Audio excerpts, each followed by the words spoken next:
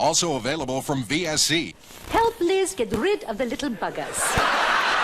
Give now. The queen you save may be your own. The tradition of great comedy continues with the Royal Canadian Air Farce Video Yearbook Volume 4.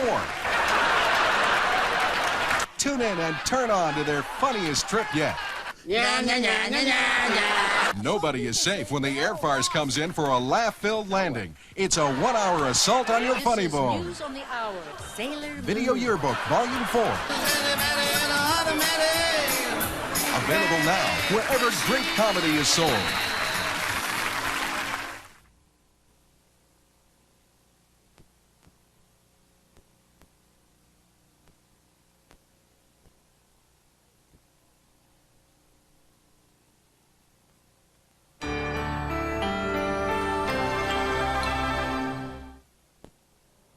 Hi, we're the Air Farce. I'm Roger. I'm Don. I'm Luba. And I'm John. Welcome to our video. In the words of Boxcar Willie, it's our best for you. If you didn't buy this yourself but received it as a gift, happy birthday. Merry Christmas. Happy Hanukkah. Happy Ukrainian New Year. And welcome home from jail. Before we begin the tape, you have to say your name out loud when we point to you. Ready? Here we go. This copy of the Air Farce Video Yearbook 1994 is hereby dedicated personally to... Now, on with the show.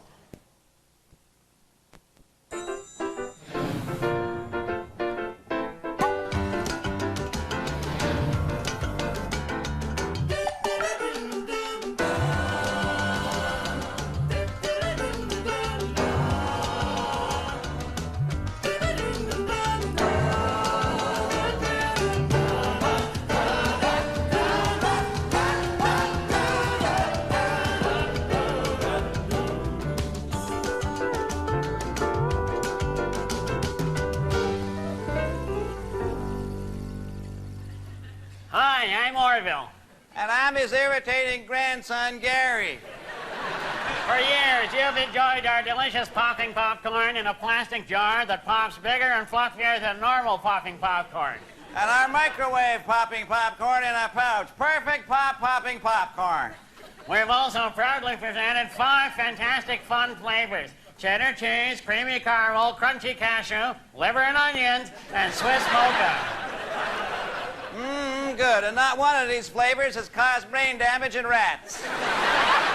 Not like those other bargain brand popping popcorns, right, Gary? Whatever you say, Grandpa.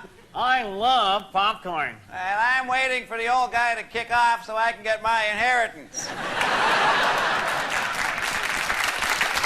Well, now Gary and I are proud to present a popular new package of popping popcorn. That's right, Grandpa. Now you can make popcorn in your pants. Yeah, it's the new Orville and Gary's Trouser Pop. Pop our popping popcorn in the privacy of your pants. Show us how it works, Gary. All right. You simply take out a package of Trouser Pop and then drop it down your pants. And the heat of your own body will start cooking it. Well, I think it's starting to work already. Oh, my gosh. Oh, yeah. It's starting to go. Look at this. Hey, our new Trouser Pop is perfect for the movies when you want popcorn, but you don't want to miss the shower scene. Hey, I like my popcorn with plenty of butter. It's a great way to make new friends. Okay, well, just help yourself, Grandpa. Oh, maybe later. Orville and Gary's Trouser Pop. Not only is it fun to eat, it's fun to make.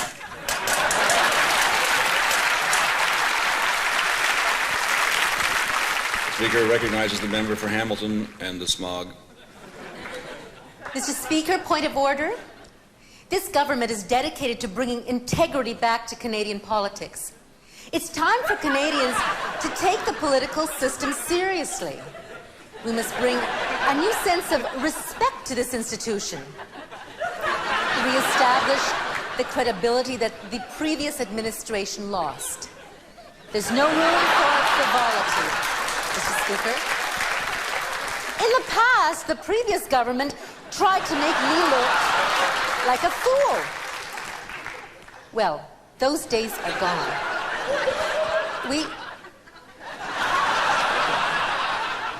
We cannot take our obligation. Mr. Speaker, let me stress in the strongest terms, this government will not take its obligation to this country lightly. We're not here for our own amusement. There is no way we will allow the parliamentary process to become a mockery. And in conclusion, Mr. Speaker,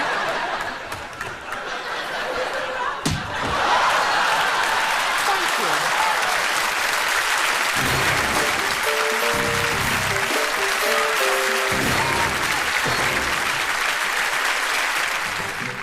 And now, a Canadian moment.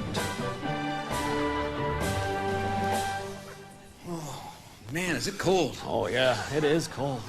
It is cold. It's cold, all right. Yes, it is. It's freezing cold. Cold. It is cold. It's real freezing cold. Real cold. It's cold. They said it was going to be cold. They were right. It is cold. It is cold. Well, that's what they said. Man, it's cold.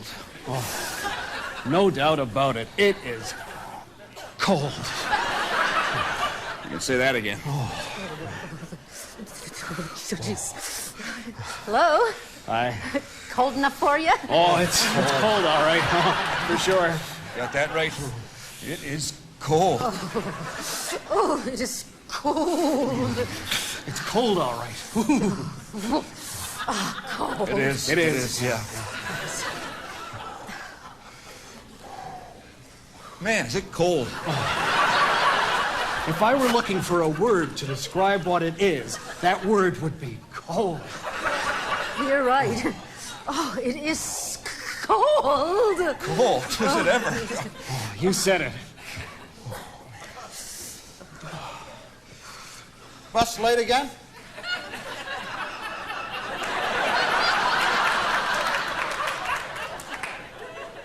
They're so slow, aren't they?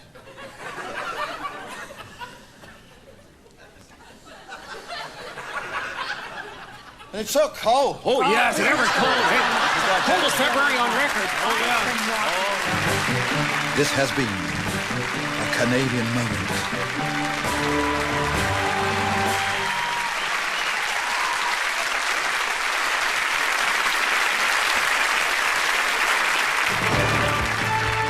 TSN Inside Sports with Dave Hodge. Major League Basketball comes to Canada shortly, and the big worry is players. Can we afford the big boys? We've got a spokesman for the club, Manny Gumball. Hi, Manny. Hello? Manny, I won't beat around the bush. There's a rumor going around that you've latched onto a franchise player. Have you signed Michael Jordan? Oh, no. We got ourselves a Canadian player. Do you want to meet him? Well, sure. Do you want to come over here, Wayne?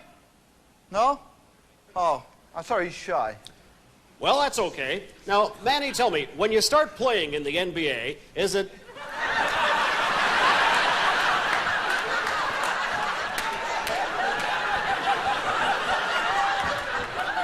Holy moly. No, his name is Wayne Moley. Well, this guy is phenomenal. But don't forget what they say, white man can't jump. Wait, he doesn't have to. He could spit it in. He was normal size when we found him. He was the only guy to agree to have it done to him. Wait a minute, have what done to him? Well, you know this Dr. Stubbs guy? Using this Chinese method to lengthen men's, The Willie stretcher. yeah. Well, we had him do it to his legs. And his arms. And his... Oh, no. Might take his mind off the game. I know that just thinking about him having it would take my mind off the game. Well, Manny, anyone allowing this to be done to him must be He's from Newfoundland. a pretty warm kind of guy who likes his beer. Yeah. Say a word there, Wayne. Hello there, me old trout, me old son, me old squid. Now, Wayne, are you ready for basketball's aggression, the physical menace, the elbows in the face, the kicks? What about headbutts in the groin? Well, don't you worry about me, son. Had lots of experience of that. In basketball? No, the unemployment insurance office in St. John's. Tell you, it's man-to-man full court press the day they hands out the pokey. So, tell him what it was like getting your legs stretched, Wayne. Well, I tell you now, I'm glad it was me legs. Should have seen what he used on me. 4 cement blocks, 3 ropes, 2 pulleys, and a ratchet is not the price I'd be prepared to pay just to say in the locker room, hey, take a look at this beauty, my lads. He just has to make sure he doesn't pull the plug out of his belly button. Wait a minute, Wayne, you have a plug in your belly button? Well, that's right. They said, just don't do this to it. I think a lot of nonsense myself. I mean, how's a little plug like that make any difference? It's ridiculous. How the hell do I think?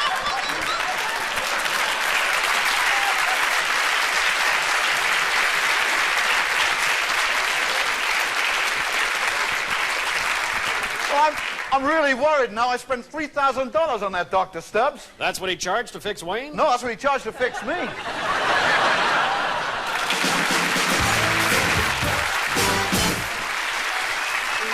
Hello, all you gossip lovers. Have I got news for you?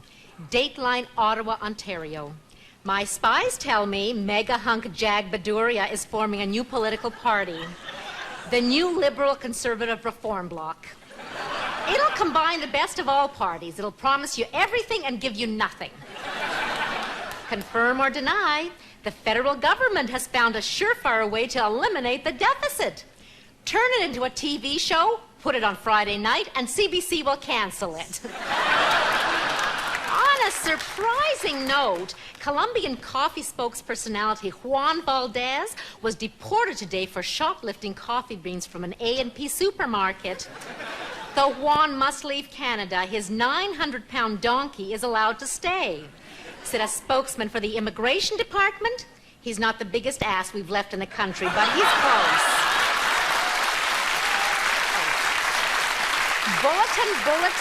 Bulletin. A new fad diet is sweeping the nation. It's called the Newfoundland Weight Loss Program. Here's how it works. You go out fishing for cod until you starve to death. Dateline, Jasper National Park, Alberta. Tragedy struck today when the ever-ready Energizer Bunny was accidentally shot by local hunters. 48 times.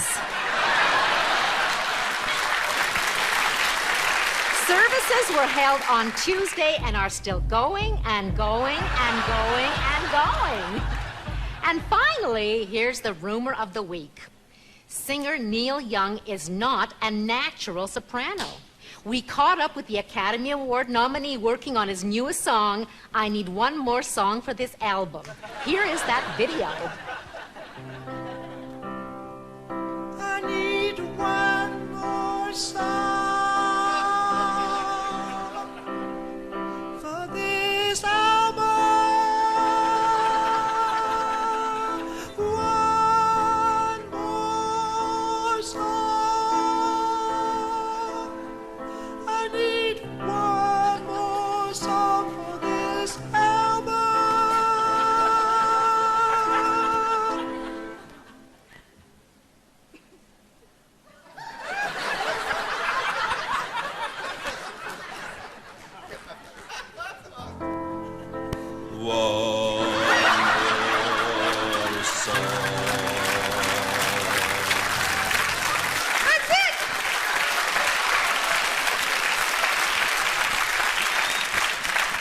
He needs one more shot of male hormones, if you ask me. Until next time, this is Sheila Shelley saying, well, I have news for you. Bye-bye.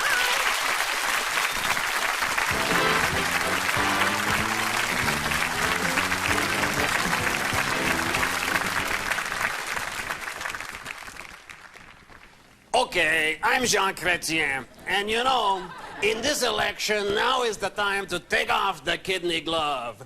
So, I'm gonna show you what voting for the blonde bummer or that pest from the West will do to the one thing you worry about the most. That's right, Canadian medical care and coverage. You know, this is just an average hospital I've wandered into here, and it just makes me wonder what will happen to a place like this if the Tories are allowed to continue with their cuts. You know, one thing is for sure, you won't get this kind of nice food anymore, nor all the care and attention that goes with it, you know. And then there will be talk of cutting down on the medicines, and before you know it, things like this will just have to go.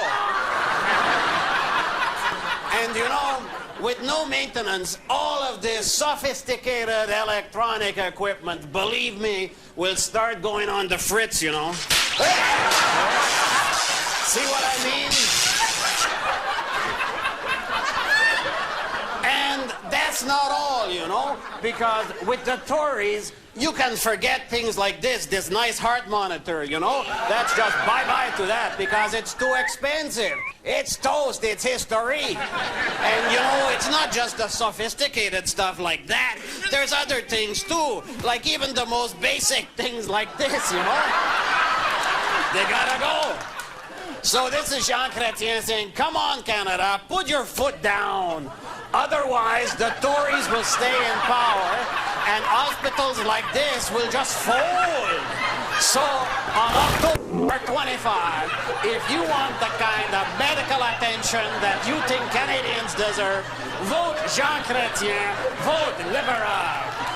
Thank you. You too, very nice. It's a fact. Just base of the headband. Just get away from the centrifugal. The Leafs at Northlands Coliseum in Edmonton to take on the Oilers. That's at 8 p.m. Eastern. It's been an outstanding season. Jim Carter with the first over the final few meters, and Carter is going to win this heat. Ladies, are you sick and tired of your man hogging the TV remote control and watching sports all weekend long? Then you need the Club for Televisions.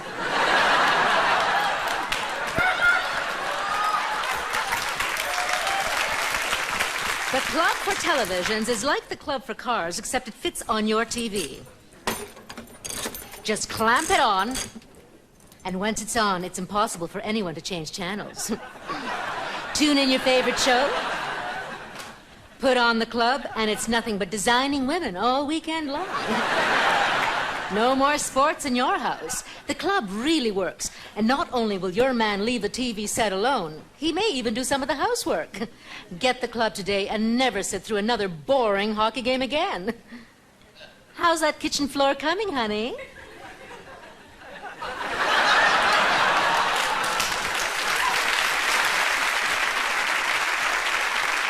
The Club for Televisions. It could save your marriage. Hey, Mike, what's the matter? Oh, nothing, Paul, really. Well, come on, Mike, spill it. We don't got no secrets. I mean, we do shower together. Is it an injury? Something personal? Well, if you gotta know, Paul, I'm really worried about the economy.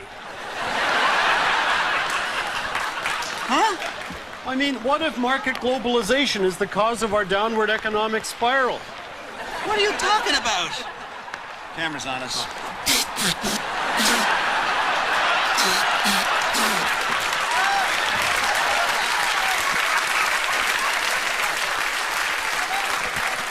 Mike, I can't believe you're thinking about market globalization in the middle of a game. Well, I'm sorry, Paul. Especially when everyone knows the market's driven by Keynesian economics. It is? Of course, it's all a matter of supply and demand. But, Paul, we still have a low gross national product stemming from a reduced trade surplus. Camera. Go, skate, go! So you're saying our economic problems have to be dealt with using government incentives, encouraging fiscal restraint? Isn't that obvious? Camera.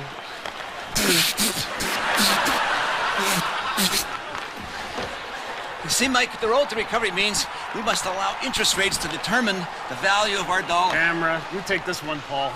Okay. This lower dollar will in turn act as a stimulus. Camera. To make Canada Camera. more attractive. Camera. To foreign. Camera.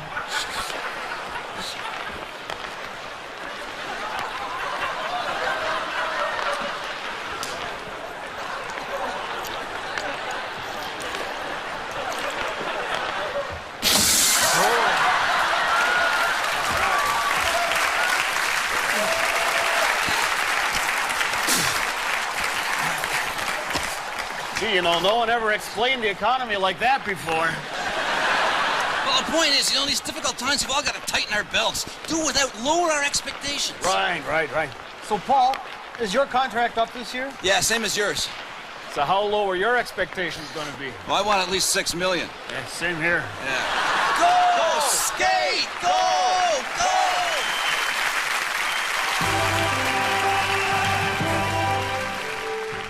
Hello.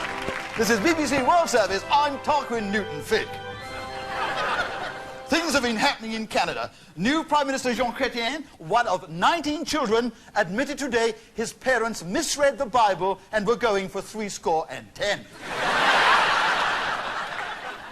The big arrivals in Ottawa were the new MPs for the Reform Party who travelled from the West on their own air charter. In Quebec, the election brought in its wake a new organisation, the Independent Order of the Daughters of the Bloc Québécois.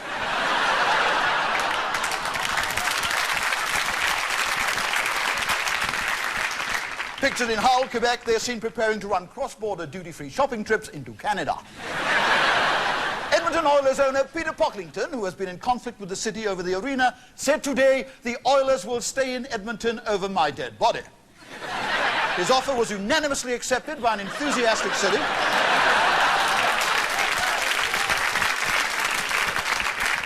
Who, in a gesture of goodwill, offered to dispense with embalmers and stuff him personally. And finally, Britain's one-time Prime Minister, Baroness Thatcher, is currently visiting Canada, and we have her on our hookup. Lady Thatcher, what people in Canada would like to know is, when you cut your toenails and the clippings fly around the room, do you stop after each one and pick it up? Or do you wait till you've done all 10 toes and then vacuum? I don't know. I think it's a silly question to ask.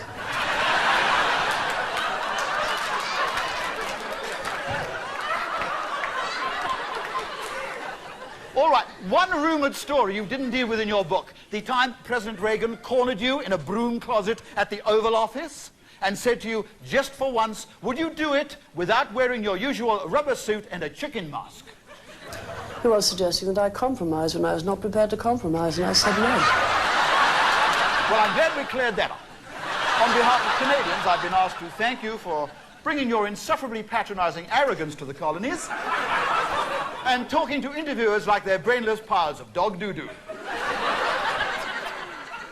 One wonders why you don't simply give them a swift kick in the scrotum and walk out of the studio. It's easier that way.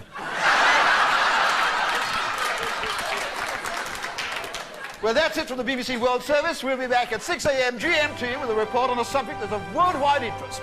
Manchester's sewers.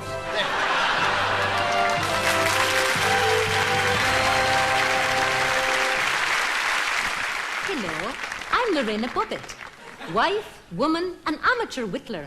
I have news of a terrific product that no home should be without. The Lorena Bobbitt Jinsu knife. You know, this state-of-the-art knife will cut through anything, and I do mean anything. It's made from the same fine-tempered steel found in most surgical blades. So, if you're like me and like to slice and dice and cut and sever and hack, this is the perfect tool. It's ideal for use in the kitchen, the bedroom, or wherever you want to lop off useless parts of vegetables. You know, it's been voted Product of the Year by the Canadian League of Feminists. Let me demonstrate how well the Lorena Bobbitt Jinsu knife works. Here's a nice one. A little too big for its britches, I'd say.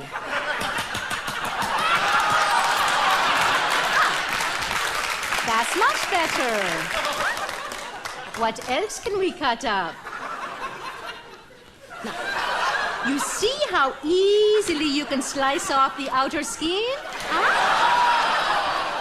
That's right. The Lorena Bobbitt Jinsu knife, it works on more than just vegetables. It can also slice a banana. You know, although not many people slice bananas, but it's nice to know you can if you want to. So, order it today and give it to your man tomorrow. The Lorena Bobbitt Jinsu knife is a cut above the rest.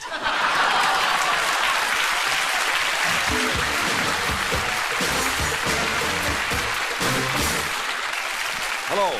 I'm Colonel Stacy of the Canadian military. Some of my closer friends call me Teresa. Thanks to the recent liberal budget, our military is being severely cut back once again. In fact, we now have fewer fighting men than the NHL. Today, I'm bringing you up to date on the latest developments. Soldier, here is a map of our military bases before the budget. And here is a map of our military bases after the budget. As you can see, there's been a slight reduction. There's no need to worry. We will continue our peacekeeping duties, but instead of Somalia, we will now be in Canadian high schools.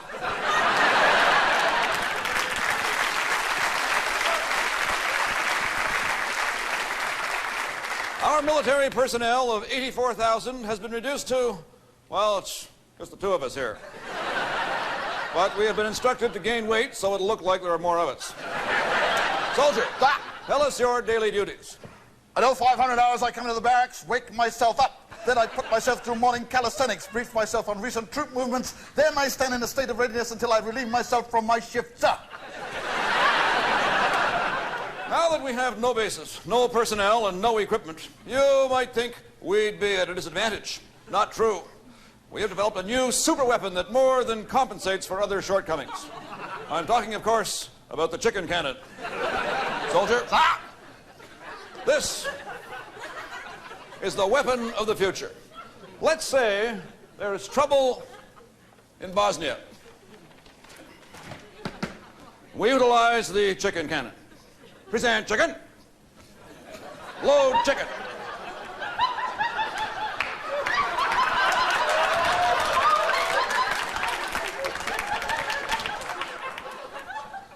Chicken cannon loaded and ready, sir. Fire!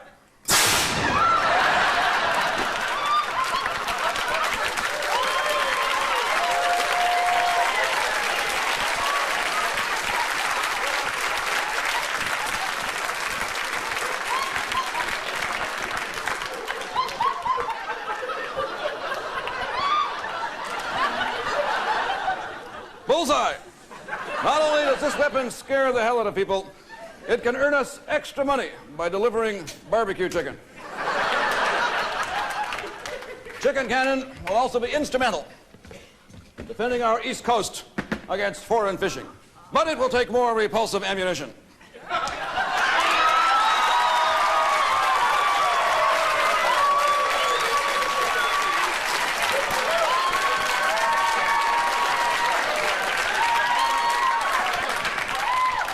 Barney the dinosaur.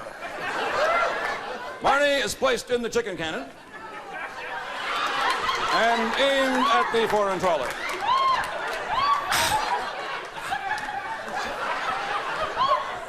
Fire!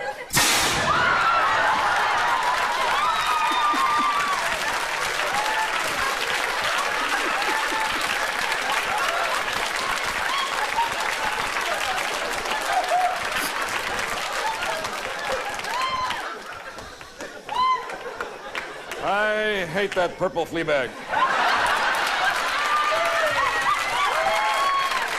Now, I know there's one question you all must be asking yourself.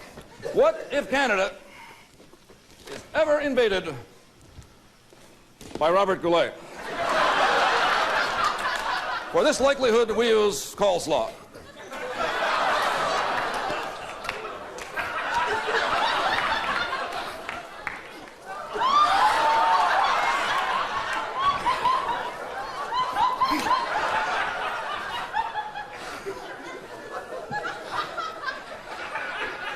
And fire!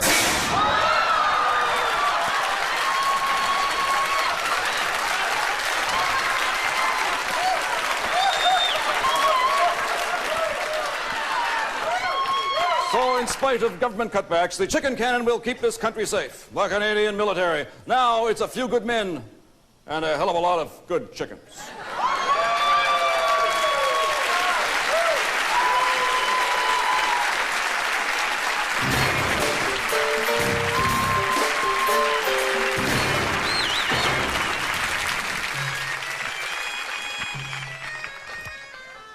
Hello, do you recognize me? I am Yasser Arafat, former terrorist, Nobel Peace Prize winner, and ping pong champion. You know, whether I am negotiating a land settlement with an Israeli general or just planning the assassination of the leader of a rival faction, it is important I look my best. And that is why I always use this, the Yasser disposable razor. It gives me a close shave each time, every time. And believe me, I know all about close shaves. Let me show you. I shave the left side with a very expensive electric razor manufactured by the capitalist infidel dogs of the West. Not bad. Now I try the Yasser disposable razor, made lovingly by the crazed soldiers of my hit squad. Wow, feel the difference. Is it any wonder I am such a major babe magnet? Before I used this razor, I was not the handsome face you see before you. This is what I used to look like. They used to call me Ringo Arafat. And you know what I like best about this razor? It is disposable. Just like anyone who gets in my way. So when it comes to picking a disposable razor, don't say no, sir. Say yes, sir.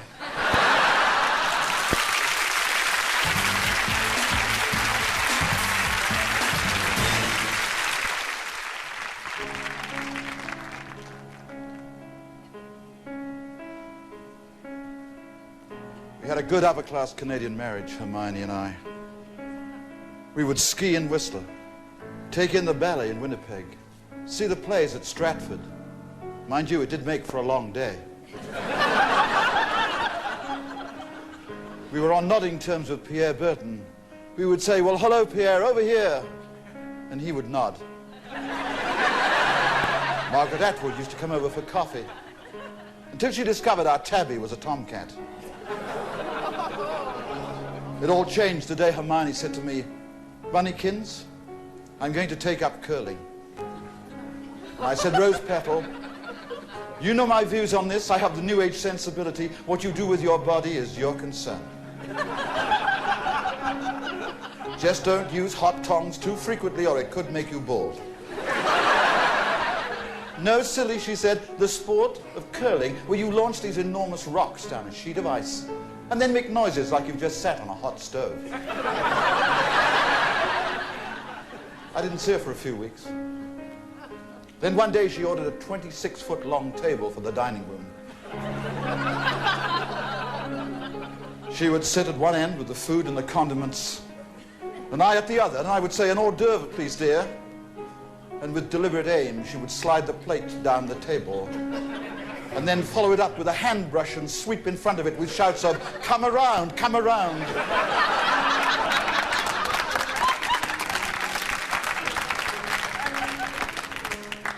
Until the plate stopped right in front of me.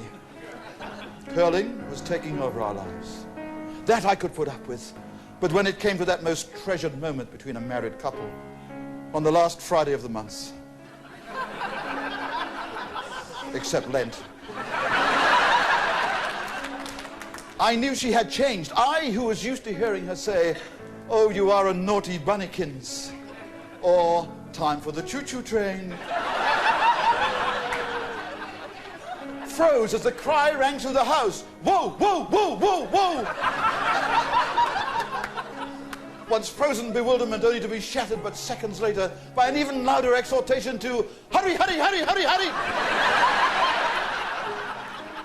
One didn't know if it was a conjugal visit or the last end of the briar. Frankly, these were not the kind of rocks I had in mind.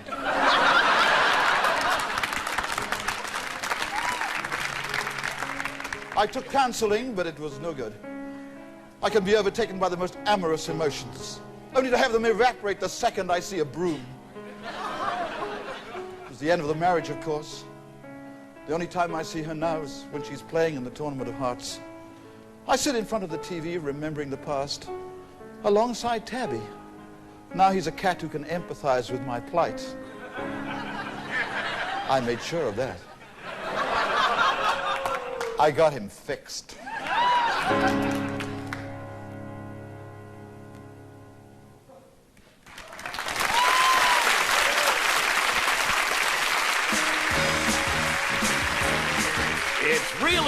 Amazing Discoveries, the program with 30 seconds of advertising spread over 60 minutes. And now, here's your host, that really keen guy, Mike.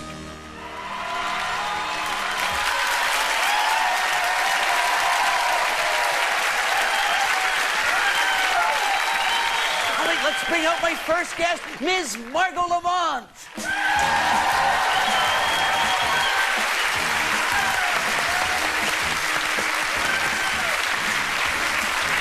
Now, Margot, tell us all about your really amazing discovery. Well, I'd like to, but I'd rather talk about my really amazing discovery. I don't know about our audience, but I can hardly wait. Juice. That's the key to a long, healthy life. This is the fountain of youth. Juice from a carrot. But, Margot, how do we get the juice out of the carrot?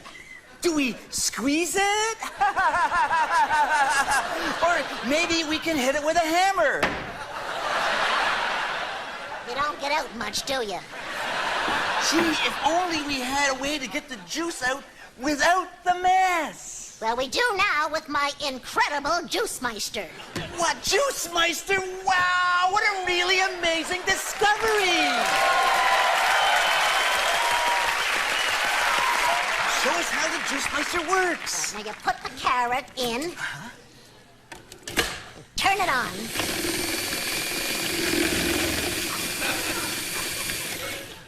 Mashes them to rat crap.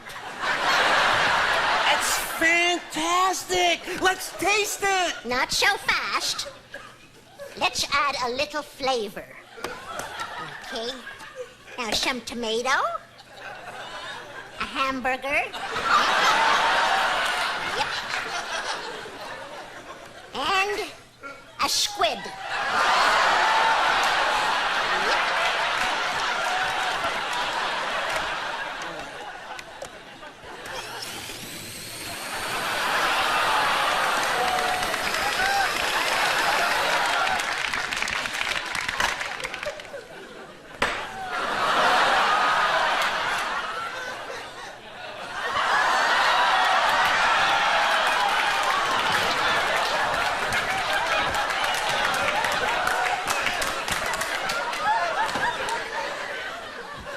Yummers. Here you go. Let's get an impartial opinion. Somebody from the audience. Yes, sir.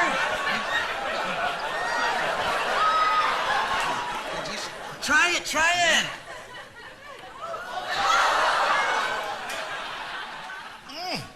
What do you think? It's good. It's very tasty. Margot, this is a really amazing discovery. I use my Juice Meister every day. Every day, and you still look great. Oh, doesn't she look great, audience?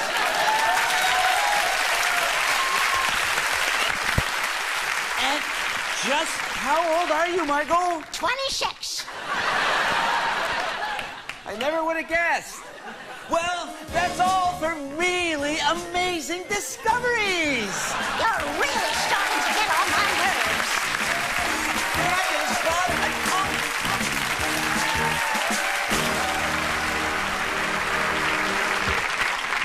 Hello, I'm Wilfred Brimley. And you know, I start every morning with a bowl full of this crap. It's the right thing to... What the hell is that? Criminy, no one gives a flying fig what network they're watching. Get rid of it. Go on. As I was saying, it's the right... All right, who's the Weisenheimer? Oh, you're really starting to get on my nerves, you know. What is the point in showing viewers that they're watching CBC or CTV or NBC or ABC or CBS or whatever? They already know. And if they don't, they're probably charter members of the Society for the Chronically Stunned. And showing them these annoying little logos ain't gonna help. Oh, geez, now there's News World. What the heck is that squiggly thing supposed to be? Kind of looks like a horny snake in traction. Look, I tell you, we don't need all this extra stuff junking up the screen. If we're watching Sports Desk on TSN, we don't need to see some stupid words and symbols telling us what we're doing. And I've had enough with those intrusive little CCs. And nobody cares about the fact that the show is in stereo, or Sensurround, or digital fiber optic high definition, or even if it's broadcast live from Mombasa. All right, now get all this garbage off the screen before I kick some butt. Go on, get rid of it all. Yeah, well, that's better. Jeez. When I turn on my television set, I want to watch the program, not catch up on my reading. So you networks out there, get rid of all that crap. I'm telling you, it's the right thing to do. Oh, nuts.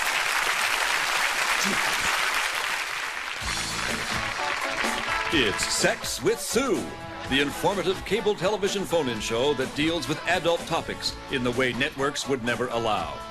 Sue is brought to you by Ziploc condoms. Don't wrap it, bag it with Ziploc. And now, here's Sue. Hello and welcome.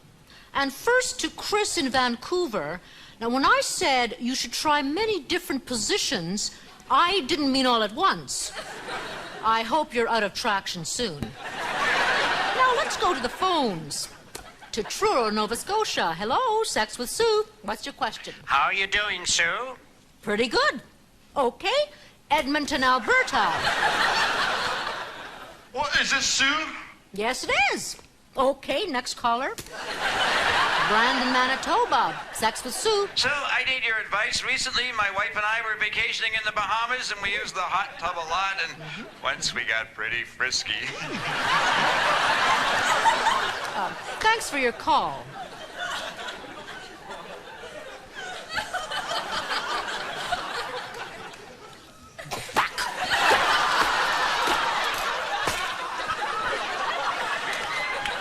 Must have overwatered it. All right, now time for a live demonstration on birth control.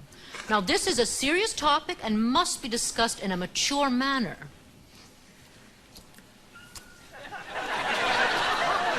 Let's say that these toy soldiers are the sperm guys. Now, we don't want them to invade fertile territory, do we? So we use something special to stop them. Contraceptive foam.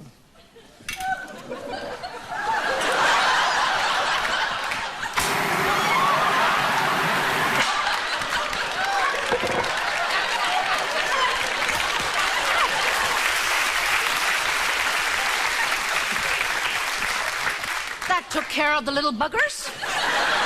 Okay, we have time for one last call. We go to Lethbridge, Alberta. Hello, Sue. The romance has gone out of my life. What should I do? Well, here's what you can do, caller. Tonight, break open a bottle of champagne. Dim the lights. Start a cozy fire. Maybe put on a little cologne. Maybe light a few candles. And I guarantee you and your partner will have a very romantic night. Well, with all that, who needs a partner? So that's it with Sex with Sue. Join us next time when we'll ask the question, if size is important, why do men call their underwear shorts? Bye for now. Go ahead, make my day.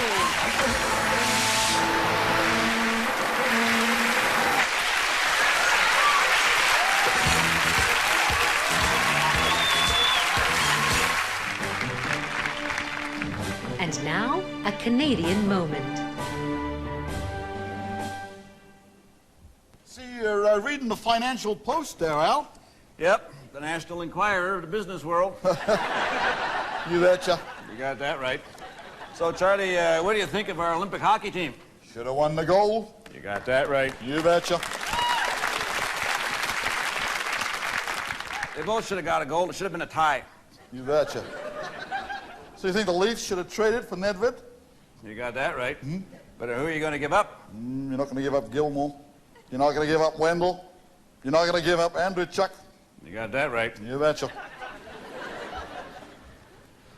Al, Charlie, nice day. You betcha. You got that right.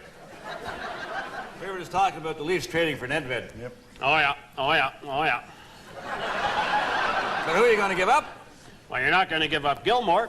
You're not going to give up Wendell. You're not going to give up Andreychuk. You got that right. You betcha. Oh, yeah, oh, yeah, oh, yeah.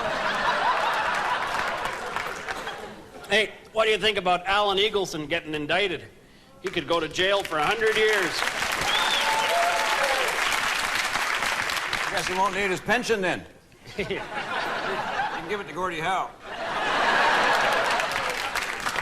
He can give his knees to Bobby Orr. He can give his hair to Bobby Hull. You got that right. You betcha. Oh, yeah, oh, yeah, oh, yeah.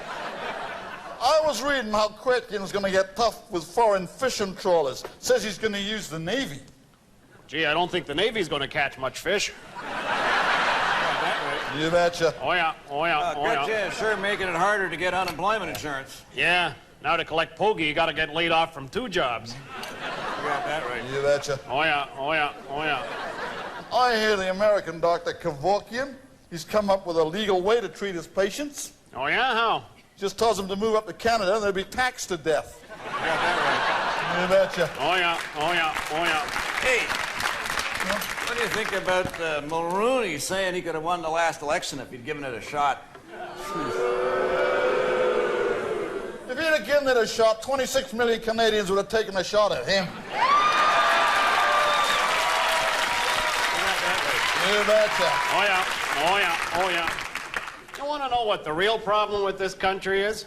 Nobody's willing to do anything except sit around complaining and making smart-ass comments.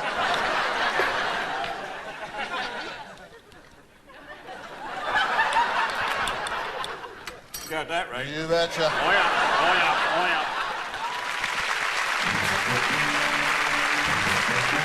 This has been a Canadian moment. You got that right.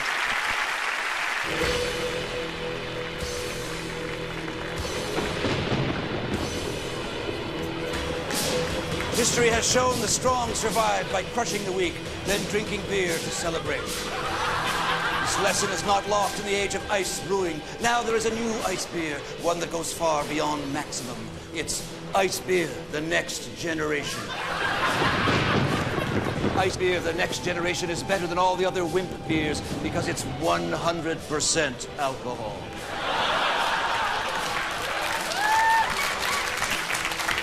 One bottle Friday afternoon and you're ripped the entire weekend. Just unscrewing the cap, ooh, it'll give you a buzz. You could get Ice Beer, the next generation, in regular beer bottles or the postal worker size. Or this, the teenage party hardy size. Doesn't take many of these to make a six-pack. Ice Beer, the next generation. Who says lightning doesn't strike twice?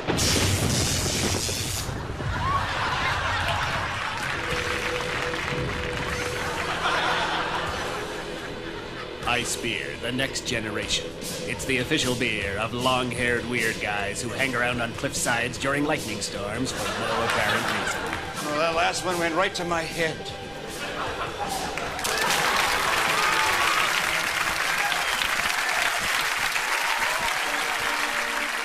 And now, an Olympic moment. Next, on the two-man luge, the team from Canada.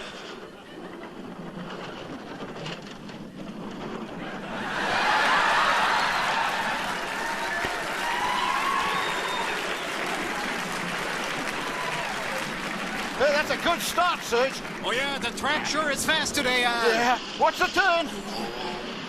Hey, can I ask you a question? Keep it on the line. Keep it on the line. What is it? You ever wonder what it's all about? Why are we here? We're trying to win a gold medal, genius. Maybe a Coke commercial. No, I mean, why are we on this planet? Why do we exist? What the hell are you talking about? Well, You know, sometimes life seems so pointless. One day you're sitting at home watching Gilligan's Island, and then boom, you get hit by a bus, and you spend the rest of your life drooling to yourself in front of a mirror. Look, Serge, this is not a good time. Turn. So, Al, yeah? How do you feel about eternity? You keep talking, you'll find out. Well, Al, whatever happens, I want you to know one thing. What's that? I love you, man.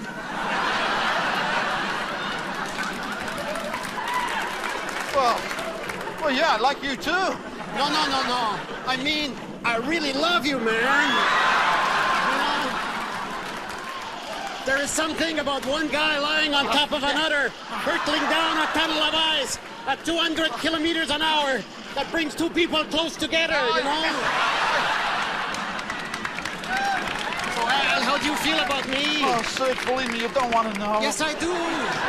No, you don't. Yes, I do. Tell me. Okay, I think you're self-absorbed, over-analyzing little anal retentive. I love it when you're honest.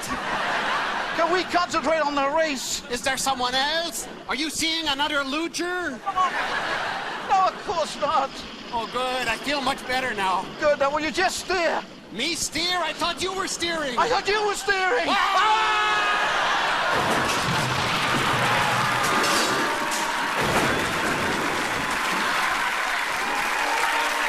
This has been an Olympic moment. Oh, hello. I'm with the tax department, or as we're more commonly known, Money Grubbers Canada. Did you know every year we lose billions of tax dollars to the underground economy? The situation is now critical. That's why I'm speaking directly to you at home. I want you to help our economy get back on track by ratting on those who cheat on taxes. Just pick up the phone and dial our government hotline, 155-RATFINK. Whether it's the kid who shovels your snow or some Skid Row bum who doesn't issue a receipt for the quarter you gave him, turn him in. We'll get the proper taxes out of him, or he'll end up in one of Her Majesty's finer prisons. Why would you want to turn in a fellow Canadian? Simple. Because you can earn revenue bucks.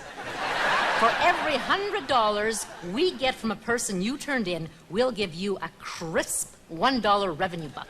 And you can redeem your revenue bucks for great merchandise. It's all here in the Revenue Canada Big Bucks catalog. You can order a bottle of rye whiskey, a pair of blue jeans, a VCR, anything we've confiscated at the border. So, help Canada's economy. Rat on someone today and you can reap the rewards tomorrow. And kids, if Daddy's working nights delivering pizzas to save money for your college fund, turn him in and we'll give you a free bicycle. So, come on, Canada. Rat on your fellow Canadians. It's the honorable thing to do.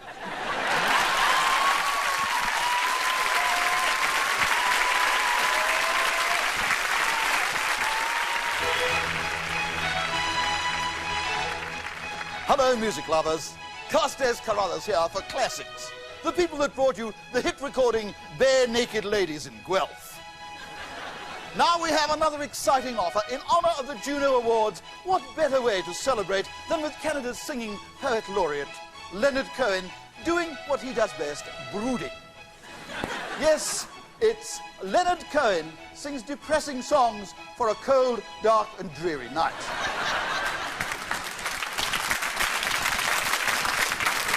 Yes, it's the same sad singer whose dark side we've grown to love and admire.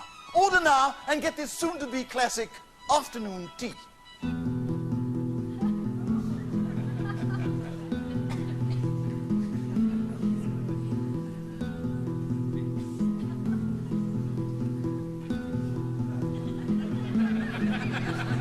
In the afternoon, I came for tea.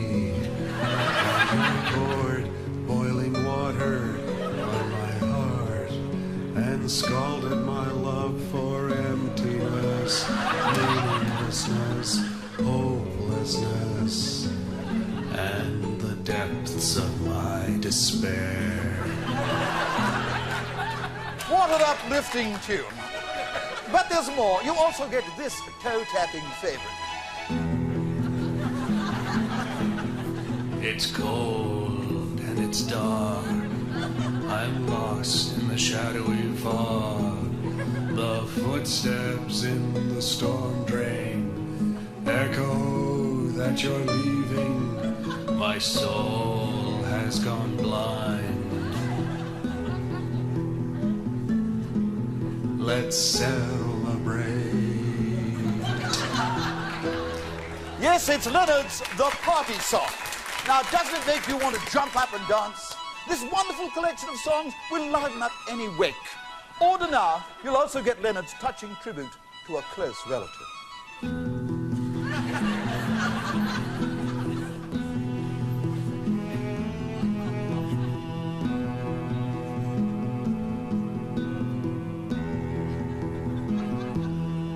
Uncle Lou is dead. Nothing says Canada more than depressing songs for a cold, dark, dreary night. It's a must for any Leonard Cohen fan, or those of you who enjoy the recreational use of Valium. But it's not all introspection for the Juno Award winner. He also celebrates the joy of life.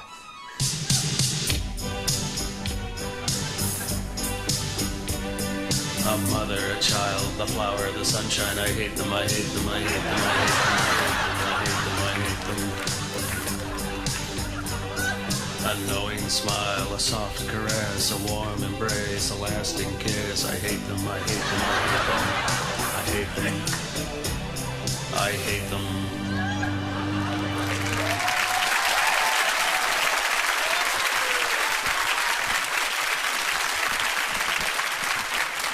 I'm beginning to know how he feels. Leonard Cohen, Canada's answer to Edgar Allan Poe. Order today and spend hours listening to the deep, introspective songs that sum up his life and enormous talent.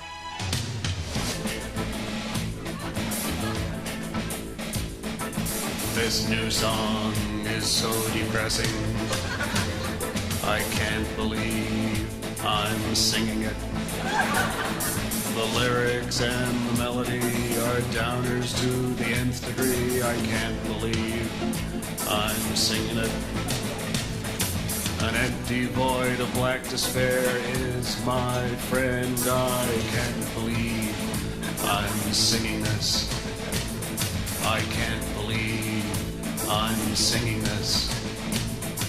No, I certainly can't believe he's singing it either. So order Leonard Cohen's depressing songs for a cold, dark, dreary night today. It's only from classics, where quality is more than a word, it's also a rumor. Do you believe I'm singing this?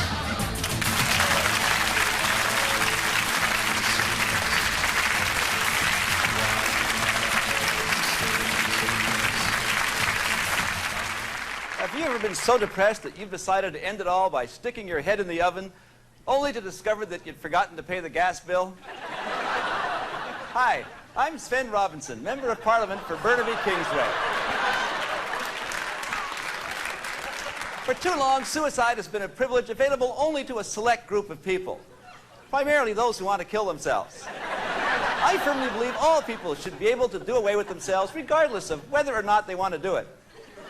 Have you ever been depressed about being overweight and tried to hang yourself only to have the chandelier fall out of the ceiling and pin you to the floor? I tell you, it's so embarrassing, sometimes you could just die. That's why I'm offering the Sven Robinson Assisted Suicide Service, Sven Enders. Give us a phone call when you want to end it all. With Sven Enders, there are no lethal drugs, no noisy weapons. Instead, one of our mellow caregivers will come to your home with a pot of herbal tea and a CD of New Age music, and drone on and on and on and on about nothing until you quietly pass away. You'd be surprised how quickly people expire with this treatment. So, how do you spell relief? S-V-E-N-D, Sven Enders. When you think of the end, think of Sven.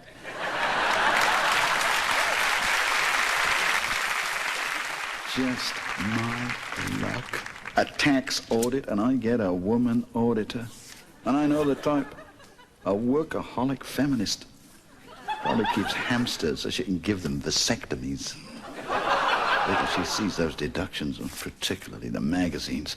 Playboy, Panty Raiders Digest, Mooning Monthly, the Sweaty Macho Pig periodical.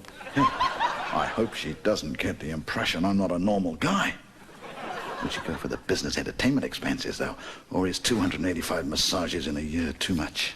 What if I try to get her mind off it by projecting an aura of incipient sex? Here goes.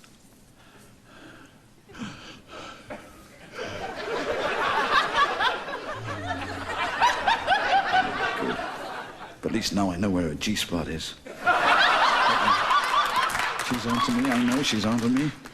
There's only one way out of this. What they used to do in the old Hollywood movies.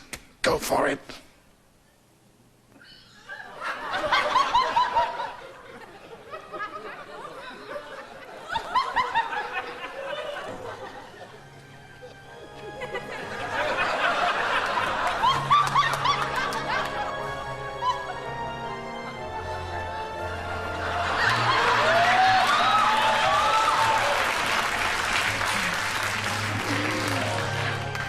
I knew someday it would happen, that a man would come into my life, just walk through that door, the man of my dreams, a man who would bring me happiness and joy into my existence, a man I had spent my whole life waiting for, who would take off my glasses and let down my hair and see me not as a tax auditor, but as a woman. It never happened before, but an amazing coincidence. Today, just in one day, 4 guys have done this. And I nailed every one of them.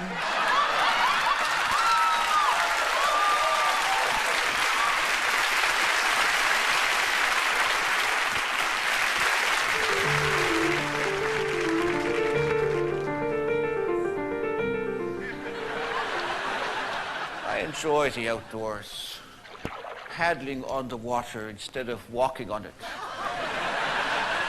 It gives the woodland creatures a chance to bask in my aura. You know, I was a born prime minister. The only thing missing at my birth was 3 wise men. But where would you find 3 men wiser than me? If I was still in power today, I would evoke legislation to get rid of all the pains in the butt like Preston Manning. I would call it the Dink Measures Act.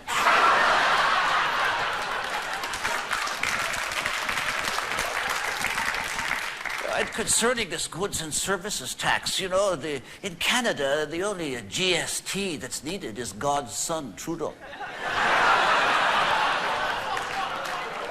Problem is, there's only so much of me to go around. That's why I continue to have offspring. 3 sons with Margaret. Of course, there may have been others after the divorce, you know, but in any case, ladies, if any of you out there are infertile or frigid, give me a call, you know, I'm sure I can help.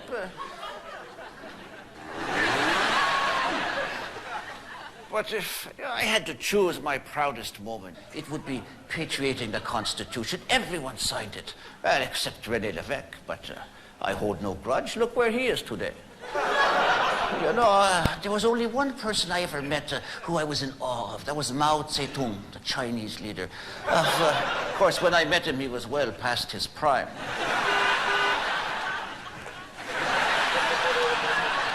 You know, I've done so much over my career. I united the country with a truly national debt. I brought in bilingualism so that I could make sure that all Canadians were pissed off in both official languages.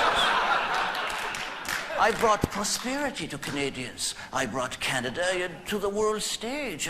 I gained the respect of all the American presidents and Ronald Reagan. I personally developed the Canadarm, not to mention the Canada finger. I brought peace to the Middle East, settled the differences between Israel and the PLO. You know, I even hit the winning home run in Game 6 of the World Series. When I die, I think maybe I'm going to donate my ego to medical science. There's no end to what I've done. I remember back in 1957, I said, Fidel, if you want respect, grow a beard. No, I'm not finished yet. That's better. Now, my first recollection as a child, I was a little...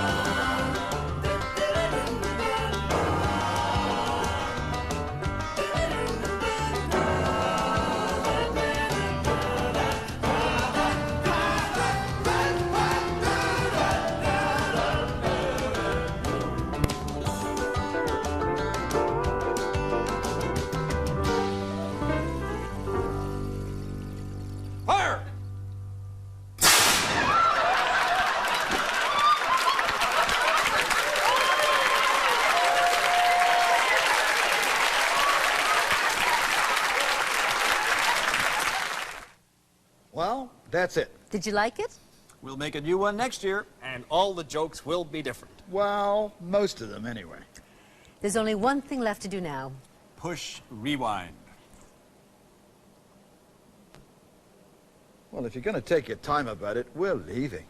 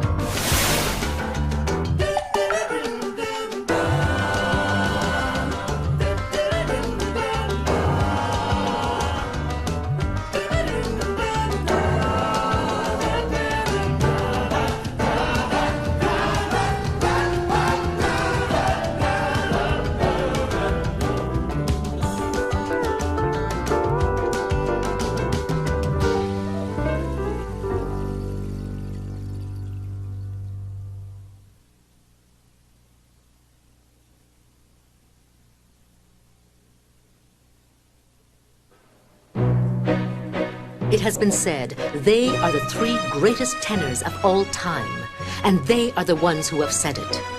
The three tenors are the magnificent Luciano Pavarotti, the incredible and dynamic Placido Domingo, and the other guy. The Three Tenors legendary concert is now available on compact disc. You'll hear them sing the most unforgettable melodies of all time. Incy Wincy Spider, crawl up the water spout. Down came the rain and washed the spider out. Out came the sun and dried up all the rain. And the Incy Wincy Spider crawled up the spout again. You'll thrill to the Three Tenors as they perform this East Coast classic. I's the boy who builds the boat. I's the boy who sails her. I's the boy who catches the fish and takes them home to eat for my supper. Never before has so much ego been on one stage at one time. You'll savor every single note of Pavarotti, Domingo, and the other guy as they sing all the treasures of great music. Life is a highway. I want to ride it all night long.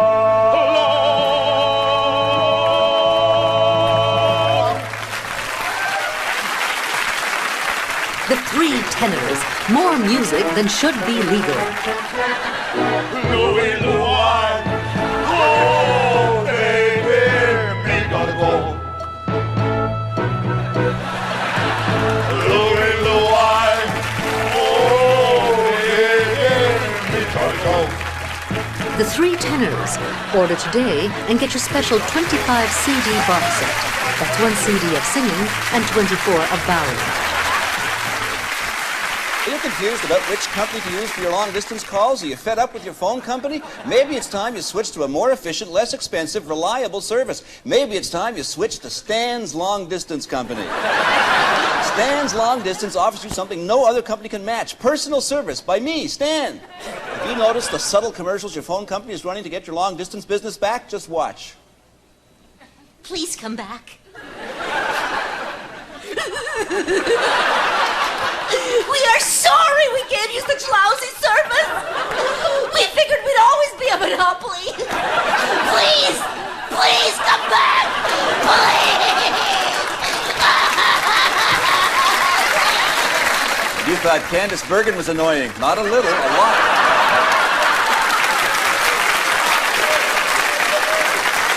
No other long-distance company can match Stan's rates. Compare these figures for a coast-to-coast call. Theirs, 48 cents a minute. Stan's, 47 cents.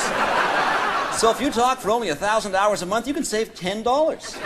That's right, $10. And what if you want to call from Halifax to Moose Jaw? Well, I wouldn't worry about it. Who's going to call Moose Jaw? Sign up now and you can take advantage of Stan's 3 Friends Calling Circle. You get 50% off each long-distance call you make to any of my 3 friends. How can we have such cheap rates? Simple. We secretly tap into the phone company's system and use their lines. Is it legal? As long as you don't say anything, we won't say anything. So forget Unitel and Sprint. Try Stan's Long Distance Company, where long distance is our middle name. Stan, serving Canada's long distance needs since February. Hello, I'm Sally Struthers. Actress, correspondence school spokesperson, blimp.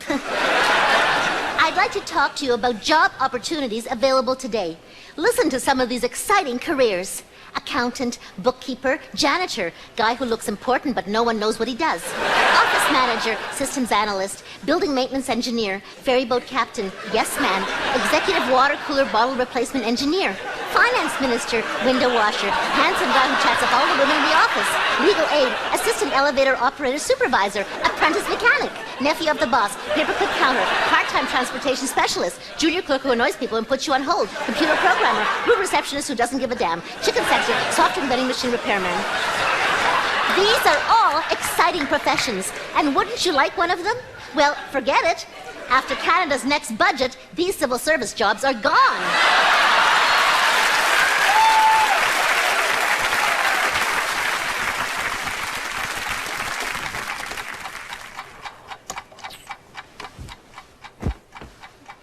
Do you have trouble sleeping at night?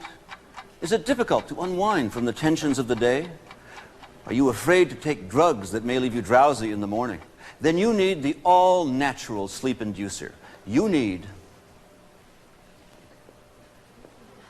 Margaret Atwood. Margaret Atwood is a safe, reliable, chemical-free method to get to sleep. Works first time, every time. As a novelist, I'm proud to be inducted into France's Order of Arts and Letters. I like to explore the inner emotions of women trying to come to grips with their feelings of inadequacy in a male-dominated world. These feelings are inherent knowledge to women, and that is why in my last... Margaret Atwood, a natural way to a deep and restful night's sleep.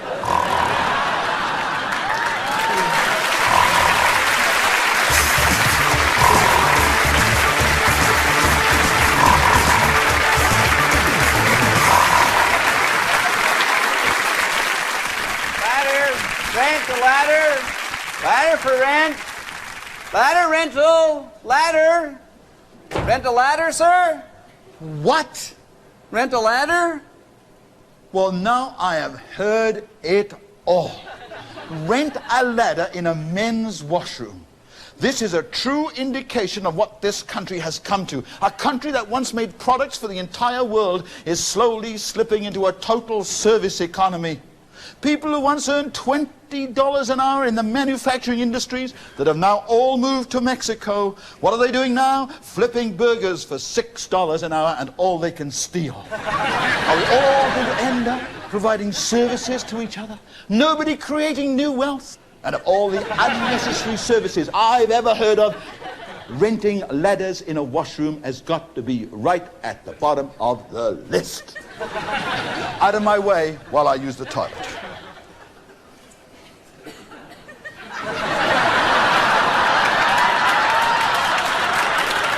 And the ladder, sir?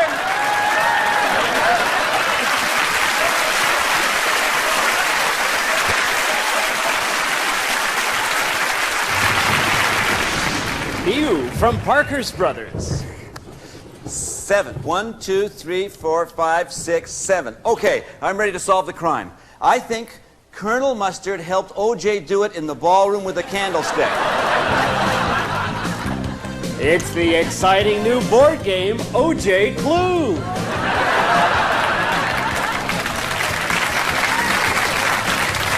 Now, you can have hours of fun trying to solve the O.J. Simpson case, just like the Los Angeles Police Department. It's like conducting your own investigation, but without that dink, Robert Shapiro. Well, I say OJ told Professor Plum to do it in a billiard room with the wrench. O.J. Clue, fun for the whole family. Every player gets to move along the playing board in a little plastic white Ford Bronco.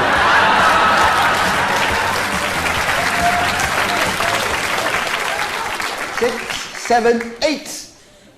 I've got no idea if O.J. did it. Good, then you can be on the jury. So, solve the crime, win the game, and $1 million for the book rights. O.J. Clue, the board game that puts the fun back in murder. Bad taste? Not in America. It's RSP time again, and it's your patriotic duty as a Canadian to pay as little income tax as possible without going to prison. And we can help you here at the investment firm of Bain, Buchanan, Wilson, Gallant, Thompson, Testori, Stewart, Jameson, McDonald, Hunt, and Bibby. Heard of mutual funds, stocks, bonds, investment certificates? So have we. But more importantly, our company has a very long name, so it sounds like we know what we're doing. At Bain, Buchanan, Wilson, Gallant, Thompson, Testori, Stewart, Jameson, McDonald, Hunt, and Bibby, we offer you access to over one kind of investment. Say you want to invest $1,000. We'll take your $1,000 and invest it for you. Sound too simple to be true? It is. But we at Bain, Buchanan, Wilson, Gallant, Thompson, Testori, Stewart, Jameson, McDonald, Hunt, and Bibby pride ourselves on being simple. Want to invest in mutual funds? No problem, because we know you have more important things to do, like polishing the dinnerware or playing with your clapper. Here at Bain, Buchanan, Wilson, Gallant, Thompson, Testori, Stewart, Jameson, McDonald, Hunt, and Bibby, we specialize in mutual funds. What exactly are mutual funds? To be truthful, we don't know. But we will take your money and invest it in mutual funds. Not convinced yet? Let me throw some figures at you. 36%, 64%, 80%. That's right, 80%. When you invest with Bain, Buchanan, Wilson, Gallant, Thompson, Testori, Stewart, Jameson, McDonald, Hunt, and Bibby, we promise to use phrases like strategic asset allocation, maximize diversification, optimum volatility, yeast infection, and no MSP. And remember, 80%. And since 1987, our investment firm has outperformed most dry cleaning businesses and all sushi vending machines. Bain, Buchanan, Wilson, Gallant, Thompson, Testori, Stewart, Jameson, McDonald, Hunt, and Bibby. We take your money and invest it. And remember, 80%.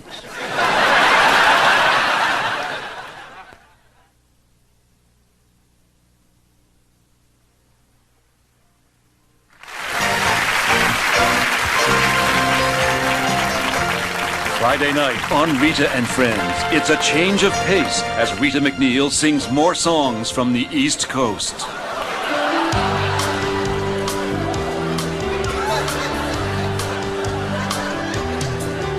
He's a working man from the East Coast. He likes his eggs with juice and toast.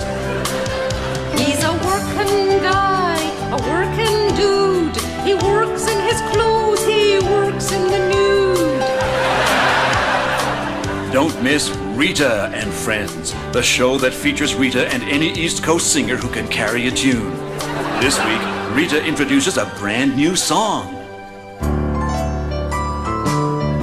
He's a working man from the East Coast. He likes his eggs with juice and toast.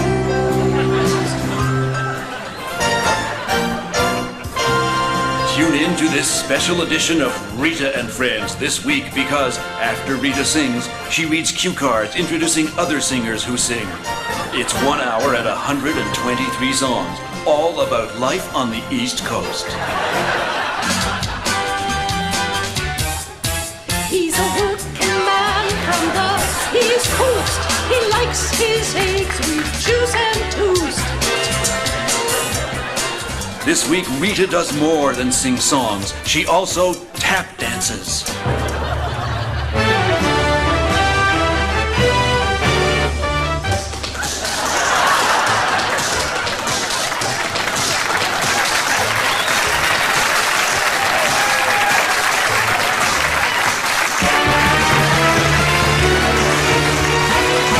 Rita and Friends, tonight. Hello, I'm Deirdre Smythe Gleiberman. On this day in history, in 1534, French explorer Jacques Cartier landed on the shores of what is now eastern Canada. Cartier had hopes of starting a chain of expensive watch and jewelry stores. Cartier traveled inland to explore the new land. I claim this land for the glory of King What's-His-Name of France. I shall be famous as the man who began a new era of French colonization. Not so fast.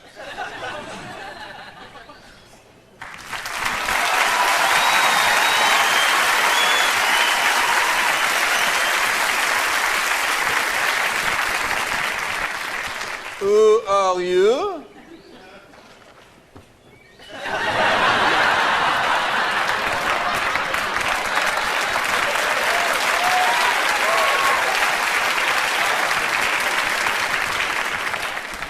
Stand behind the red line.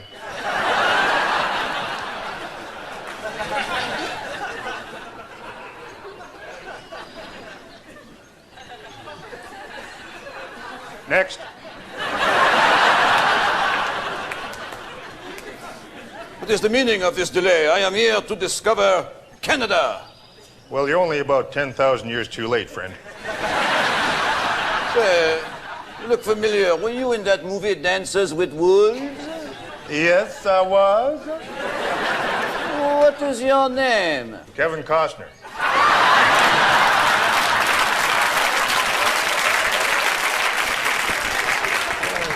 Reason for visit. Reason? I am here to claim this land for the glory of La France. Well, there goes the neighborhood. Occupation. I am an explorer, adventurer, courageous traveler. I'll just put down dork. I love this job. What's your native tongue? I am a master of many tongues. Oh, yeah? What are they? Cree, Inuit, Dene? No. Blackfoot, Mohawk, Haida? No. Then you don't know any native tongues. I'll just put down illiterate. How dare you? I am Jacques Cartier, world-famous explorer with over 50,000 frequent sailor points. Look, the whole reason I am here is to discover Canada. You are treating me like a second-class citizen. Wait until you go through the body search.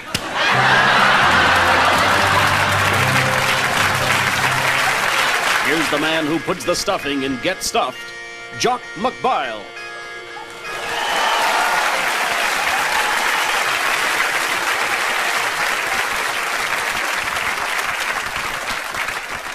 On Monday, Paul Martin brings down a budget that he hopes will reduce our debt.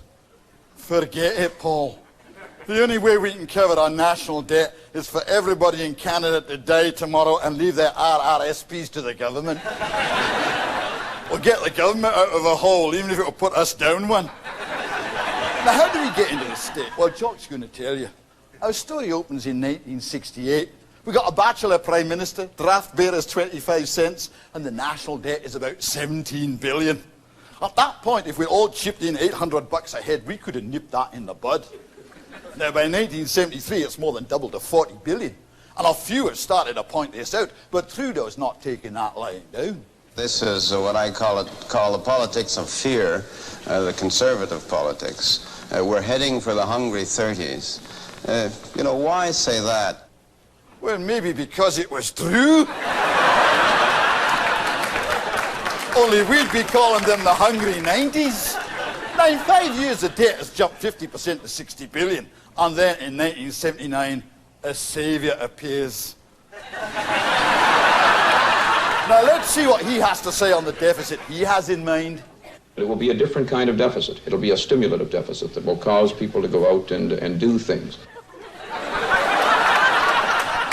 Aye, like go out and vote Trudeau right back into power.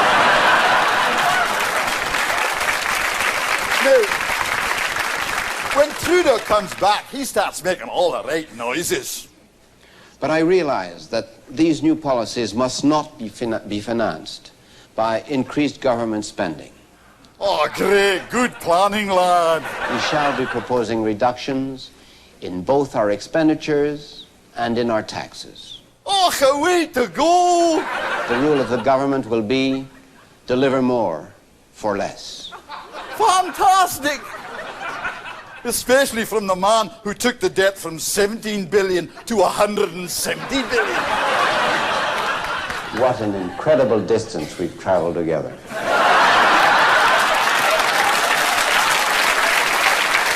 No, but in 1984, the deficit is up to 200 billion, when in rides the White Knight. I think we have to exercise an unprecedented degree of prudence and frugality in the use of taxpayers' money. No, doesn't that sound good? I want you to listen to what Mulrooney says about the debt while you watch what he does about it. We have placed on the backs of Canada's youth, your kids and mine, a mortgage so big and overwhelming that not one of them is young enough to live long enough to begin paying off the interest on the debt. I say that's unfair to young Canadians, and we must assume our share of responsibility by dealing with that deficit burden right now. In politics, that's called not letting the left hand know what the right buttock is doing. Nevertheless, I'll say this for him, he always had a sympathetic ear for his critics. And if they've got some better ideas, they can bloody well tell us what they are. Well, we bloody well did. You bloody well didn't listen, which is why today you're bloody well an outcast. Now, for the last 18 months, we've had Creighton and the Martin Show, and that deficit has not slowed down. It's now 550 billion. That's $18,500 per person. And if you add in provincial and city debt, it is $74,000 per person. Now you say, is there any good news in this, Jock? And I'll say, aye, it's Canadian money.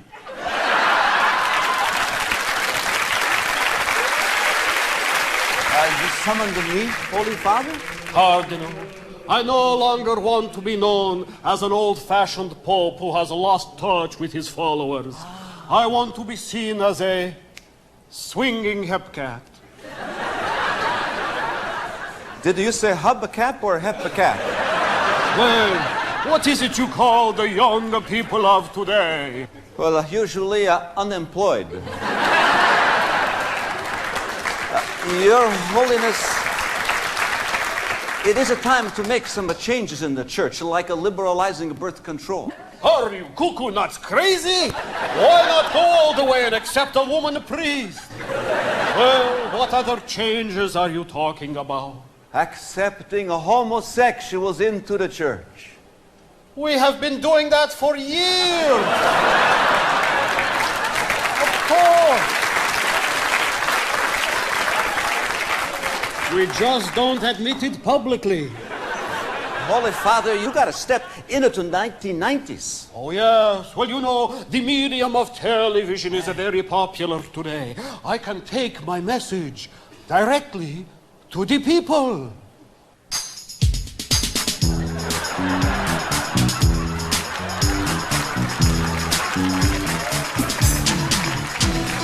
I'm too sexy for my robes. Too sexy for my robes. Too sexy for my robes. Hello, fellow Catholics, it's me, the Pope. Happy, happy, happy. And I am inviting you to come back to the new hip Catholic Church. We have great incentives for you. Every member of the church will now get the Vatican Express credit card. Each purchase you make goes towards redemption of your soul. And hey, look, it even has an eternal expiry date. Plus, hey, no GST, no PST on Vatican-approved candles. I'm too sexy for my pets, too sexy for my hamster, way too sexy for my duck. But there is more. For every confession, you get free air miles. Think about it. If you're a big sinner, you'll be doing a lot of traveling. I'm too sexy for birth control. But there's more. You will also get a $5 gift certificate at the bank for every $10 you donate to the collection point. And get this, every second Sunday we accept Canadian Tire money. Hey, we're fun, we're cool, we are men in dresses. The Catholic Church, try us again for the first time.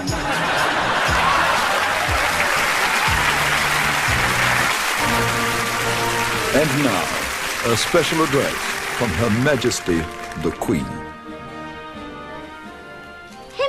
Him. As you know, my son, Prince Charles, is the subject of a recently published biography.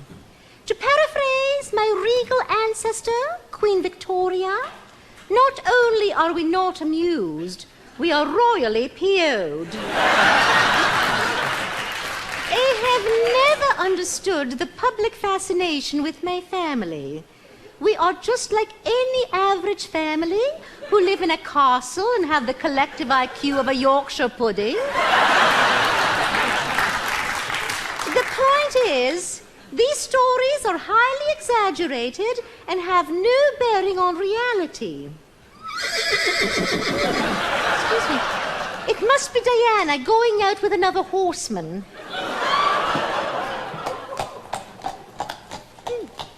No, it's only Princess Anne going out jogging.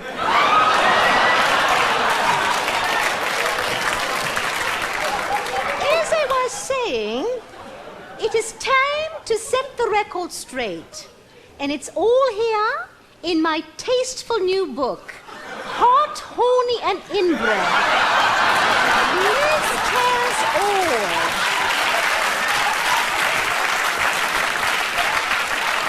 It's the steamy expose of life in a monarchy.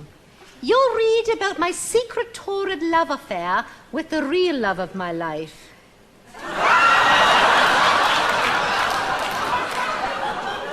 I love a man in a hat.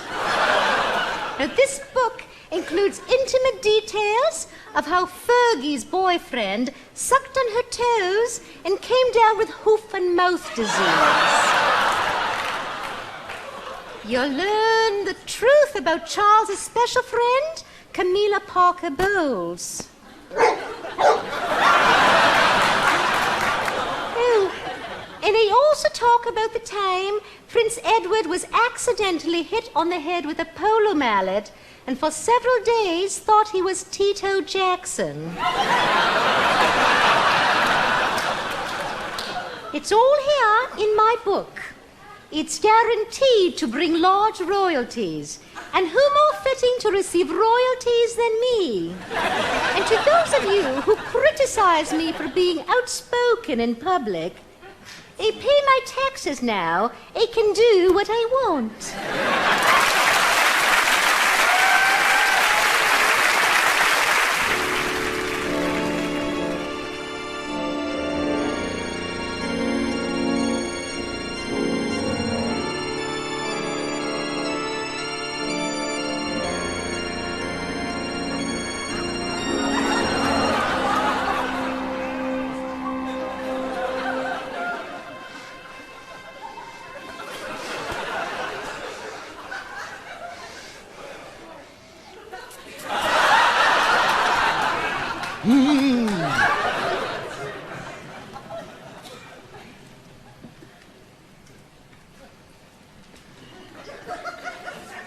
Gotcha!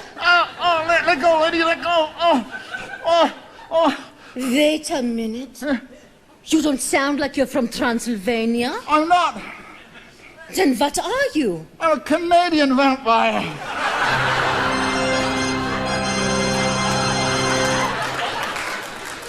What's the difference? Well, like, we asked permission, eh?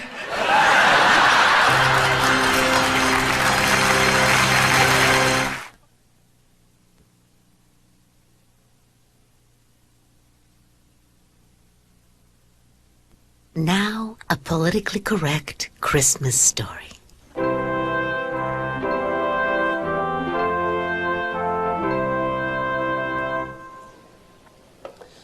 Today, we have the story of a very special holy day that has come to be known to religious people throughout the world as the day before Boxing Day.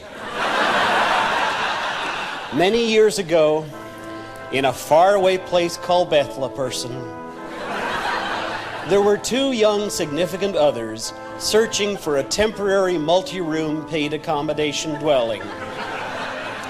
The husband was a womb disadvantaged person who toiled as a woodworking technician. The wife was an unsalaried home caregiver who, thanks to an interpersonal relationship with the non-denominational supreme being, had become virginally challenged.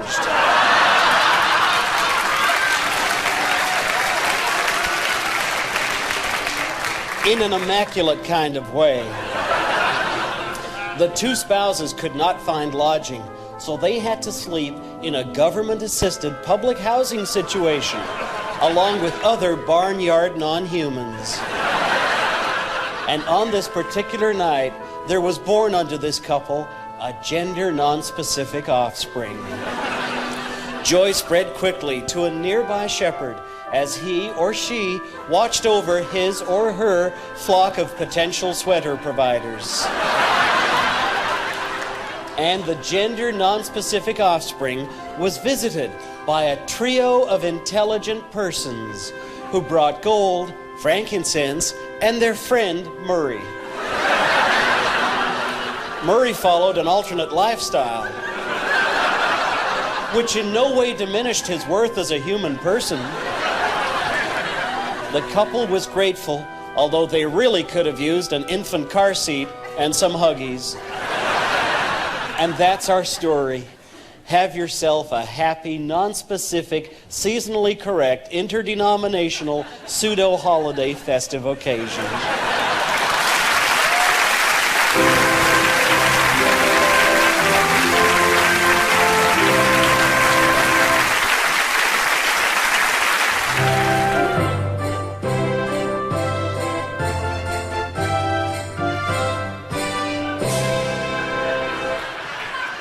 Hello.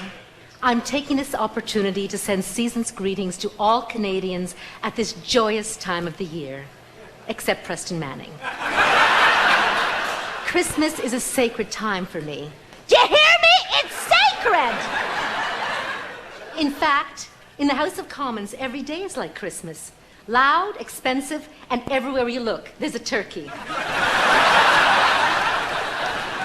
When I think of Christmas, I think of one traditional carol, a song that captures the true spirit of the season, a song that is sung with great reverence every year in the Copse household.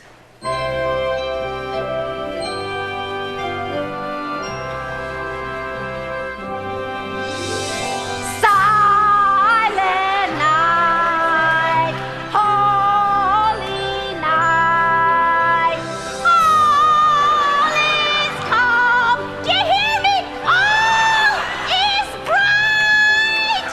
Sleep in heavenly peace. Sleep in heavenly peace. Joyeux Noël tout le monde!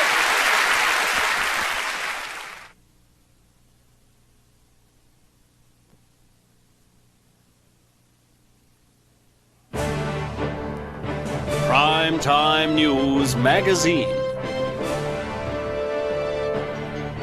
Good evening. I'm Pamela Wallen, and I'm wearing one of Peter's old outfits. Canada's healthcare system is under close scrutiny. Once again, critics claim too many of our healthcare dollars are wasted on people who are sick. It's a complex issue. In fact, too complex for this show. So instead, let's turn our attention to medical science. Harmful bacteria is in the news these days, and Canadians are concerned about its effects on their health. Joining me now is an expert on bacteria and bacteriological research. Hello, Pamela. How are you? Fine. Now,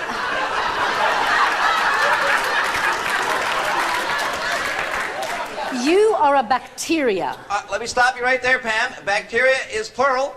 I am simply a bacterium. Pam, do you have any idea what it's like being a one-celled organism? Of course. I've interviewed many of them in Ottawa. Pretty funny for a multi-celled organism. That's good.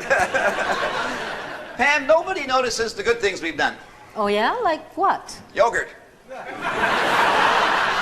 Without bacteria, there wouldn't be any snack food for dieters. And don't forget about sour cream. It's the only food you have to eat before its expiry date or it'll go good. But now, are you saying bacteria has some benefits? Absolutely. I'm not just another pretty face. Well, actually, all I am is another pretty face. But I want to be more than a bacterium. I'm hoping to one day get together with some other bacteria and form my own virus. Maybe go on tour, be the opening act for a headliner like Flu. If I were you, I wouldn't make any long-term plans. Medical science will someday eliminate all bacteria. No way. Look, Pam, we bacteria are a hardy breed. We can live anywhere. In a garbage dump, between your toes, moose jaw. What about what you did to Lucien Bouchard? Hey, don't look at me, Pam. I'm a vegetarian. Now, isn't it true all bacteria live off other organisms? Pam, there is one thing no self-respecting bacteria will go near. Oh, what's that? Spam. Bye, Pam. I got a split.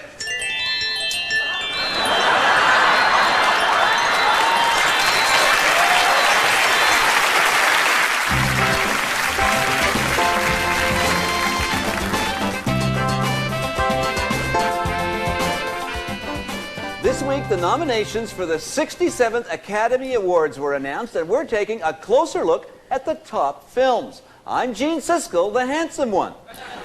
And I'm Roger Ebert, the one with his own hair.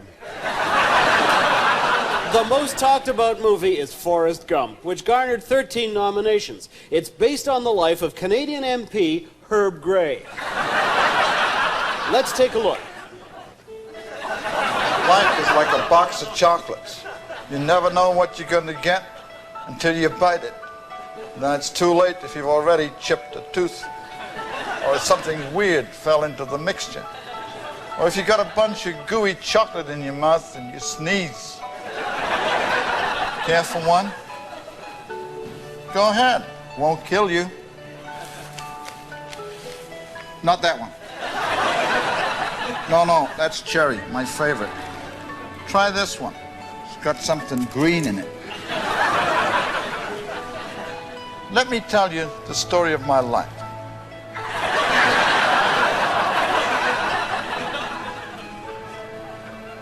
Maybe it will kill you.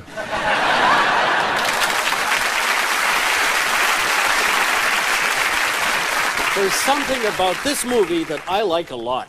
Let me guess. No big words so you could understand it. No, Gene. It's because I didn't have to watch it with you, you pompous loudmouth geek. Like I care, you snobby little toad. Our next movie is the Disney blockbuster, The Lion King. It's not your typical Disney film.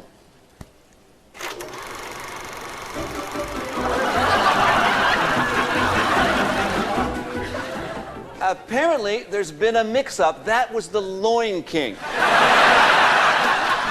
I thought it was one of your home movies. Next up is my favorite film of the year, Quiz Show, based on the scandal of the 50s, which involved fixing quiz shows.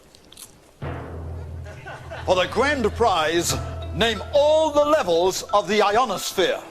Gee, I don't know, but I'll guess, let's say, the exosphere consisting of the outer and inner Van Allen belts and F2 layer, and the thermosphere, which includes charged solar particles and F1E, Kedley helicides and the D layers. Oh, and the mesopause, but that's only a guess.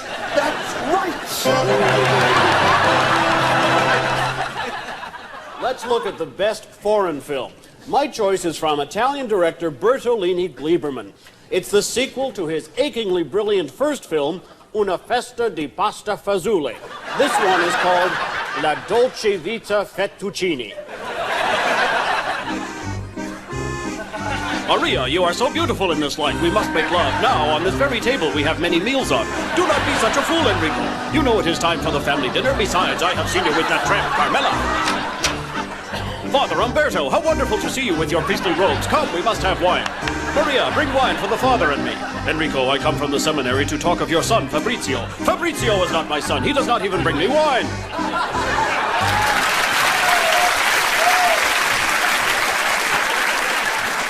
Gene, I give that film thumbs up. Oh, Roger, sit on your thumb and rotate.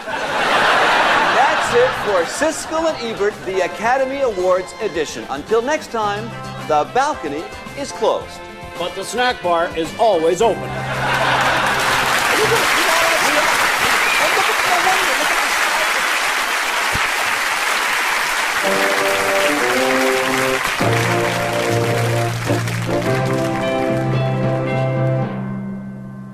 Tonight, on behalf of my party, I've been asked to address the wonderful people of Canada on the exciting future that awaits us all. As long as we can resolve the problems that confront...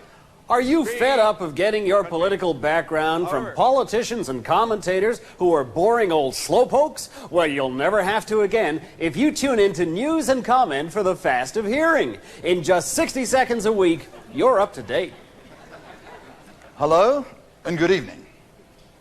The Cree Indians in Quebec are threatening to stay in Canada if the province separates and King Parizeau is trying to buy them off with a pile of goodies. Personally, I think it's a pile of something else. And if you think it's going to work, Jacques, you are crazy.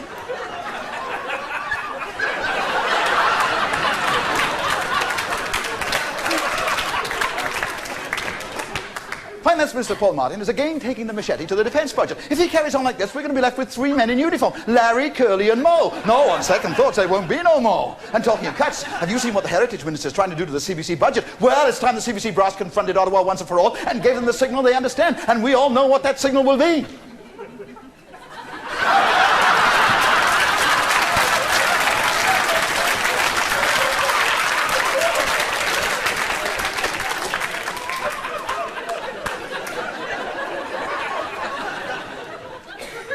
In Vancouver,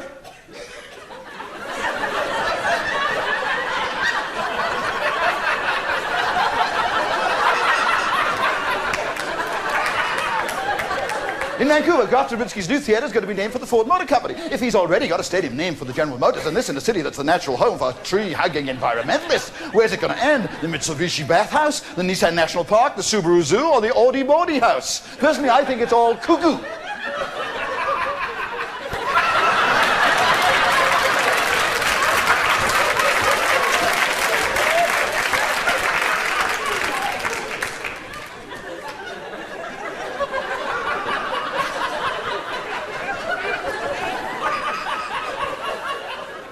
finally, the federal minister who wrote to the CRTC about a radio license application for one of his constituents. Get a grip, I say. If this kind of thing is allowed to continue, we'll get a cabinet ministers all trying to get favours for their friends. Who does Chrétien think he is, Mulrooney? And that's all.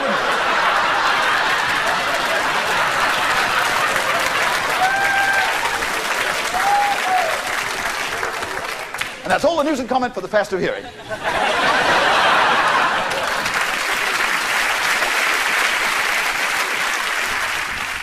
Mansbridge, would Peter Mansbridge please take his place at the news desk?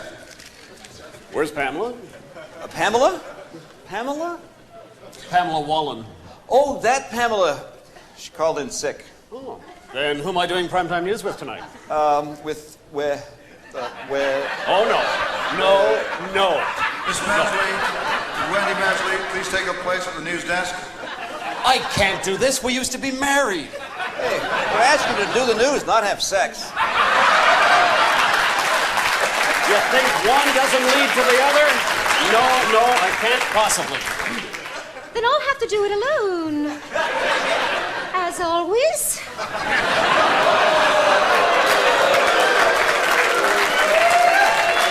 Over my dead body. As always. 5 seconds to airtime.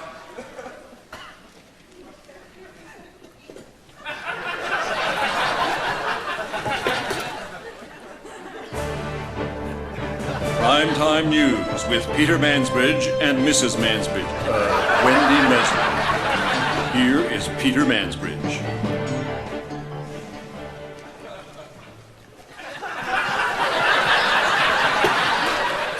Good evening.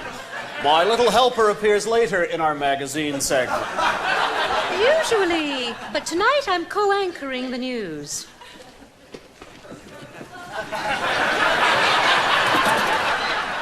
Medical researchers at McGill University have discovered a definite correlation between baldness and infidelity. A survey involving 2,000 men found the follically challenged are 60% more likely to be two-timers. This also applies to those whose head looks like an egg with a fungus problem.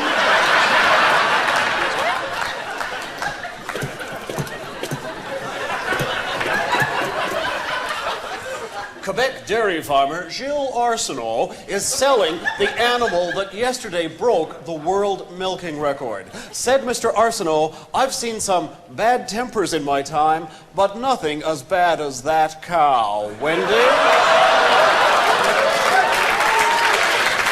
Thank you, teacher.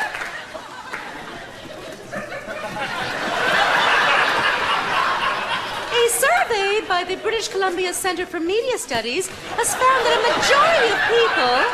majority of people prefer to get their television news from women newscasters. They said women show much more warmth on camera, are more sympathetic, and rarely have to have their hair penciled in. Peter? Elsewhere at the top of the news. Stay tuned. I'll be back after this break, which appears to be in his left leg.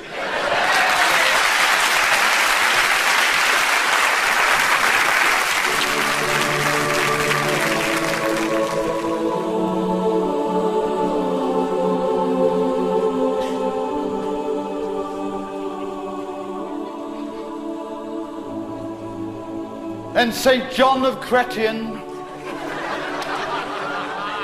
did climb to the top of the highest mountain, looked down upon his land and upon his people, and it was good. He did look back at the past 2 years, how he had said nothing, and how the people had taken his silence for wisdom. And they loved him for it, and it was good. His many promises to them he remembered.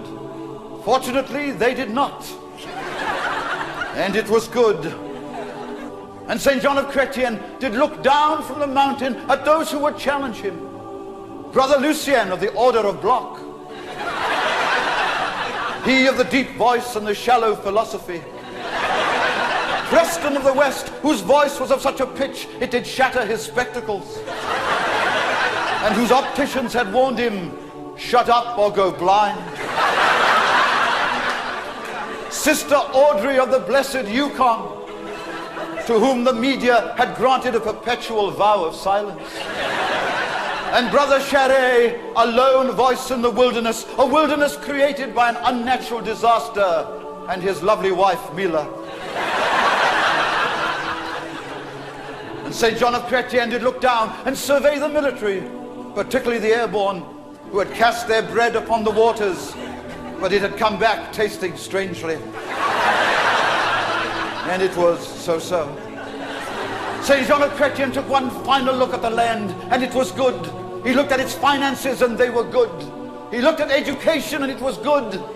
But as he was about to leave the mountain, he had one final niggling thought. And he did turn to the heavens and spake it thus: O Lord, if it is all so good, why am I so damned worried?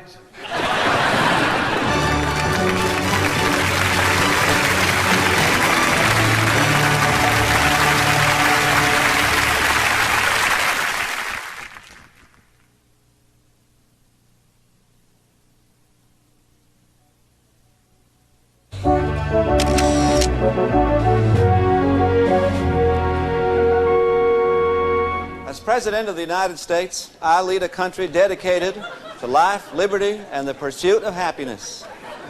As Prime Minister of Canada, I lead a country dedicated to life, unity, and the pursuit of maximum RRSPs, which we consider to be happiness. As President of Russia, I lead a country dedicated to borscht, vodka, and the pursuit of an apartment. But I have maintained our military capability for fighting a global conflict. I, too, have maintained a military capable of fighting a global conflict. But Canada alone has the capability of dropping in troops fully trained to throw up over the enemy.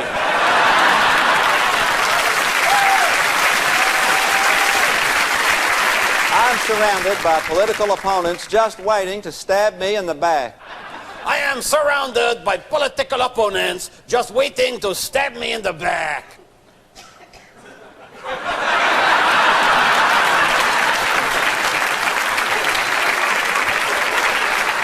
We believe it is the unquestionable right of every citizen to bear arms. We believe ownership of guns by private citizens is a crime, but necessary.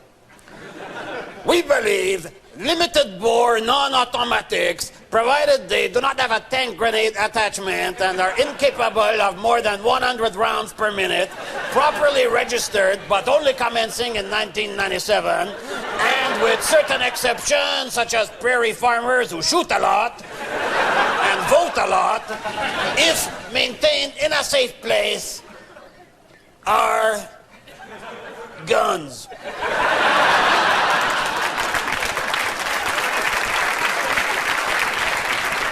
I am fortunate in having a wife who wishes to stay at home and not get involved in politics.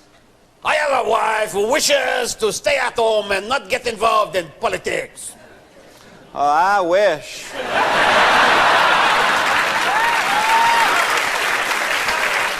I hope I will be remembered as the man who cut the deficit. I hope I will be remembered as the man who kept my country together.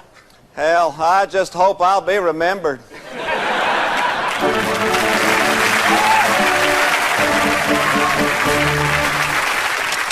Let me ask you something. If the question on the referendum was worded, are you in favor of Quebec sovereignty now, how would you vote? No. Yeah. How would you vote if it said, are you opposed to Quebec not separating? No. Yeah.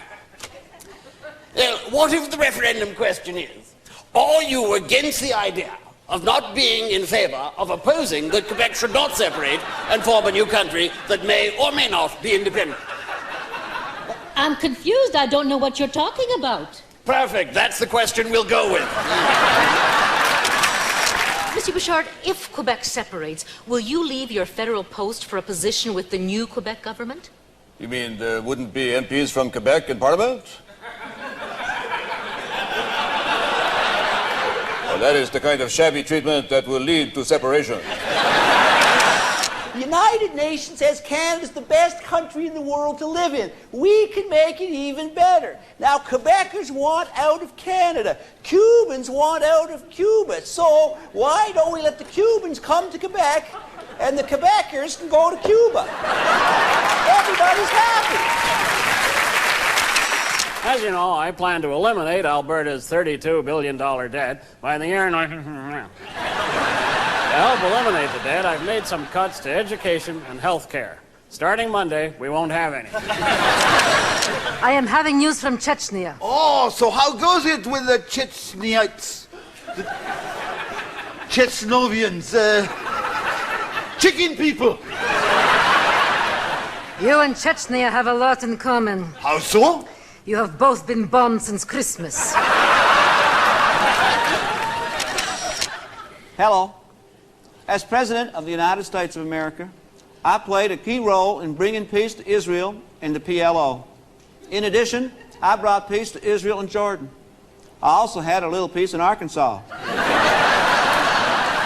But that is another story. Under international law, this is the size of turbot allowed to be caught. And this is the size of turbot we found in the hold of the Spanish trawler. Exactly how many turbot are we talking about? Well, just this one. Hello. I'm Herb Gray. Solicitor General. Now, as Solicitor General, I am head of the Canadian Security and Intelligence Service, known in short as the Canadian Security and Intelligence Service. Fine. You all heard my announcement in the House. There is another video of activities by the Airborne Regiment that has only just been found. How many does that make now? This week, 18. Lucien Bouchard has complained vigorously. Why? He's upset that the videos aren't available in French.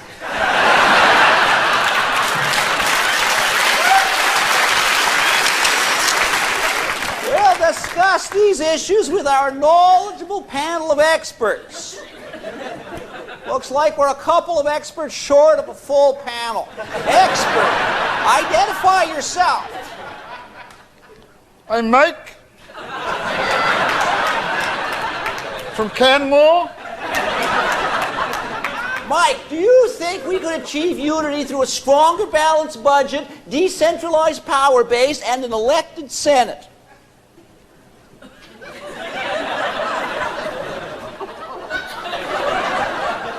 I'm Mike.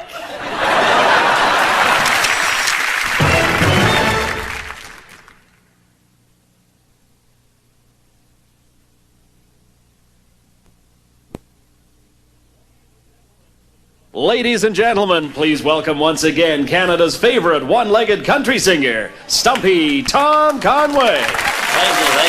All right, here's a song about a misunderstood group of people, an overlooked minority that has been discriminated against for far too long in this country of ours.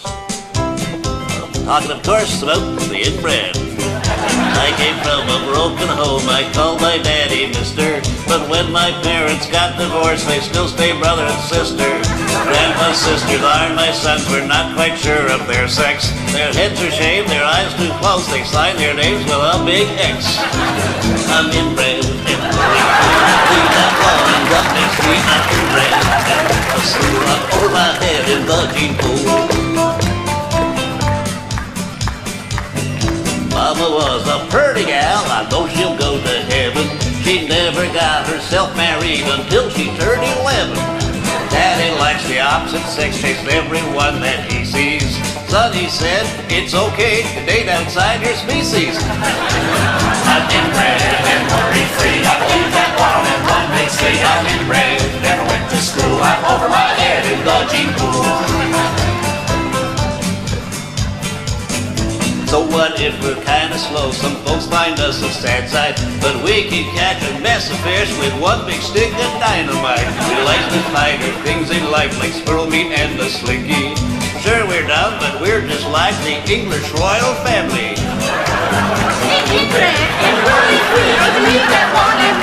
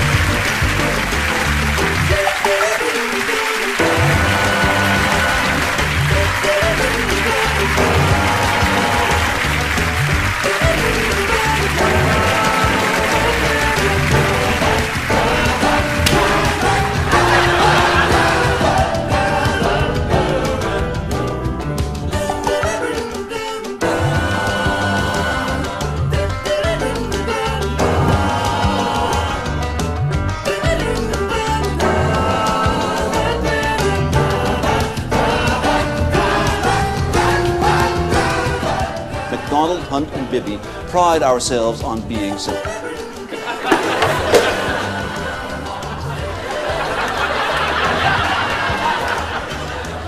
Sometimes we're too simple.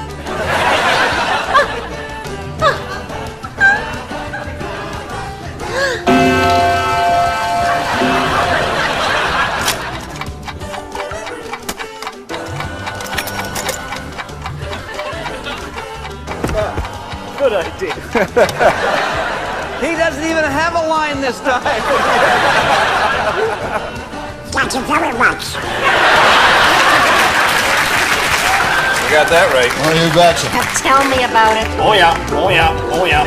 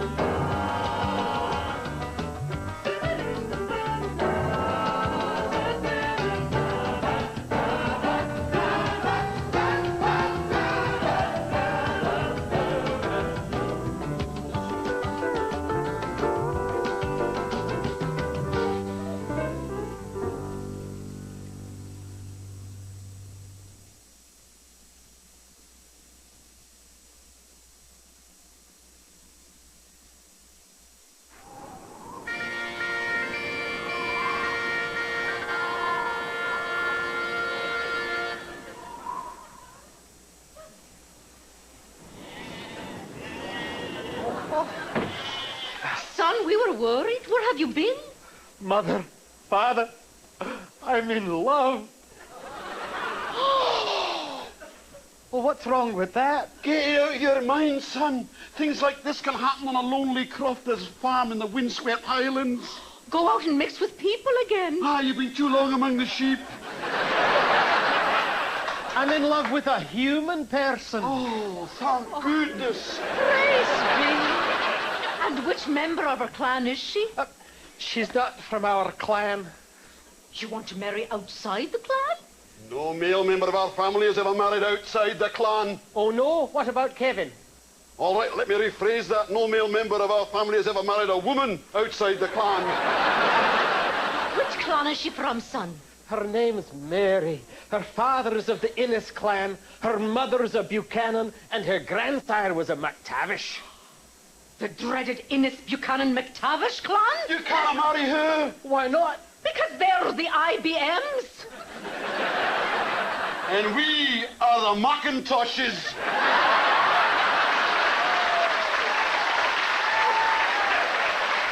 You'll never be compatible. Oh, but Mother, she's the apple of me eye.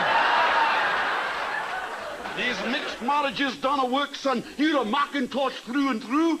Those IBMs are too complicated. We Macintosh are just plug and play. But the IBMs have DOS. Was is DOS? Keep that for the German sketch. It can't work, son. She'd be frightened the minute you took out your mouse.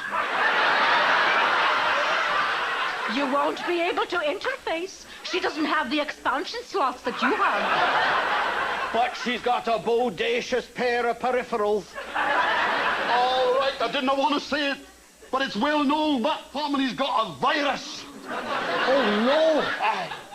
Would you want your children with fuzzy logic?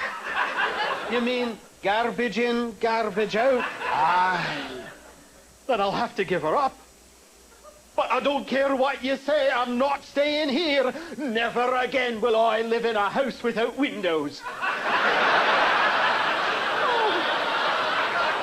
Then what'll you do? I'll do what we Scots have always done.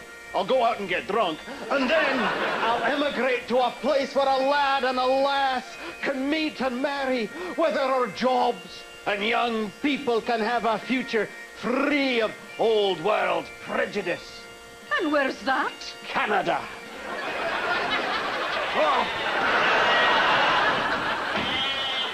Oh, Jamie, will you find a good lass in Canada? I hope so, Fiona, because he sure as hell won't find any jobs.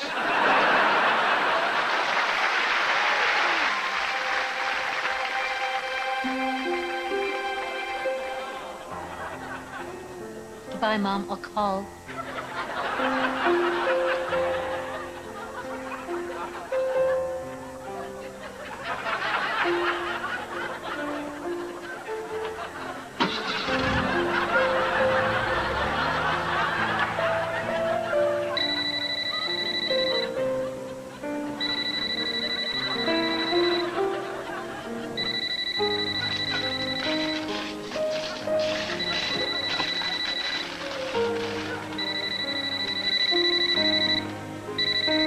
Hello?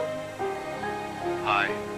I just wanted to say Merry Christmas. I love you too, Dad.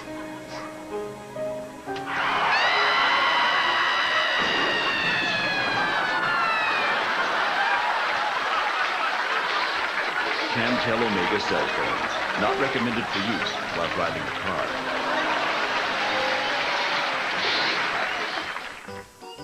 Story time for Tiny Tots with Uncle Al and Auntie Hilda.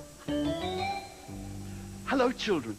Remember me? I'm Uncle Al, the one who tells you the stories, and this is Auntie Hilda, who makes the sounds for the stories. Once upon a time, there was a beautiful prince called Prince Lucien, and he had just been chosen to lead his people. But his province was dogged by financial difficulties. But he heard that in the magic forest lay the answer to his problems. So Prince Lucien went into the forest, greeting the animals as he passed. Bonjour, rabbit. Bonjour, groundhog. Bonjour, duck.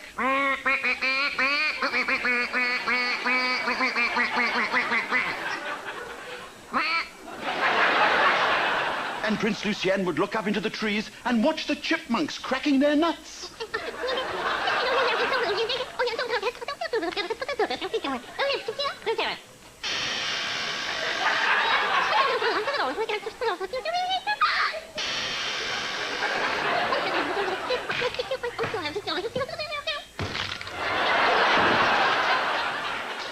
Chipmunks with a hammer.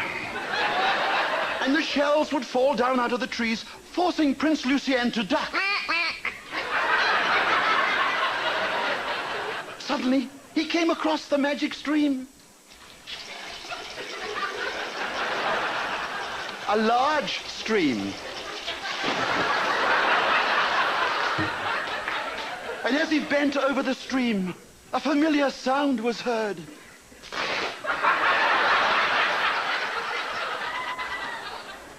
And Prince Lucien looked at his reflection, and there he saw the beautiful Princess Sovereignty. His heart beat crazily and fluttered.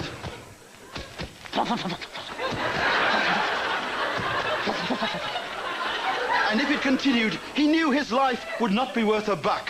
Buck! And the prince asked her, "Can you, Princess Sovereignty, bring prosperity to my people?" And she said, "Yes, but I am trapped in the body of an animal. Kiss that animal, and I shall come to life and bring prosperity to your people." And so Prince Lucien decided the only way to find his princess was to kiss every creature in the forest. He kissed the rabbit. He kissed the creature he thought most likely to change into his Princess Sovereignty.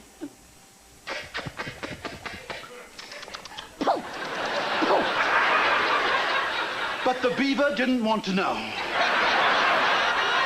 None of the creatures turned into his princess. There would be no prosperity. He stomped out of the forest, ignoring the one creature he had not kissed. And that was the animal that would have turned into Princess Sovereignty. And we all know what that animal was, don't we, children? And the moral of our story is, to get what you want in life, you've got to be prepared to kiss a little ass.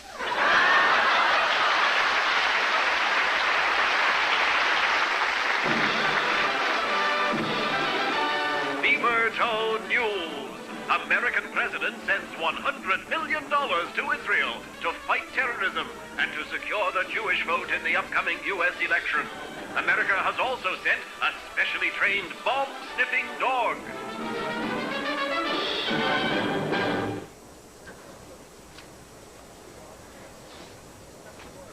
All right, where's the bomb? Oh, thank goodness you are here, my American friend. We suspect the package in the doorway across the street is a bomb. Well, don't worry. If that's a bomb, our canine agent will sniff it out. All right, release the dog. Go get it, Lucky. Lucky is the best damn bomb sniffer in the business. Wait, he's found something. Is it a bomb?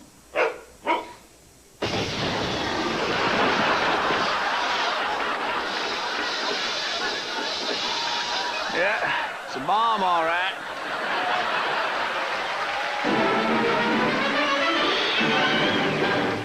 The Inept Carpenter, with your host, Roy Earl.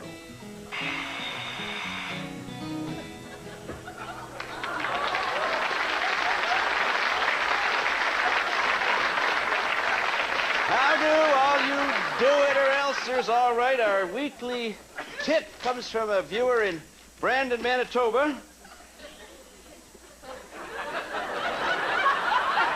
Here, Roy, save all that leftover sawdust under your table saw, add a little glue, and you can make your own quarter-pounders with cheese. Last show, you'll remember, we had a little difficulty nailing two pieces of wood together. Well, this week I have the problem solved. First, we take the two pieces of wood, put them on this table that I built myself.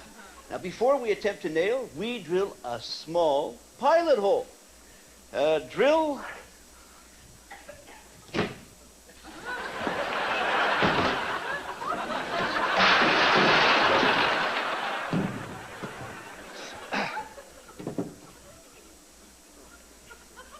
Simply drill the top piece of wood.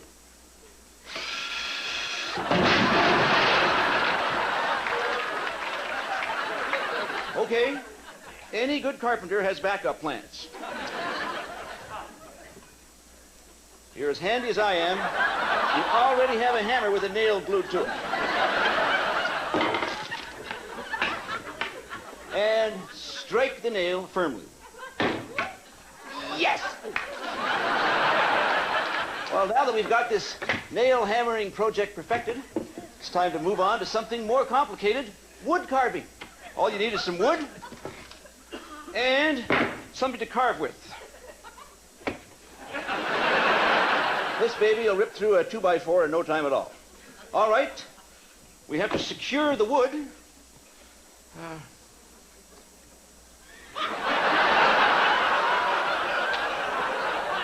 Now we rev up the saw.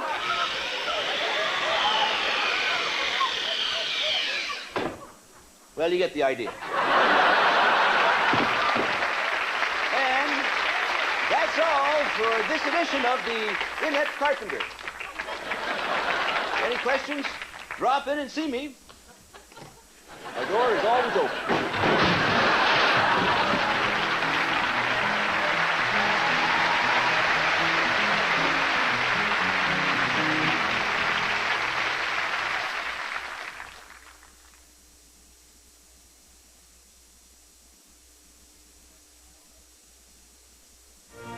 And now a message from Her Majesty the Queen. Him, him, him. As some of you may be aware, the BBC carried an interview with Princess Diana, or as we affectionately refer to her here at the palace, that immature, pill-popping, stuck-up, anorexic little witch. On this broadcast, Diana revealed many intimate facts about our family that should have been left unsaid. Well, we wish to make a personal response to her interview. Him. Diana?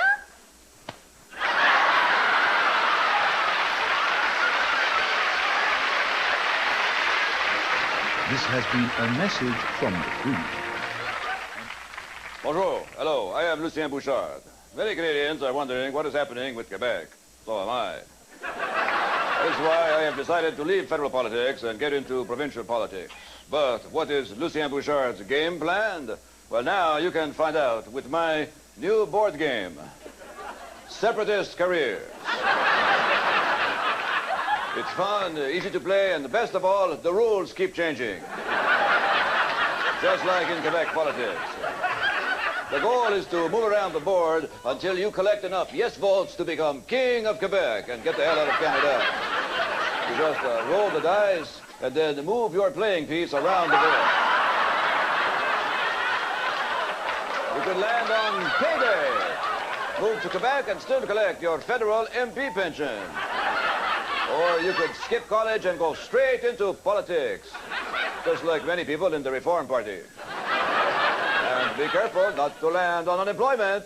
After we separate, it will be full of Quebecers. Each game of Separatist Careers comes with plenty of play money. It's not worth anything, just like Canadian money. To win the ultimate victory, you have to be lucky and land on opportunity knocks. Become friend of Prime Minister, get cushy cabinet post, then quit and start your own party. Sounds good to me.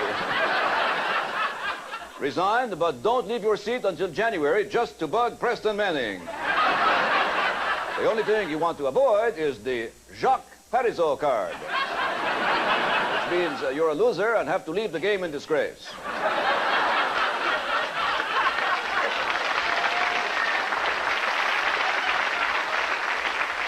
Believe me, it is fun for the whole family, but of course, you can't play it separately. Separatist Careers. Don't leave Canada without it. A message from yet another member of the royal family. Good evening, I think. As a member of the royal family, I simply cannot condone Diana's behavior. She's acting like a princess. Who does she think she is, Prince Edward? Anyway, that has nothing to do with me being a Nazi sympathizer. Not that I am one. That was the Duke of Windsor. Raving Nazi. Fine chap. The point is that Diana never should have said Charles is a weak, brooding milk toast with the common sense of a pork chop. It's true, but she simply should not have said it. So to sum up, no Nazis, Charles good, Diana tramp. Good night.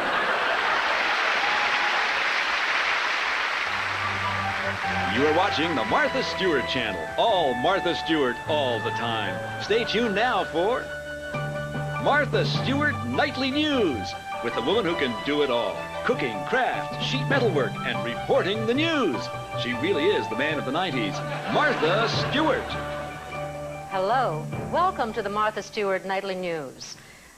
If you want to make your own nightly news broadcast, all you need is a few simple items hanging around the house.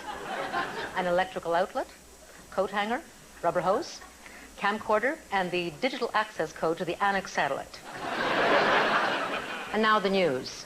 Tension continues to build between Bosnian Serbs and Croatians. But you know there is a simple solution to their problem.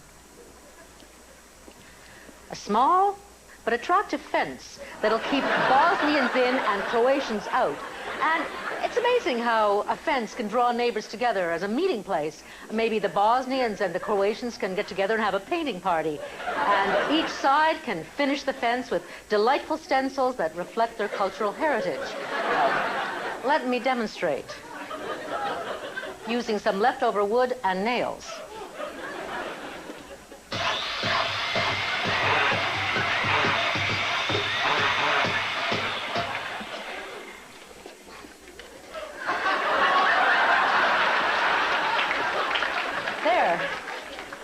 And best of all, it hides those unsightly bullet holes. And that's a good thing. Ah. In other news, a drought in Central Africa has led to widespread famine. Not a problem, as long as you can use a little common sense and a couple of simple items found in most homes. Now, a box of macaroni and cheese, here, can of sardines, 2 slices of bread, and an egg.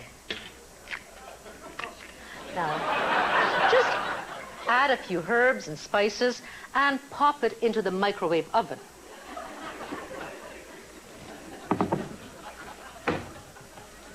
For a few seconds.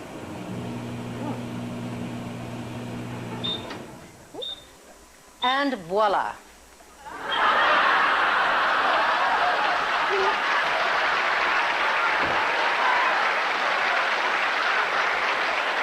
A nutritious dinner that'll feed a family of 12 for a year.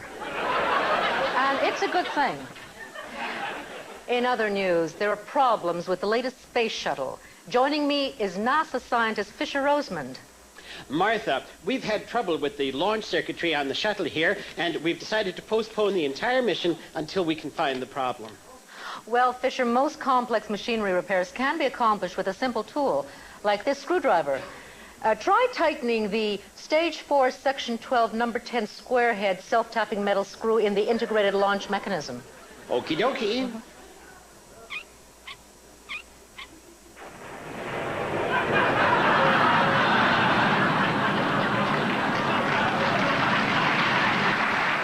Houston, you do not have a problem. Well, that's all for Martha Stewart Nightly News, and it's a good thing.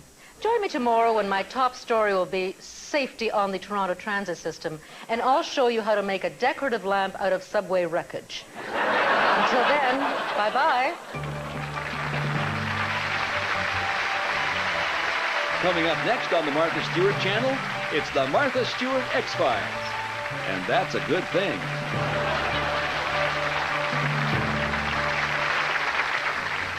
The Nation's Business, a free-time political broadcast for no apparent reason.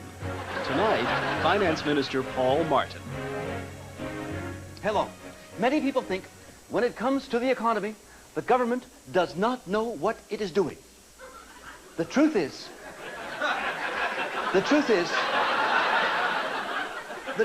we know exactly what we are doing. Contrary to popular belief, Canadians are not overtaxed. You work hard for your money, but the government needs a small piece of that to fund essential services like, well, there's my salary. So if you're an average working person, you pay federal income tax at the rate of only 17%. And let's not forget the federal individual surtax, even though it's only a mere 3%. In Ontario, there is a provincial income tax of 58% of the federal income tax, and it's a damn fine tax, too. For that, you get the privilege of having Mike Harris as your premier. There's also Ontario provincial sales tax. And don't forget Canada Pension Plan, which rounds off to 6%, and the excellent unemployment deductions. Then there's the popular money-generating GST. And if you drink, and with these taxes, who wouldn't? Over 80% of the price for alcohol is hidden tax. So now, if you simply add up the figures, you can plainly see that Canadians are not overtaxed. For every dollar you make, the government only takes 181%.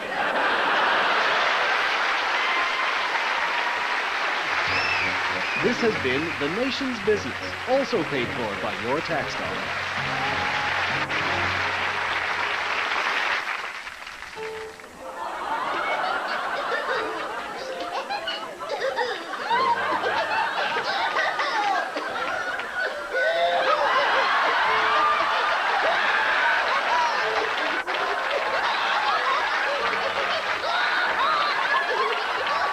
Canada, you don't deserve to break up today. A message from the Unity Committee of Canada.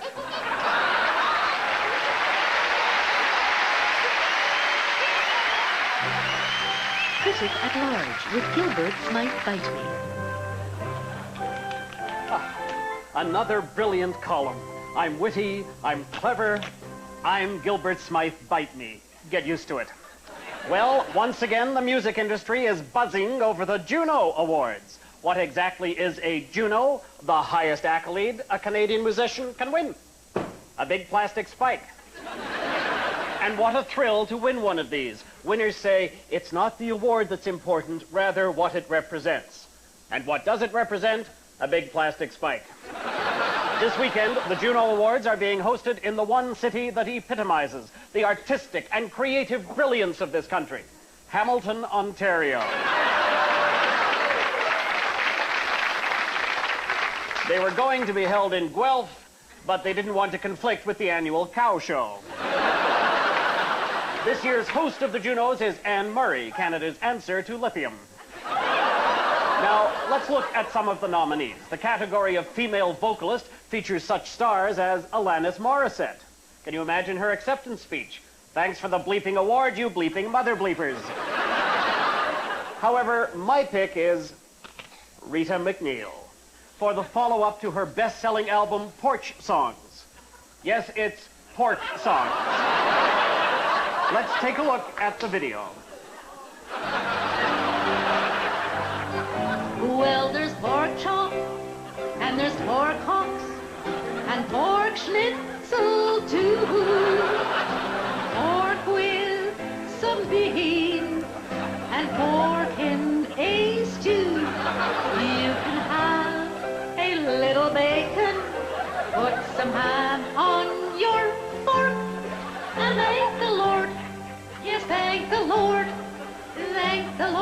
for good pork.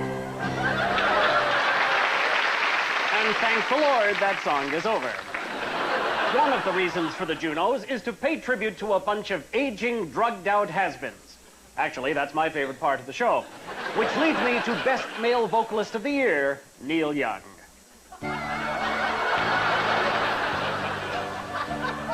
The 60s are all gone, and so are all my friends.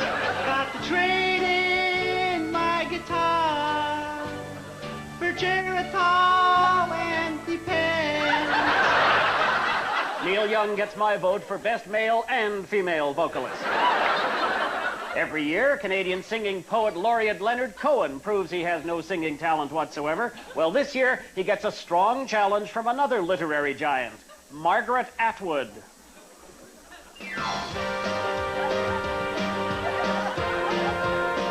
I'm so excited. I just can't hide it. I'm about to lose control, and I think I like it. I'm so excited. Even though it's a male-dominated society that forces women into a role of subservience. Yada, yada, yada, yada, yada. We've all heard that song and dance before. And you know what? We've usually heard it on the Women's Television Network. But don't get me started. One Juno that gets a lot of attention is Best Rap Recording, but not on my show. And that's the way I see this year's Junos. I'm smarter than you are. I'm Gilbert Smythe. Bite me. I should get Juno for Best Opinionated Journalist on Television. And now, a message from the only royal with any sense. I have a new hit. Jazz.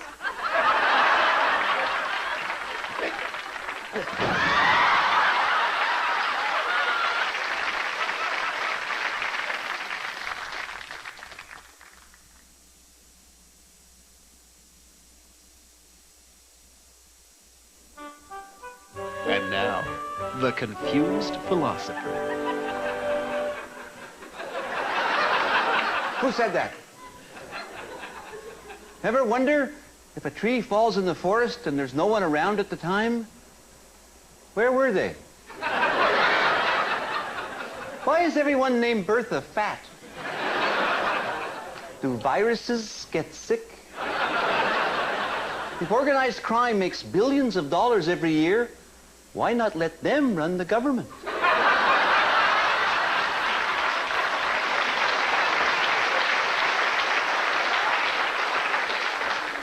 Do firemen have sex after smoking? How come Jojo Savard needs an appointment book?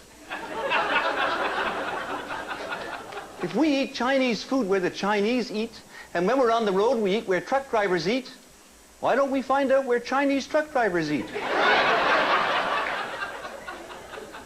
Why does bottled water have an expiry date?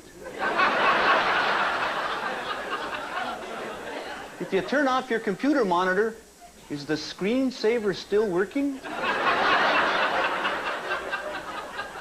If a paramecium is a one-celled organism, why isn't it called a mecium? When there's an earthquake, are drunks the only people who can walk in a straight line? If milk is full of cholesterol and cholesterol is so bad, how come cows don't have heart attacks? If Pamela Anderson breastfeeds her baby, does that mean the milk comes in plastic bags?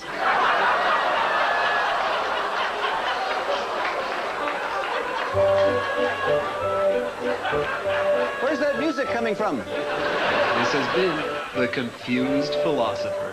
Where's that voice coming from? How did you get in there?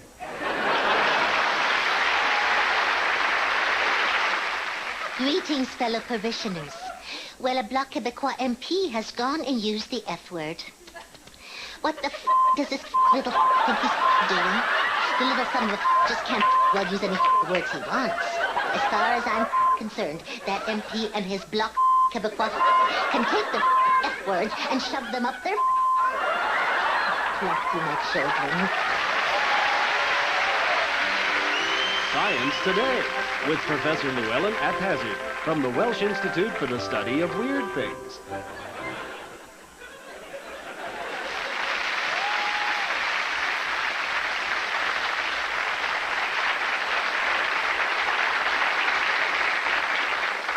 Good evening. Or as we say in Wales, what business is it of yours?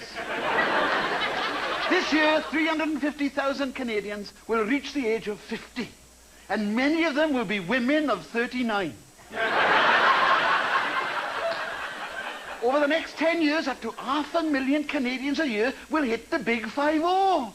These are baby boomers, 60s generation, the flower children, who used to take a trip on LSD, and now they can't take a trip without Pepto-Bismol. The generation who always had a drug plan. In the 60s, it was don't get caught. Those who used to spend their days stoned and now spend their days stunned. Well, there's hope, for at 50 you can still enjoy the drug of your choice. For men, a mix of steroids and kaopectate. It enables you to run the 100 meters in under 10 seconds, even if you're not looking for a washroom. And the drug for women, Estrozac. A combination of birth control pill and Prozac. The pill doesn't work, but you don't give a damn.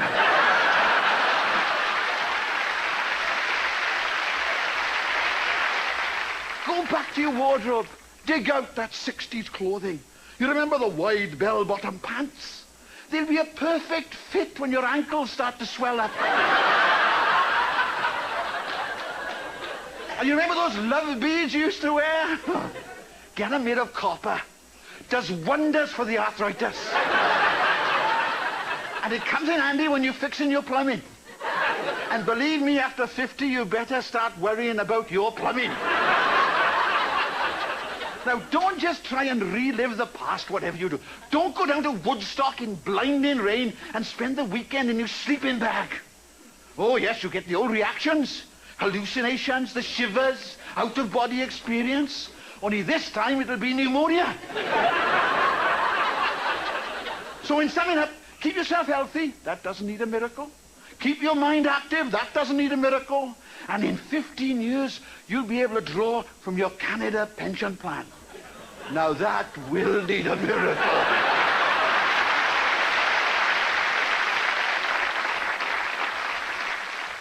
Ever suffer from the itch and pain of hemorrhoids? I have. I'm not just an actor pretending to have hemorrhoids. I really do have them. Really big, juicy ones that itch like crazy. That's why I use Hemoblaster. It blows those unsightly hemorrhoids right off your butt. Not only does it relieve the itch and pain, your pants will fit better. Hemoblaster. Piles of relief. And it really works.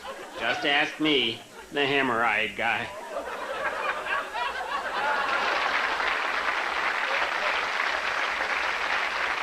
Hello, I'm Keith Spicer. Do you ever suffer from the pain of hemorrhoid commercials? I have. Well, you need never suffer again with this, the HC chip. It blocks out all hemorrhoid commercials. Once again, you can watch TV while eating dinner without the fear of gagging. The hemorrhoid commercial chip. Also available, the mini pad light day chip, the yeast infection chip, and the 2000 flushes chip.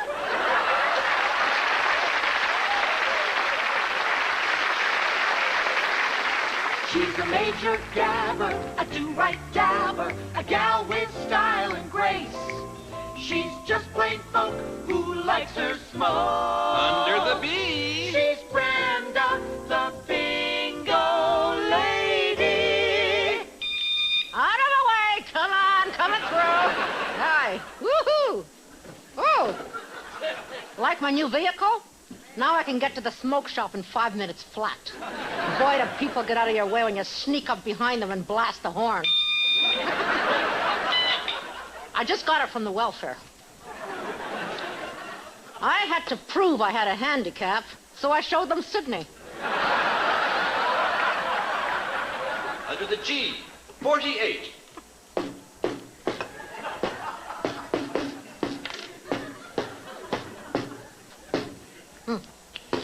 Looks like we've got us a new $2 coin. Go figure. I call it Lucy, short for Lucien. Yeah? Oh. Yeah. See, it wants to separate, and it leaves you with a hole in the middle.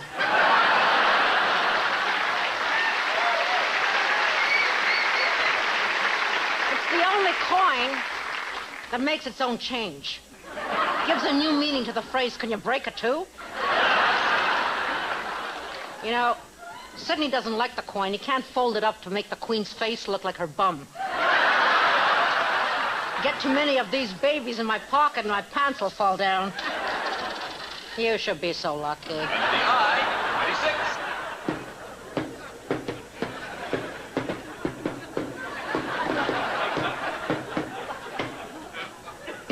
26. The new O.J. Simpson videotape's not going too good.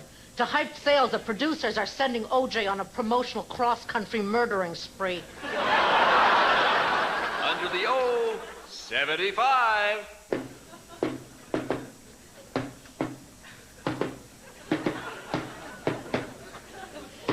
Strange times we live in. Go figure. Medical science has proven that men's bodies accept donor organs from women, but women's bodies reject organs from men. Yeah, usually accompanied by the words, not tonight, I've got a headache.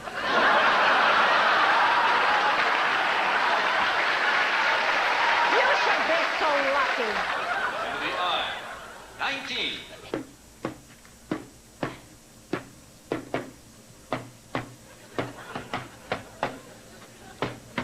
You missed one.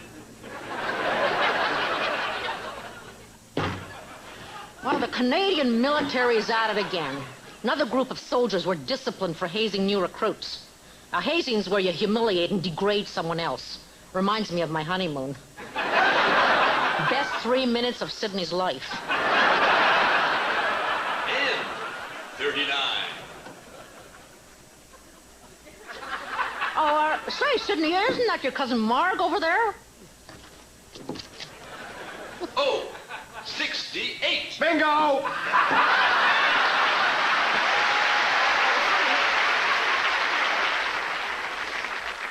Remember the day my doctor told me I was paranoid? I said, so you're in on it too? I went for a second opinion and a third. They all said, you're paranoid. It's only at times like that you realize just how big the conspiracy is. Because so many of us feel the same way. We were going to get together to form a support group.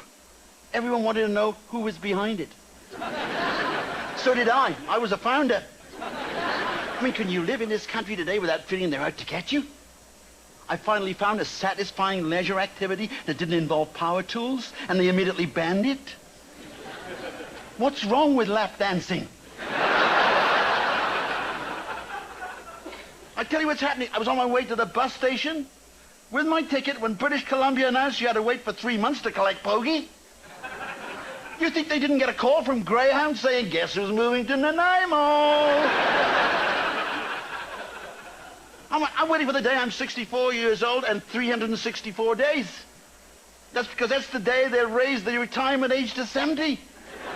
When I'm almost 70, they raise it to 75. Then one day before I'm 75, they round it off to an even 100. The first pension check arrives in a birthday letter from the Queen. You can't beat the system. They're always one step ahead of you. Despite the fact I order them from a town 85 miles away, not once have I got a freebie. The pizza always arrives in 30 minutes. Why does my VCR never tape the right program? It's because it's programmed to tape the wrong show. I don't get to see what I want to see, but what they want me to see. I've got 42 unwanted hours of Baywatch. I haven't watched them, but I know it's Baywatch. I got them all on one shelf. All I got to do is go brrr, and the shelf jiggles. I mean, I know they're playing mind games with me. It's even come down to physical abuse. Oh, yeah. I was in a crowd last week. I was the only one who got attacked. Chokehold around the neck.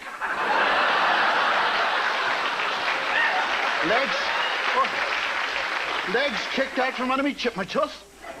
No, it's not who you think. It was Sheila Copps proving she's got leadership potential.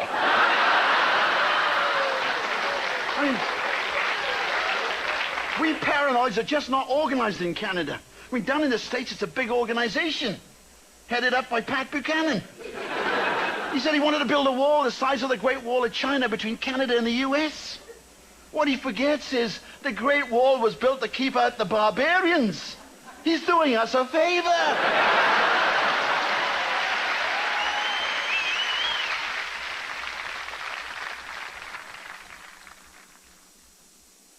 Hi, how's it going, eh? Now that Quebec is officially separating from Canada, like at this time, I wish to make the following announcement. We held our own referendum, and 96.3% of Native people voted overwhelmingly to get the heck out of Quebec.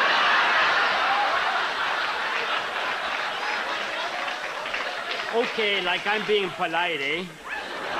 The other 3.7% misunderstood the question and said OJ did it. Okay, like the point is, much of Quebec rightly belongs to Native people.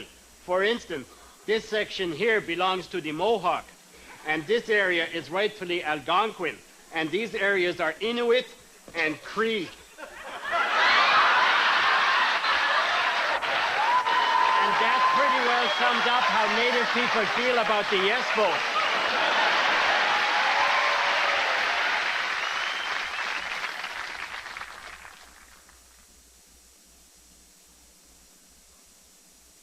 The following program is brought to you by Cheese Whiz Caulking, perfect for cracks and crackers. Time for I Love That Word Reform, the informative talk show for the average Canadian, with your host, Preston Manning. Hello, everybody. I'm Preston Manning, leader of the Reform Party. I love that word, reform.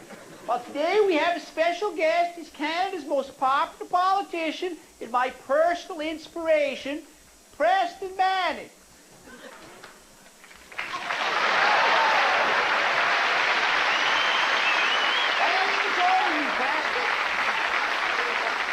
My pleasure, Preston. A nice suit. Oh, thanks. It's a Reform Party suit. Straight cut, sensible, and cheap. Well, Preston, it's been quite a year for the Reform Party. I love that word, reform. Me too, me too. You're one step closer to becoming the government's official opposition. Yes, I can't wait to start running deficit elimination bingos at Stornoway. Now that's funny.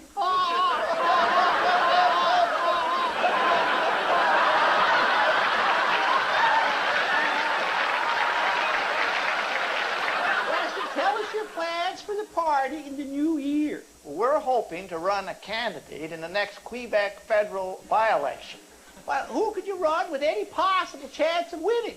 We were thinking about running Patrick Roy, as in reform.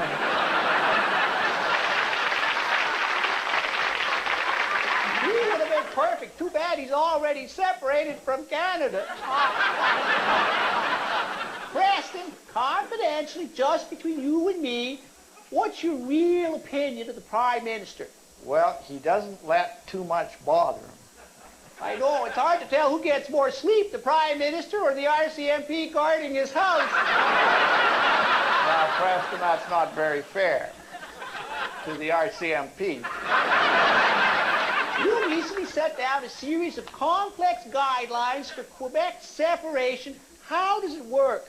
Simple. We get Celine Dion, they get Sheila Cox. We get the Montreal Canadiens, they get the Ottawa Senators. In fact, they can have all the senators. That way the Senate would be reformed.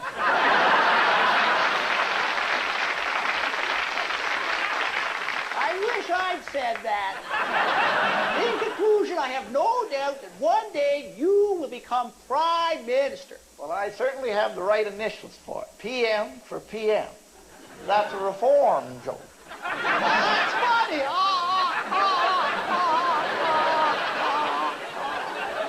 Well, till next time, I'm Preston Manning. And I'm Preston Manning. Saying, we love that word, reform.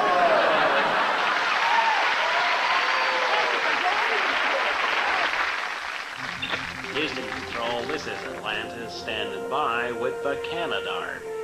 Go for it, Atlantis. Major Hatfield, it's time for the Canadarm to deploy and for you Canadians to strut your stuff. Afraid we're out of luck, Commander MacArthur. The Canadarm is on the fritz. What? But the Russian spacecraft is waiting. Well, I've asked for a technician to be sent up. Ottawa says there's one on the way. Don't worry, he'll be the best Canada's got. And he'll have the state-of-the-art equipment, too.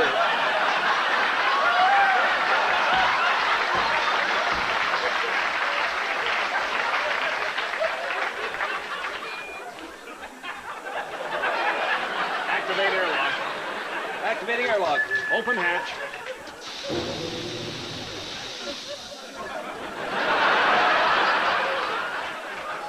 Major Chris Hatfield, Canadian Space Agency. Hey, Mike from Canada.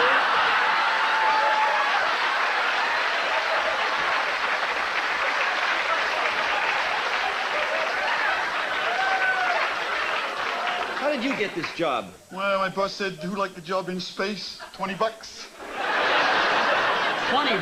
20 bucks. Yeah, I was lucky I could scrape up to $20.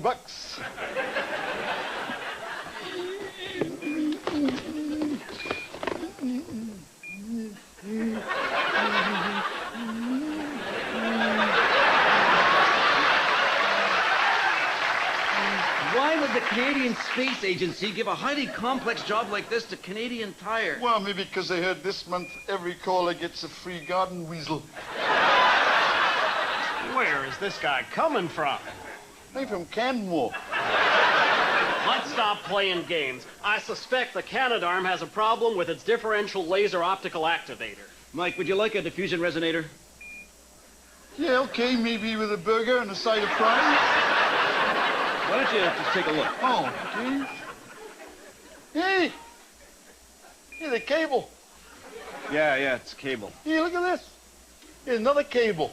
Give me that. Okay.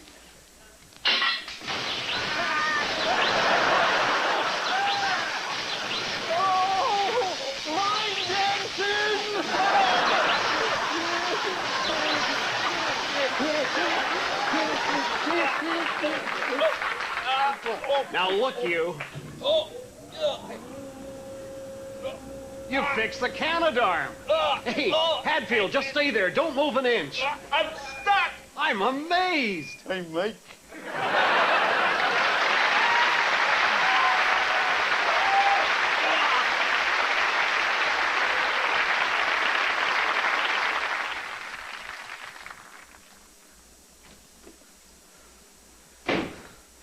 sir. The auditors have just done the bank's accounts for the past year, and it's dreadful news. A bank employee has absconded with our pension fund? Worse. What could be worse than that? The bank failed to make $1 billion profit. Don't understand it. We cut our staff in half. We double our account charges. Everybody with a $1.50 overdraft gets a $65 letter from me. Where did we go wrong? I don't know, but we're $7.85 short. That much? Means our bank won't be in the $1 billion club. A meeting of the Canadian bank president. I'll be a laughing stock, an object of scorn. There'll be presidents of the Royal Bank, the Bank of Montreal, the CIBC, and all the rest. They'd be looking down on me and making their usual subtle jibes. What do they do? Oh, the usual banker stuff. You didn't make $1 billion, you didn't make $1 billion. For the sake of a piddling $7.85. Isn't there some small, struggling family business that we can stick it to? Oh, no, we stick it to all of them already, big time. I've got a solution. You could kick in the $7.85 yourself. Me? Well, Mr. Trimble, you do make $2.5 million a year. Draper, that's cheating. That's something that bank presidents just don't do. I guess you're right. However, Draper, you're not a bank president. Me? A mere $7.85. Think how you'll go down in the bank's history. They'll say, there goes Draper. He saved the bank back in '96, just as they were thinking of letting him go. You can't go in there. Oh, yes, I can. You overcharged me by $10. There. Yes, there is an error. Any account with less than $200 on deposit on the 15th of the month when there's an R in the month and has issued less than 5 chargeable checks has a statutory $20 charge. If it falls on February 29th in a leap year, we only charged you $10. Should have been 20. You owe us 10. That is greed, thievery, gouging, two-bit nickel and diming. Well, thank you. You can close my account. And here's your 10. There.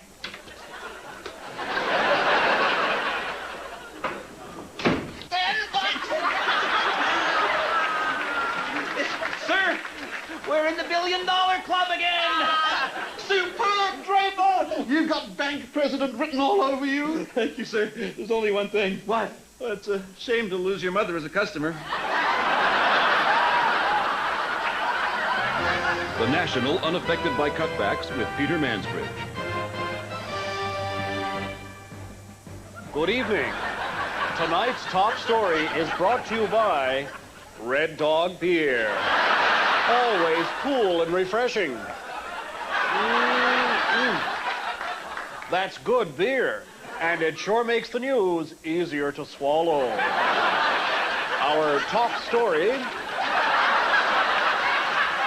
Prime Minister Chrétien has offered Quebec distinct society status and a constitutional veto. The veto works like this. Quebec has the right to veto any constitutional change, but Ontario can veto any veto Quebec vetoes, provided the West or East don't veto Ontario before they veto Quebec, unless the Western veto is vetoed by Quebec, which can veto Ontario's veto and the West's veto, but not the East's veto, which really doesn't count anyway. The Prime Minister added that the Western premiers should stop griping and be like Nike. Just do it.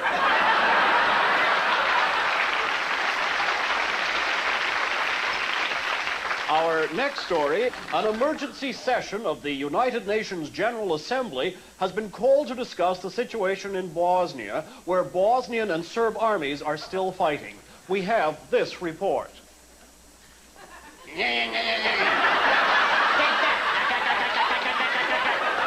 are dead. Bang, bang. No, you missed. I got you. Did not. Did too. Bang, bang.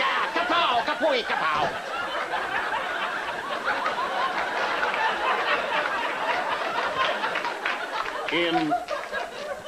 Other news, both sides have agreed to meet at the UN, provided transportation is supplied by Ambassador Limo. Dependable service 24 hours a day.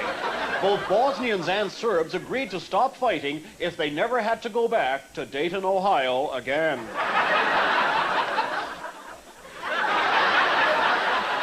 Ailing Russian President Boris Yeltsin has received a surprise visit from American President Bill Clinton.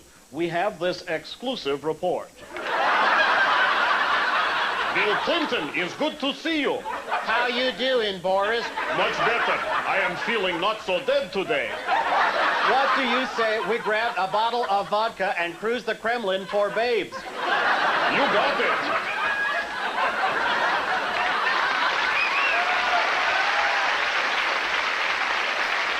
And now, it's time for the McDonald's Ottawa Review. McDonald's, the official sponsor of Canada's Olympic sumo wrestling team.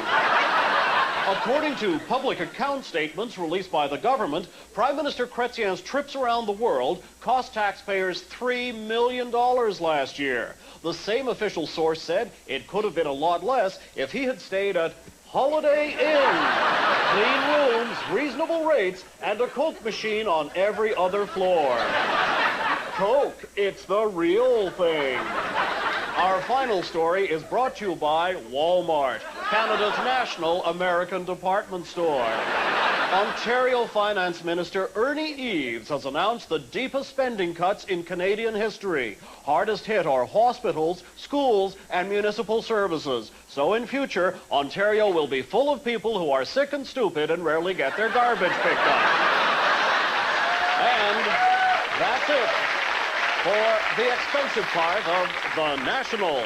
Stay tuned now for The National magazine, which has also not been affected by CBC cutback.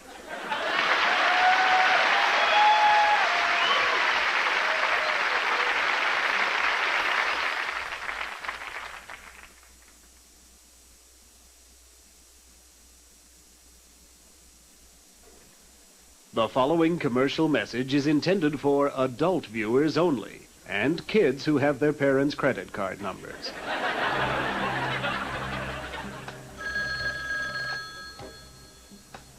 Are you looking for someone special to talk with?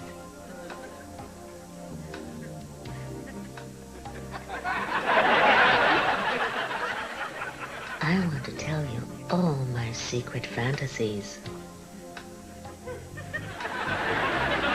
I'm waiting for you to call me right now.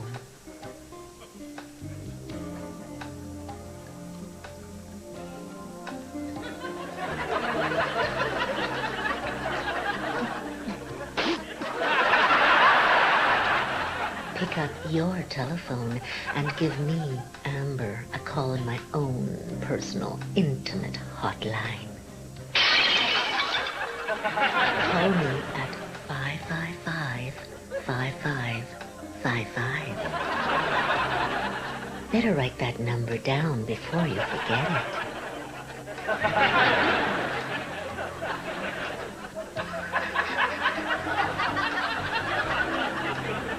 I want to share all my fantasies, and that includes the one involving satin sheets, cheese whiz, and a plunger.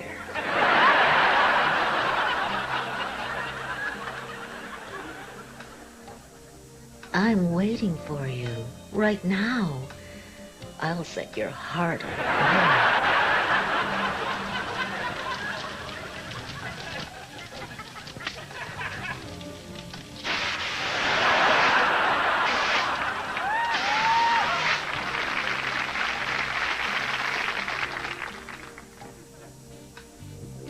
So call me now. It's only $2 a minute, 3-hour minimum. I can't wait. Call now. I know I could fall for you. Amber's Hotline. For adult clutches only. News from away. With your news anchors, Jimmy and Seamus O'Toole. How's she going, my trout? Our top story, they bulldozed Paul Bernardo's house and shredded his car. What a shame. Why is that a shame? Well, he wasn't in either of one of them at the time. Good point, boy. All right, now, the Canadian government has now decided to give British Columbia its own veto. So Quebec gets a veto, Ontario gets a veto, Atlantic Canada gets a veto, and the prairies get a veto. Well, what are we going to do with 5 vetoes? Open a pizzeria. Good one, Seamus. Thank you, Jimmy. Elsewhere, in Mississauga, Ontario, a street has just been named after Olympic rower Silken Laumann. Really, boy? What's it called?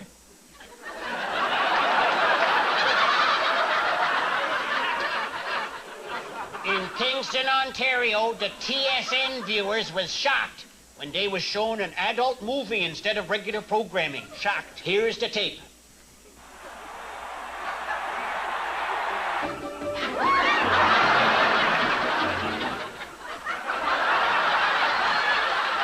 I've never seen a football game like that before. Oh, you've never seen a tight end like that before. Next story, rat sex in space. Rat sex, you got my interest, Seamus. They's teaching rats to have sex in space. And look, they got the condom on the wrong end. Next story, they've up and changed the rules for the unemployment insurance. And here with his insightful commentary on the new legislation is Seamus. It sucks. Good commentary, Seamus. Thank you, Jimmy. Our final story, the cod stock is on the verge of recovery. Our Grand Banks correspondent joins us now. Hello, Jimmy and Seamus. Hello, Mr. Cod, what happened? We all thought your stock was decimated. Well, we got rid of the deci and concentrated on the mated, if you catch my drift. You mean you're single-handedly trying to repopulate the Atlantic Ocean? Oh, call me a stud cod. Sort of Bill Clinton with fins. It must keep you hopping. Oh, I'll say, there's barely time for a cigarette in between. It's spawn, thank you, Mom.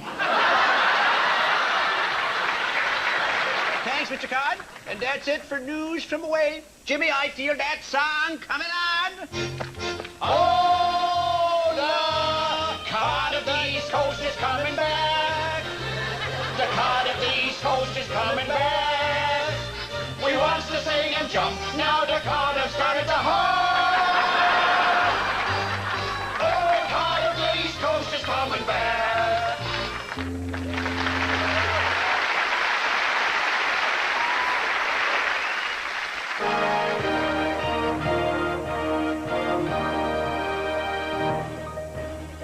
I'm Nancy Wilson, and my hair is signaling for a right turn. Tobacco advertising has just started again.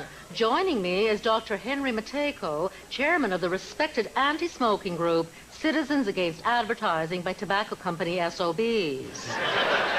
Hello, Nancy. My group feels that tobacco advertising should be totally banned. Doctor, what effect will the return of cigarette advertising have? Well, these things will become more popular than ever in our consumer-driven society, you know.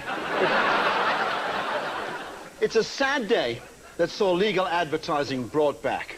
Well, more people than ever will be smoking and require medical care. Exactly, and smoking causes heart disease, respiratory ailments, even death. And worse than that, it makes crullers in donut shops smell really bad. Now, Doctor, I can't help but notice that you're smoking. No, I'm not. Yes, you are. You are smoking. But I can quit at any time. Look, I quit, right? It's easy. Well, Doctor, the obvious concern with advertising is the effect on young people. Because smoking portrays a cool person, they'll smoke cigarettes even if it means bumming one. Why would anyone want to smoke a cigarette that way? Let's look at one of these tobacco ads. Well, holy smokes, if Mother Teresa likes them, so will you. Well, do you think if these ads appear on billboards near schools, they'll entice young people to smoke? Oh, absolutely not. No, the billboards will have no effect on our students. Well, how can you be so sure? Well, with the state of our education system today, most of the students can't read anyway. And that's all for now. I'm Nancy Wilson, and I need a smoke.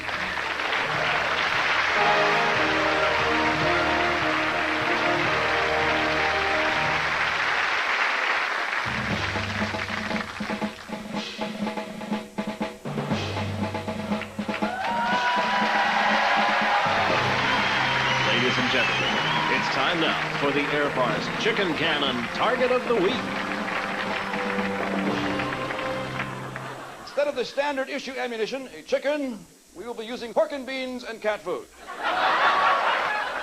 Private, stop!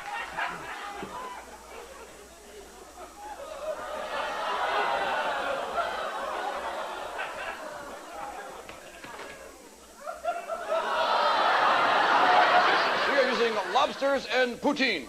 And to add some fiber, split pea soup.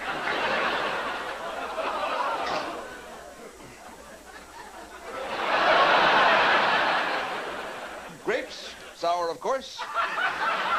Cream, freshly skimmed. Kraft miniature marshmallows. Load SpaghettiOs. And the world's most toxic substance, processed cheese slices. Our ammunition is our Canada is not divisible mix. BC salmon, Alberta beef, Saskatchewan wheat, Winnipeg goldeye, Arctic char, Ontario road salt, New Brunswick fiddleheads, PEI spuds, Nova Scotia lobster, Newfoundland cod, and in honor of Jacques Parizeau, Mr. Potato Head. Nachos. Salsa.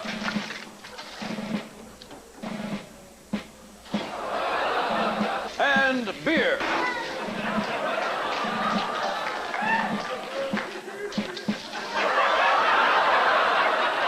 Ryan Mulrooney. Hospital food. Rice, peas and carrots, a little bit of pudding, other things we don't know what the hell they are. The Energizer Bunny. And when ready, fire!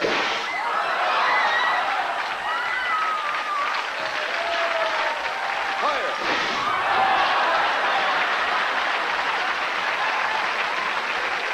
Fire! Fire!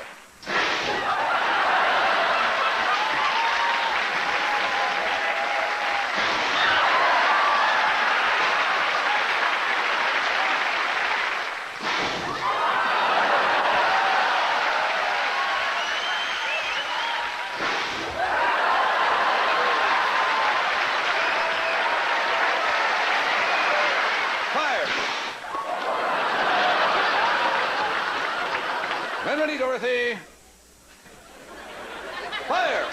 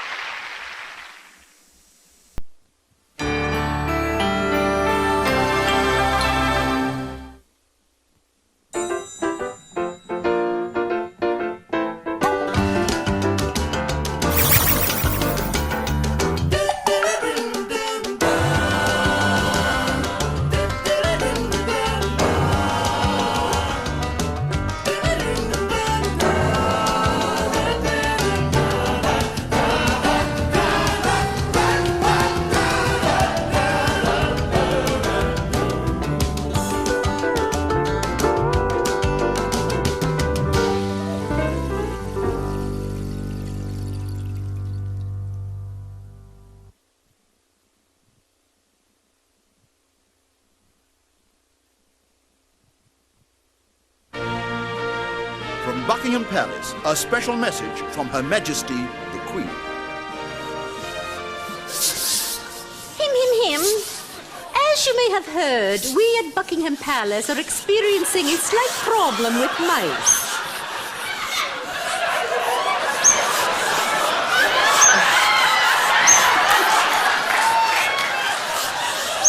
The truth is, is, this place has more rodents than a Law Society cocktail party.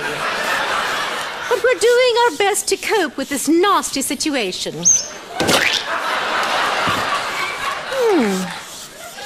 Looks a bit like John Nunziata with whiskers. Nevertheless, we're making every effort to rid the palace of these horrid creatures. I say, what's this then? Maybe I shouldn't have put that mousetrap in Philip's pants. To deal with our problem, I have enlisted Charles's help. He's upstairs right now, chatting with the rodents and boring them to death. It appears to be working. It's not like this is our first pest problem. We recently got rid of quite a pudgy little rat.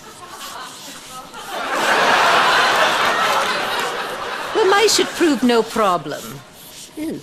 One appears to be crawling up my leg as we speak. Rather reminds me of my honeymoon. Many of you must be thinking, how can I help? Simple. Send money. We can't afford a proper exterminator. We blew all our savings on divorce settlements. We are so broke, instead of getting a new yacht, we're scaling down our water transportation requirements. Send your checks to the HLGRLB fund. Help Liz get rid of the little buggers. Give now. The queen you save may be your own. Oh, dear.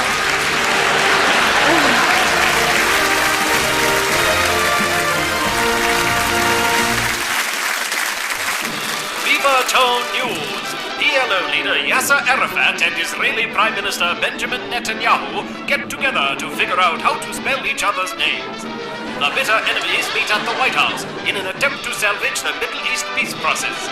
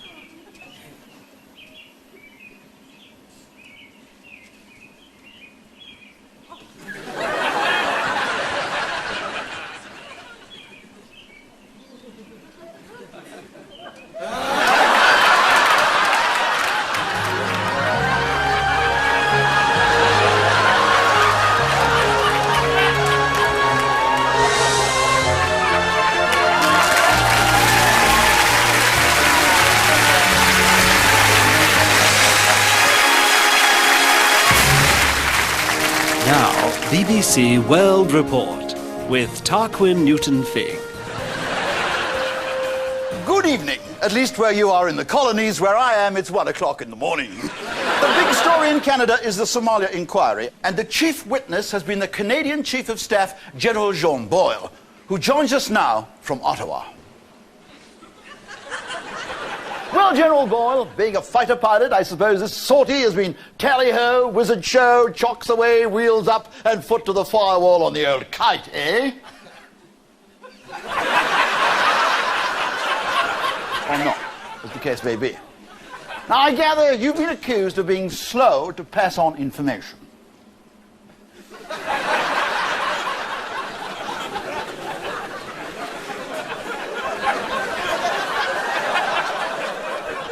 That's correct. But if you found the missing documents, you'd rush to give them to the inquiry, would you not? Yes. But you've been accused of covering up. I spoke from the heart. Well, some say you were speaking from another part of the anatomy. I take exception to that. Well, what do you say to those who think you've started to lose your marbles? Some appear to have gotten lost, yes. General, who altered the documents? I have no idea. Then who lost the documents? I have no idea. How do you tell your ass from your elbow? I have no idea. General, I'd like to thank you for your honesty and outspokenness. I'd like to, but I'd be lying. And that's it from the BBC World Report.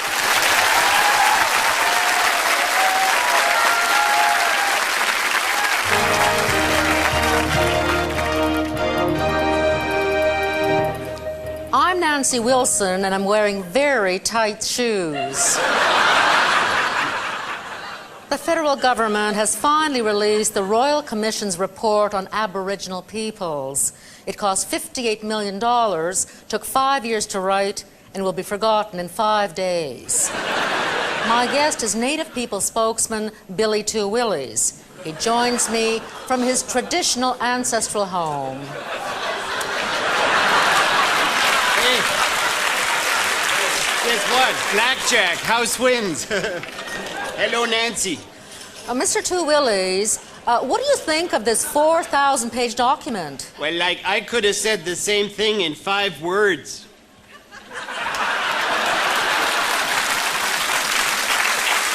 What is the Native people's position? Well, I was talking about this very point last night with my wife, eh? Buffy said, not tonight, I have a headache. She said, we must be allowed to return to our hereditary roots, hunting, fishing, and smuggling cigarettes. Mr. Two Willies, do you think the government of Canada will grant Native people self-rule? It'd be worth it just to get Lucien Bouchard pissed off.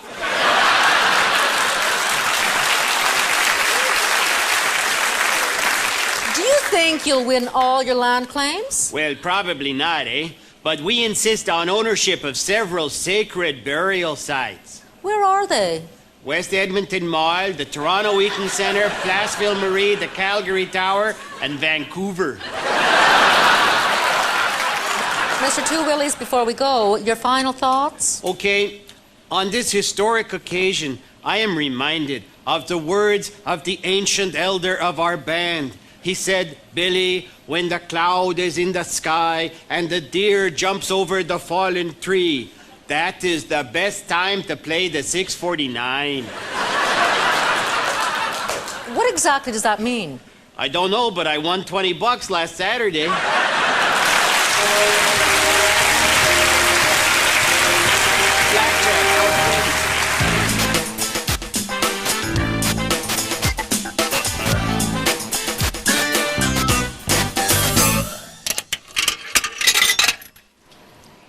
Hi, do you know me? I'm Dolly, the clone sheep you've been hearing about. Scientists were quite surprised when I showed up. They thought they were cloning a sweater. Cloning sheep is an incredible scientific breakthrough. It's created a lot more job opportunities for shepherds. But it does pose a frightening moral dilemma. If they can clone sheep, what's to stop them from cloning Don Cherry? Cloning does take some of the fun out of reproduction. No more, horizontal sheep mambo. No more ram bam, thank you, But as for me, my future looks pretty good.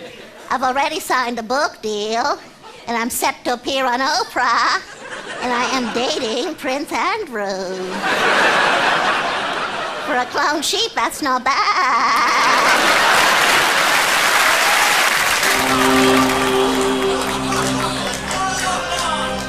At what point then will we put into effect the plans of our leader to release our bodies from their earthly containers so they may roam to the spaceship trailing in the wake of the comet Hale-Bopp and thereby attain a higher plane of consciousness, even if we are only the Canadian chapter? They've promised to phone us from San Diego the minute they've been successful. If they've been successful, how will they be able to phone us? Shouldn't we make our act distinctly Canadian? We're waiting instructions from the United States. What could be more Canadian than that? Any questions, now is the time to ask them. When our spirits leave our body and go to the celestial spacecraft, will we still have to go to the bathroom? No. That's a bit unhealthy, isn't it? I'm going now.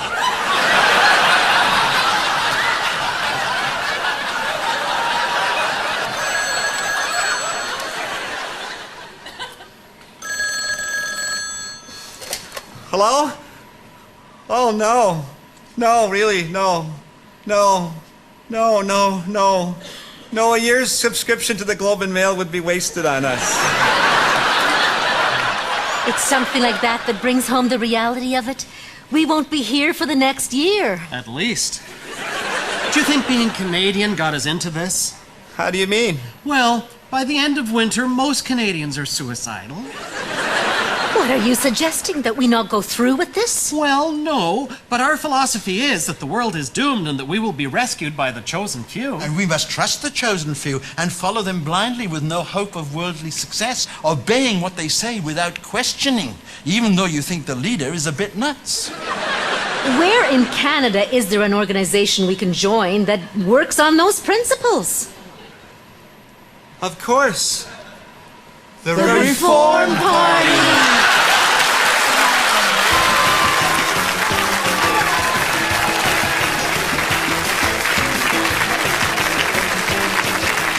We in the banking industry are dedicated to one honorable principle: making as much money as possible off the backs of others less fortunate.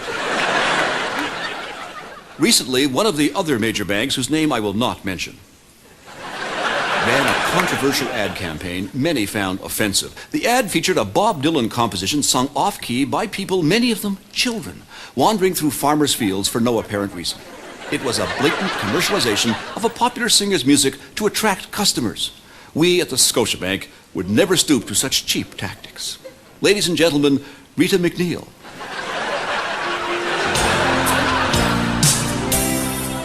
If you're a working man and need service, there's no call to be nervous. The Scotiabank fills your every wish. Open a new account and get a free fish.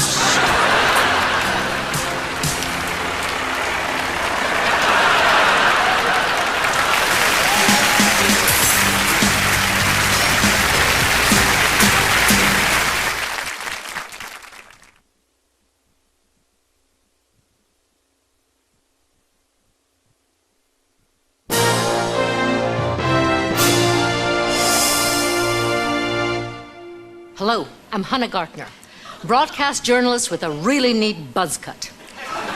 The foundations of Canada's stock markets have been shaken by news from the gold exploration company known as Brex. 2 weeks ago, the company had a net worth of $5 billion. Today, its shares are trading on a par with Canadian Tire money. Joining me is a member of the Brex board of directors who appears on the condition his identity not be revealed. Hello, Mr. X. No need to be formal, Hannah. You can call me Bree. I'm here to be totally honest and open. In that case, why do you insist on being anonymous? Well, it's not so much being anonymous as it is I just don't want anybody to know who I am. You see, if my true identity were known, it could undermine Brex's recovery.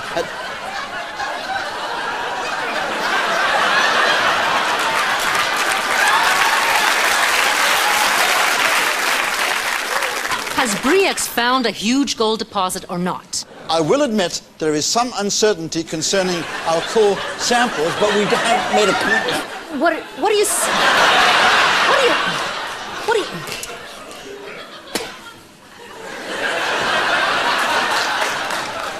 What are you saying? There's no gold in the core samples? Oh, there's plenty of gold, all right. We just have no idea where the samples come from. All right, bottom line. What does the future hold for Brex and executives like yourself? Well, I'd love to answer you, Hannah, but I'm sorry, my break is over. Hello? Welcome to Walmart. You find the hardware down on the third aisle? Oh, good, so you got a deal.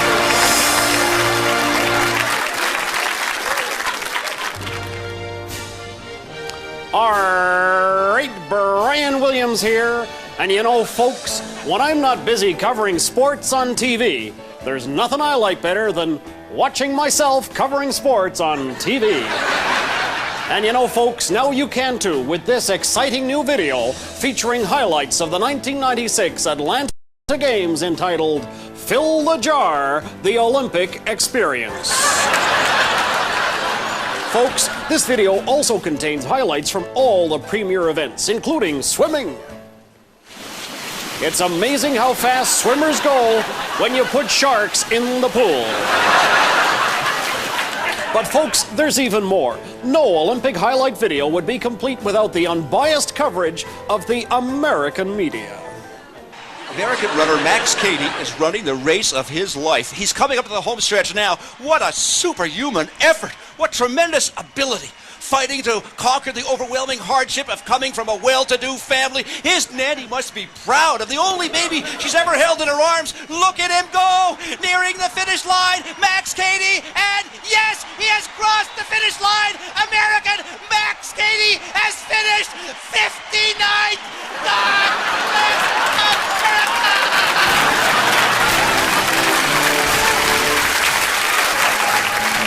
You know, folks, I gotta tell you, this video is too good to be true.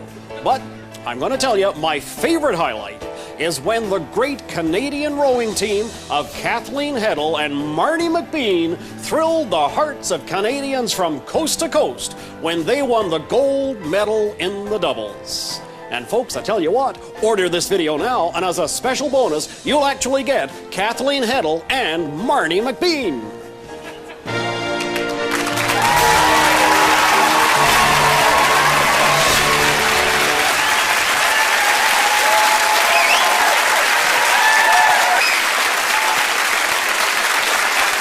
That's right, folks. I gotta tell you, Kathleen and Marnie will personally deliver this video right to your mailbox. And if you're very, very good and call right away, they'll even let you touch their medals. Let's look at some more of that Marnie Heddle, Kathleen McBean form. Well, it certainly looks like you two are really exerting yourselves here. Well, we had to, you know, considering the load we were pulling.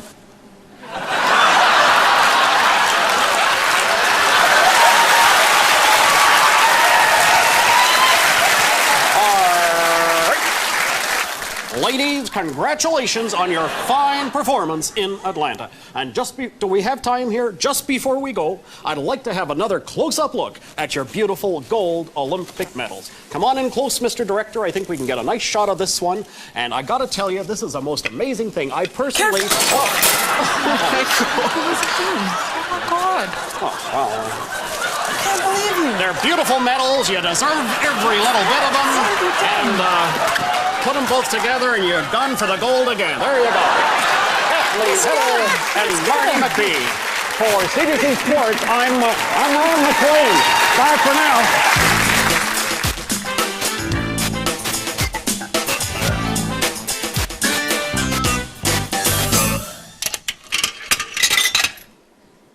Okay, we're going to talk about the Canada Pension Plan. Not only that, we're going to talk about the Canada Pension Plan.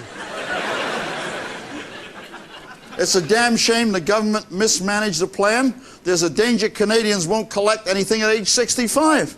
But the finance minister has a solution. He's going to get Canadians to pay more now so that they still won't collect anything at age 65. Canadians will have to pay more for the plan and get less benefits. It's a hard thing. Ain't had one of those in years. You got to stop eating out of aluminum pots. The point is, even with today's pension, I still have trouble making ends meet. How do you get by, Ernie? Send the wife out to work at McDonald's. That helps, does it? Oh, yeah. She smuggles out Happy Meals in her pantyhose. How about curly fries? The way I see it, with the new government changes, baby boomers are going to pay twice as much as we did. But our pensions are safe, right? Oh, yeah. But to all you baby boomers who may never collect yours... Yeah, yeah, yeah, yeah, yeah, yeah.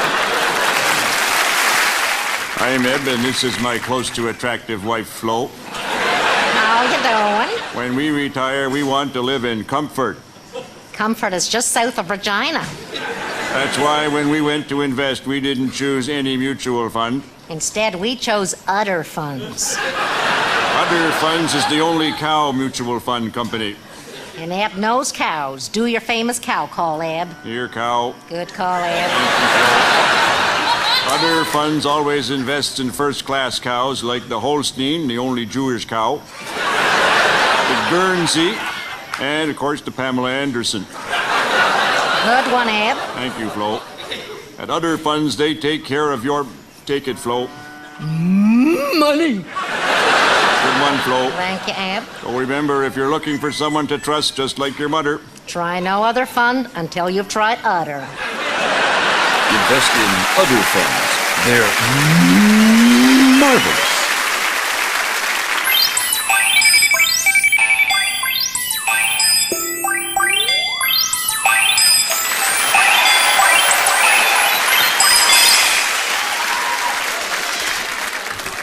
Greetings from cyber world to all reality-based entities. PJ Nosley here with computer news and views. www Web TV, the new system which allows access to the internet without a computer. Hello? Internet without computer? That's unnatural. It's like easy listening radio without Rod Stewart. Or Baywatch without jiggling. Or a taxi driver who speaks English. In other words, it does not compute. Okay, oh, I heard this joke. okay. There's these two webheads surfing the net. Okay, like one has a 166 Pentium 32 meg with 1 gig. Wait, it gets better. The second only has a 486 DX. And the first webhead tells the second one to download these pixels from this server. So like he does it and it crashes. So the first webhead says, pixels shouldn't do that. The second one says, pixels, I thought you said JPEGs.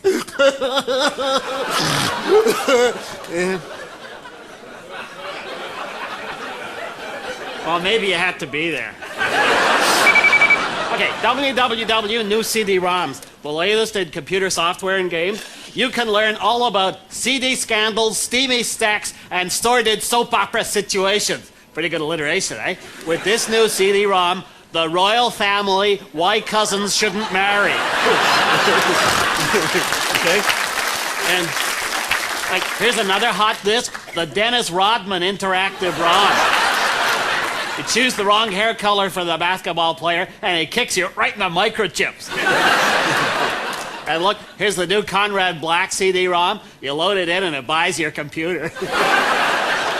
Oh, and one of the best-selling instructional CD-ROMs is Healthcare in the Year 2000. It's all about do-it-yourself first aid. And it comes already cut back. Okay, finally, the most practical new CD is interactive banking. You can experience the thrill of banking without leaving the security of your keyboard. ARM-ROM, launch program. Hey, look, I'm stuck in a cyber lineup, just like in a real bank. Okay, that's it for Computer Talk. I'm PJ Nosley. Live long and prosper.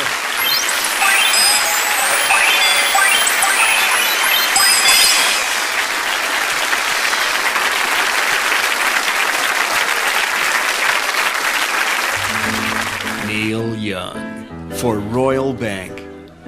Come on into one of our banks. We'll take your money and give you thanks.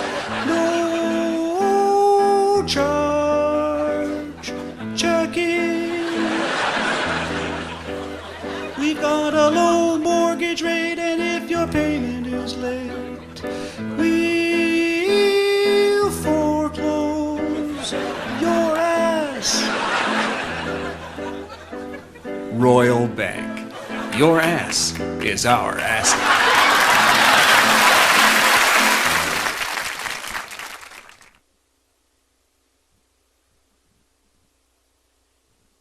The following is a message from Quebec Premier Lucien Bouchard. Bonjour, fellow Quebecers. In the past 30 years, our glorious province has lost 500,000 people. And what is worse, not one of them was Jacques Parizeau.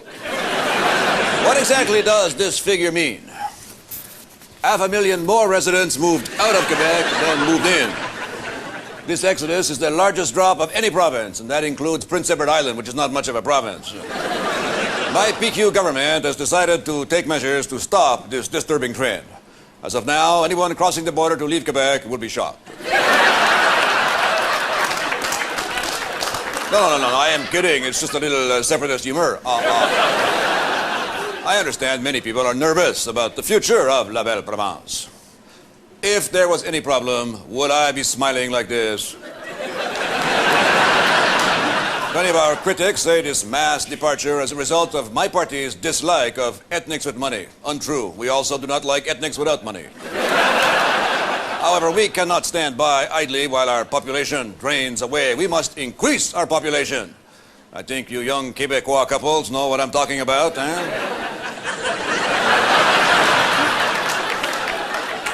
To those who have left our province, I appeal to you. Come back to Quebec for the first time. I stole that slogan from a Jamaica tourism commercial. So, in conclusion, Quebec is a great place not to leave. And here are the reasons why you should stay here to live. Number one, ethnics with money will give you a job. Number two, no loud celebrations on Canada Day. Number three, premiers seldom drunk, not like in Alberta. Number four, cab drivers get to your destination quickly because they don't slow for annoying stop signs. Number five, I'll pay you $5 cash. Number six, choice of free poutine or Celine Dion CDs. Number seven, we're not New Brunswick. Number eight, we're scared silly everyone is going to desert the province. Number nine, no other province offers you the French tongue when you slip across the border. And number 10, 3 words, no Mike Harris. Merci beaucoup. Merci. Time now for I Love That Word Reform with your host, the Member of Parliament for Calgary and the Bad Haircuts. I'm Preston Manning, leader of the Reform Party. As part of my continuing makeover, I've had laser eye surgery. Now I can see more clearly than ever. Then again, I look a lot more intellectual with my glasses on. Today, I want to dispel the accusations that our party is racist. We are not racist. We're homophobic. Not racist. Joining me to discuss recent events is my fellow MP, Deborah Gray.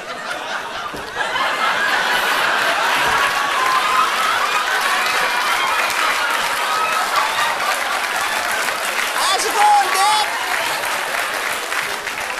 Good, I just punched out 3 liberals on the way here. Well, let's talk about our fellow party member, Darrell Stinson.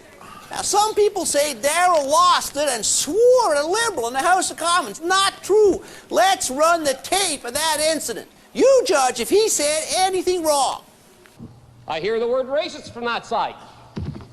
Do you have the fortitude or the gonads to stand up and come across here and say that to me, you gosh darn Liberal? I didn't hear anything wrong there. I guarantee he won't act up again.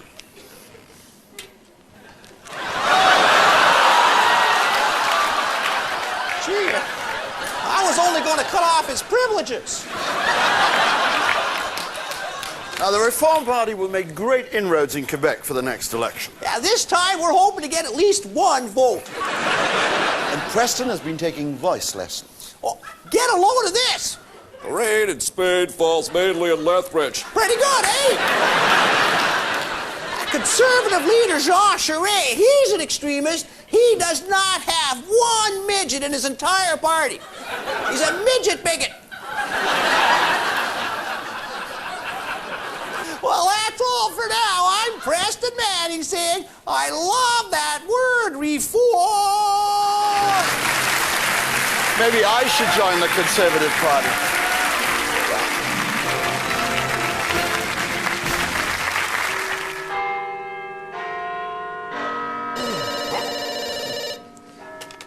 Oui, hello, Canada's most popular leader. Whatever I said, I apologize. Prime Minister Premier Mike Harris wants to talk with you. Mike Harris? No, not Mike the Knife. I can't stand that guy. He's more boring than Art Eggleton. You know, North Bay elected him just to get him out of town. Oh, believe me, that Mike Harris, you know, he has got about as much political savvy as Hamburger Helper. I go to meetings with him just so I can feel good about leaving. Oh! Mike, I was just talking about you. Yeah. What brings you here? You asked me here. What a coincidence, so did I. You know, Mike, you are my favorite premier. I consider you one of this country's best politicians. And I consider you one of this country's prime ministers. You know, as long as you are here, I can use your expert with a serious problem. Which one? The deficit? The GST? My golf game. The way I play me, you know, it is a national disaster. Much like your promises. Mike, let us not talk politics, you know. It confuses me from concentrating, like. So no politics, just golf. Golf? The season's over. Not in Florida. I'm going down there to visit my voters.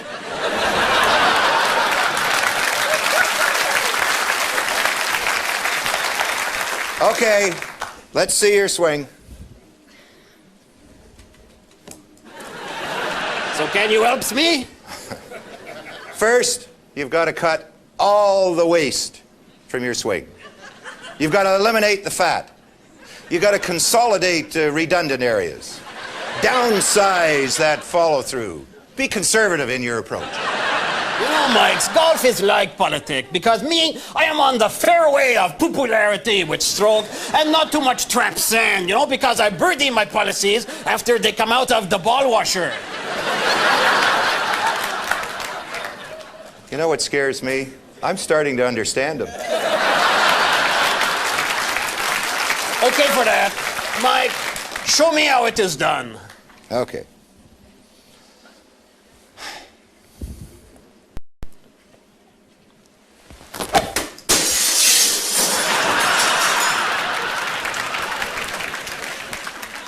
Now what? Well, we can always do what I does, blame John Nunziata. We interrupt programming for special address from Boris Yeltsin, live from his office at Moscow Hospital Heart Clinic. Здравствуйте, greetings, peoples of Russia. We are here to dispel rumors about our glorious leader, still not dead President Yeltsin. He is in fine health. Well, see for yourself.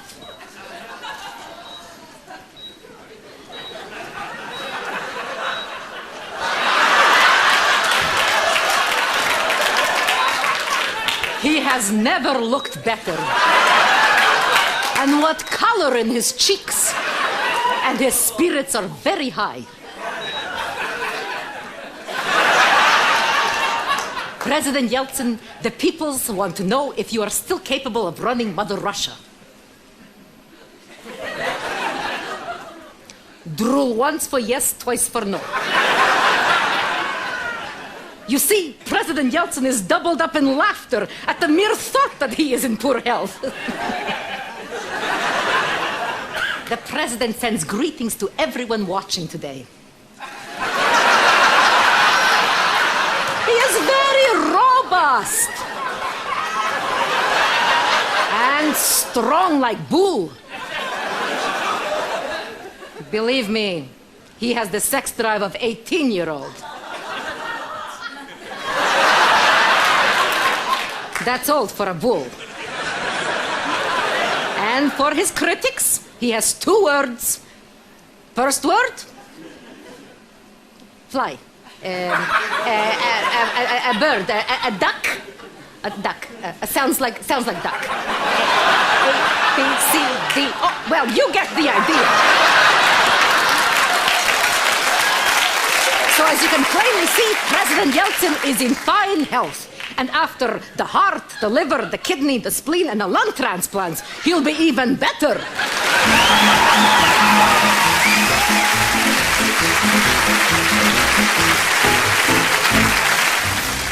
Venture with Robert Scully. Hello, I'm Robert Scully, and I like money. 1996 was a big year for business. Consumers distributing went bankrupt and had to lay off all their staff, and the banks made record profits because they laid off all their staff. How does Canada's economy look for 1997? Joining me to discuss it is one of the foremost authorities on Finance Minister Paul Martin, Finance Minister Paul Martin. Welcome, Mr. Martin Jr. Your voice is even higher when you're in person. Oh, well, Mr. Martin, Paul. Are you happy with Canada's economic performance during the past 12 months? Well, I was until I saw you. Actually, our economic performance. I'm rolling in it, I got lots. Guess how much I have in my RSP? Come on. I bet you can't guess. Try. Go ahead, guess. Try. $216,412.03. Yeah. Mr. Martin, I've got something for you. What is it? It's my income tax installment. See, if I give it to you directly, I save 45 cents postage. Have you ever been audited? Maybe I'll just pop it in the mail. Mr. Martin, economically speaking, what plans do you have for 1997? Well, we're considering a radical new strategy that could eliminate the deficit overnight. Wow! What are you going to do? We're going to put it on MasterCard. What will that accomplish? Well, two things. First, it'll restructure our cash flow into minimum monthly payments, and then the government will get 30 billion air miles. Mr. Martin, you control this country's purse strings. Do you like money? Really like money? I do. I like money a lot. Loonies, tooties, bills, pesos, liras, Canadian Tire money. Isn't it wonderful? Money. You were dropped on your head, weren't you? Yeah. Let's talk about the latest rise in cigarette taxes. Well, the purpose of that tax is to raise revenue to help us pay off the deficit. But statistics show there are now more non-smokers than smokers. You could raise more money by taxing non-smokers every time they don't light up. You sound like you work for the government. Well, here's another way to get rid of the deficit. Get the mint to print $30 billion, then bingo, it's paid off. End of story. Has anybody ever told you you're an idiot? Yeah. Oh, well, we're out of time. With Paul Martin, I'm Robert Scully, and isn't money wonderful? Money.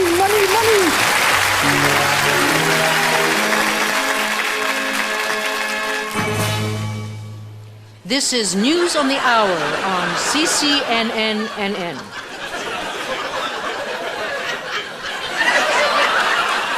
CNN. The U.S.-Russia summit in Helsinki is underway, and joining me is President Clinton and his twin brother.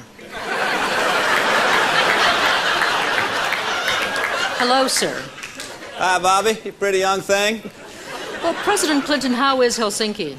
Oh, it's a very different culture here, Bobby. I've been in Finland for 2 days, and I haven't run into one person named Bubba. Before we talk about the U.S.-Russia summit, Mr. President, how is your knee? Oh, it's good. It's good. Perhaps you could come over and examine it up close sometime and inspect any distinguishing marks. Well, how exactly did you injure it? I was visiting pro golfer Greg Norman's house. When I was coming down the stairs, I thought I saw a stray French fry. Bang! Blew out my knee. Well, lucky it wasn't more serious. I know. I could have bent my putter. Sir, what were you doing at Greg Norman's house? I was in town for a golf tournament. Spent the evening with a couple of pros. Golf pros? Okay. Well, let's talk about the Helsinki summit. Sir, how have your talks with Russian President Yeltsin gone? Well, Bobby, I came to these talks with open eyes. Yesterday at lunch, Boris said, "How's it going, Bill?" And? That's about it. I tell you, it's hard conducting a conversation with somebody who's passed out face down in the soup. So is President Yeltsin's health as bad as we've heard? Oh, absolutely not. Those reports have been blown way out of proportion. I wouldn't be surprised if Boris lived till the end of summer. Now, that doesn't sound too encouraging. Well, his health has been a lot better since they installed that zipper in his chest for the weekly bypass surgery. So, President Clinton, when does your meeting with President Yeltsin start? We can't begin until Boris has his medication. When is that? Oh, that's just as soon as I bring it into him.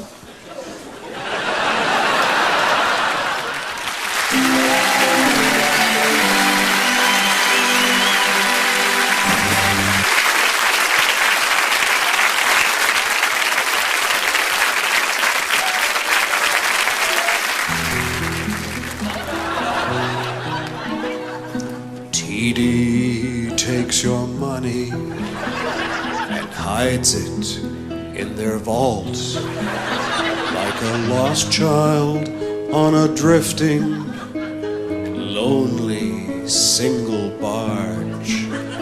And your personal teller is a faceless, cold machine. We're friendly, we're friendly, we're friendly.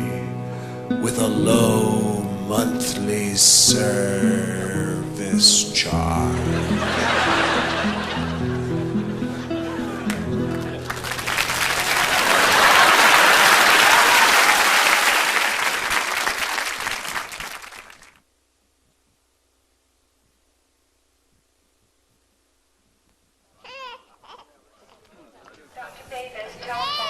Mr. Fenton?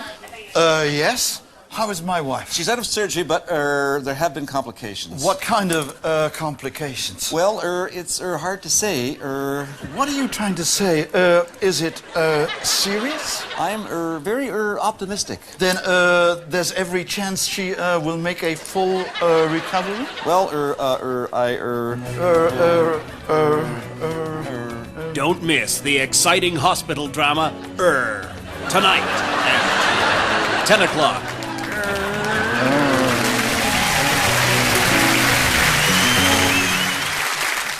I'm Cy Sperling. Are you follically challenged?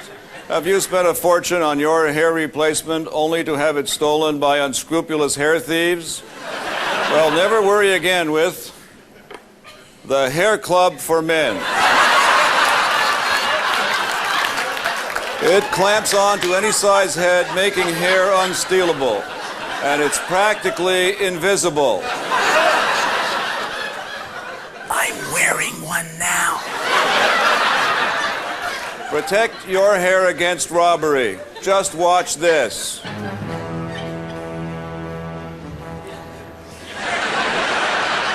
When hair thieves realize you're wearing the Hair Club, they'll move on to the next toupee. A good hair thief can steal a wig in under 7 seconds. With the Hair Club, you can wear your wig with confidence, knowing no professional hair thief can swipe your most prized possession. No longer will people say, "Hey, look at the guy with the bad rug on his head." Now they'll say, "Hey, look at the dork with the club on his head." The Hair Club is lightweight and durable and causes only slight neck problems. Warning, do not secure Hair Club too tightly to head. It may cause swelling, internal bleeding, and a desire to join the Church of Scientology.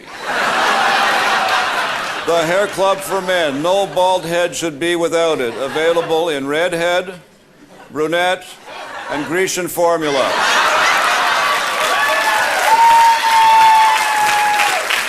Oh, and while you're at it, why not pick up the Club Club? It's a club for people who have had their clubs stolen. By the way, not only am I president of the Hair Club for Men, I'm also stupid enough to be a customer.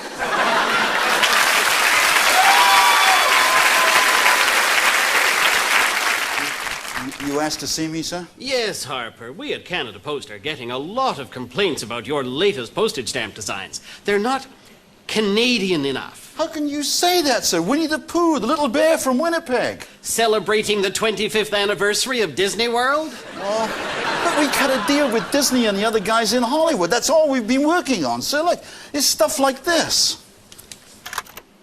Oh, well, I like that. It's simple and And very added Canadian. this. No. What is Canadian about King Kong? Well, in the plane, the pilot is Billy Bishop. Well, why can't we have the Queen on our stamp? Well, that's what we've been working on, sir. The Queen looking at Goofy? Well, what do you think she does over breakfast every morning? Harper, Harper, Harper, give me a truly great Canadian. We need to sell stamps, Harper. Give me something that every Canadian will look at and say, yes, I want to lick it and stick it. Coming right up, sir. Perfect. Yes.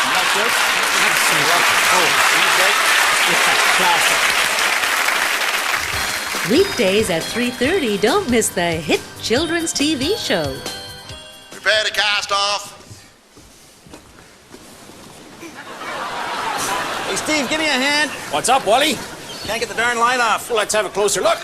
Looks like a bowline. No, that's a reef knot. It is not, you big dumb ox. What kind of crap is that?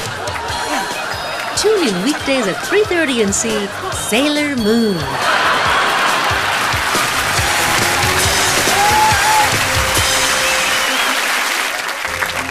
A Thanksgiving moment with Hey, Mike from Canmore. This is Norm. Sit. Okay, like there are many things to be thankful for this Thanksgiving. I'm thankful for diet beer, even though it confuses my body, so I don't know if I'm coming or going. I'm thankful for leaf blowers, so I can dry my hair real quick.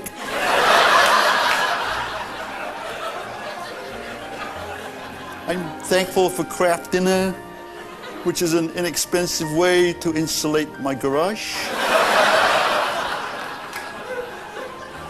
I'm thankful for Sundays. It's the only day of the week I get to make pancakes in the nude. I'm thankful there aren't any more Pauly Shore movies. I'm thankful for the cold weather because when Norm comes in after being outside, he doesn't smell as bad. Stay.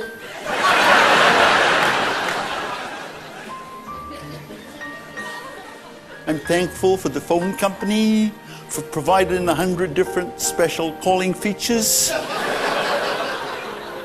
2 of which are actually useful.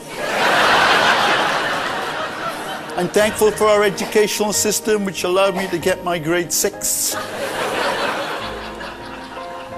Eventually. I'm thankful for the Canada Goose, which is delicious with SpaghettiOs. I'm thankful for the McDonald's Arch Deluxe Burger, which contains at least 10% less fat than a bowl of fat.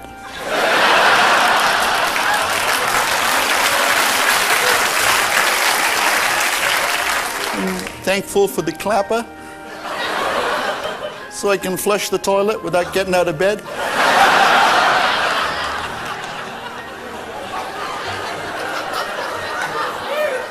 I'm thankful for women who have body piercings, so I got some place to hang my car keys.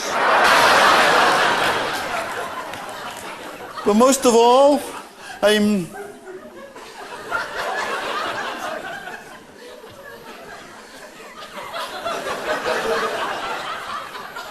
Mike from Canmore.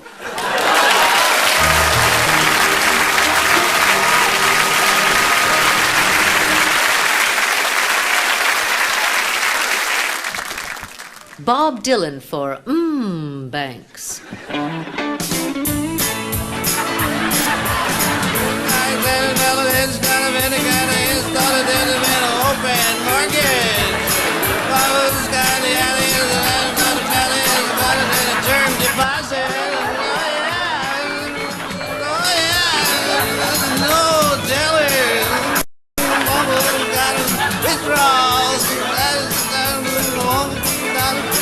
Confounded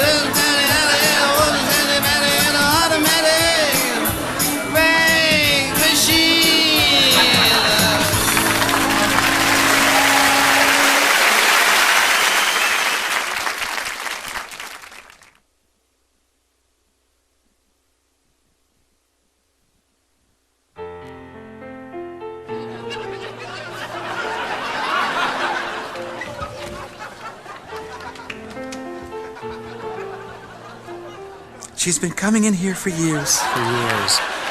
Give me a large cup of coffee. And she always orders the same thing. Same thing. Triple cream, triple sugar. She's in here most every day. Most every day. And give me 4 crullers. It's a long walk from where she lives. You know, mostly uphill. Mostly uphill. And 6 muffins. 8 honey glazed donuts. I'd say Lillian's one of the family. One of the family. And 2 dozen chocolate eclairs. Yep, she always orders the same thing. The same thing. Well, got to go now. Busy day. I just wish for once she'd pay for it. 911, we've been robbed again.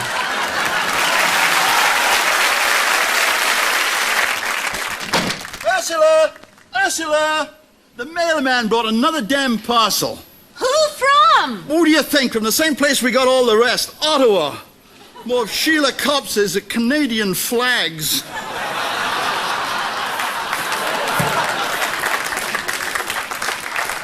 Why is she sending them all to us? Probably a glitch in the Ottawa computer, Brad. I know you. You're trying to beat the system. You've been sending away for them. If Sheila's dumb enough to give away flags, I'm smart enough to take them. Everything we've got is made of flags. What are you making now? This is Betsy's dress for the Sadie Hawkins dance. Who's she inviting? A beaver? Look, Brad, without the flags, could you have afforded to upholster the Winnebago? Well... Would your boat have sails? No. Look, we've got thousands of flags, thousands of them. We don't know what to do with them. Flags, flags, everywhere you look. Oh, secours, I'm a Quebec prisoner in a Canadian flag factory.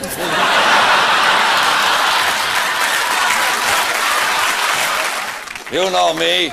I'm the creepy guy who invented 2,000 flushes. You find the air too dry in your house in winter? Does it make breathing difficult? Then you need 2,000 snorts. It's a mucus spray. One blast and you can breathe easier. 2,000 snorts isn't runny, so you won't have that annoying green mustache. And for extremely dry air conditions, try our industrial strength mucus in a bucket. It really works. You are watching Vision TV, all religion, all the time. Coming up next, Weeping Icons. Welcome to Weeping Icons. I am Father Karamisa Antopoulos Papalardo. Most people call me Nick. Today we are in this church in Toronto to witness the miracle of the Weeping Virgin Mary painting. Look at this. Oh, it's beautiful, no? Okay, not quite Elvis on velvet, but very nice, very nice. Now, if you look closely, you can see the tears. Well, there are usually tears. Yeah, big one. Oh, big tears. She's a little late today. Oh, well, you know how it is. Wait. No, I think, yes. Oh, look at that. Oh, there she goes. Oh, look at that. See, it's a miracle. It's a miracle. Oh, boy, it's a gusher today. She must be really, really, really, really sad.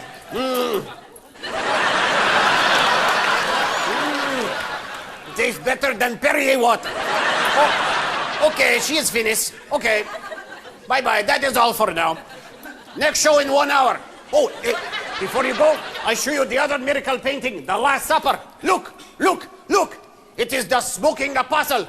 Look at that. Andrew is having a cigarette after a meal. Oh, it is another miracle. Oh, okay, that is all for today. You must go. Send donations to me, Father Nick. Bye-bye. And now a message from Norton Union's Funeral Coverage Plus. So far in my life, I've worked in stage, film, radio, stage, TV. I've authored plays, stage, and books. And currently, I'm working on a cure for yeast infection. I haven't always planned what I'll do next, but I do have one plan now. Did I mention I've done stage? Well, I have. I also have a plan. It's Norton Union's Funeral Coverage Plus. If you're between 50 and dead, your enrollment is guaranteed. Just call the number below. Your benefits are paid out within 48 hours of a Norton Union representative holding a mirror under your nose. It's even tax-free, which is nice because chances are taxes are what killed you in the first place. Your family can call Norton Union after they've dumped you with questions like, how come the old fart wasn't worth more? Just call for your free information kit. It'll explain our choice of well over 2 coverage levels. You can have the $15,000 big shot all-inclusive coverage, or you can have the $15 economy coverage, which is basically... Yes, your family can plant you in the backyard beside the garden gnomes. If you happen to pass away while vacationing anywhere in the world, Norton Union will arrange to have a guy with a van loaded with ice pick you up and drive you back home. Call now, and you'll also receive valuable coupons, like half off at Reg's all-night crematorium and flame-broiled burger pit. Or 10% discount for the all-natural funeral. With this one, when you pass on, you're taken deep into the forest, covered in A1 steak sauce, and left to be eaten by wild animals. So here's to health, happiness, and another word that starts with H. Hickeys. Norton Union, where we believe if you can't take it with you, you might as well leave it with us. My life completely changed when I discovered stodge pox. The first thing you reach for when anyone says, stick it. Stodge pox, named after its inventor, Dr. Stodge, and the disease that killed him.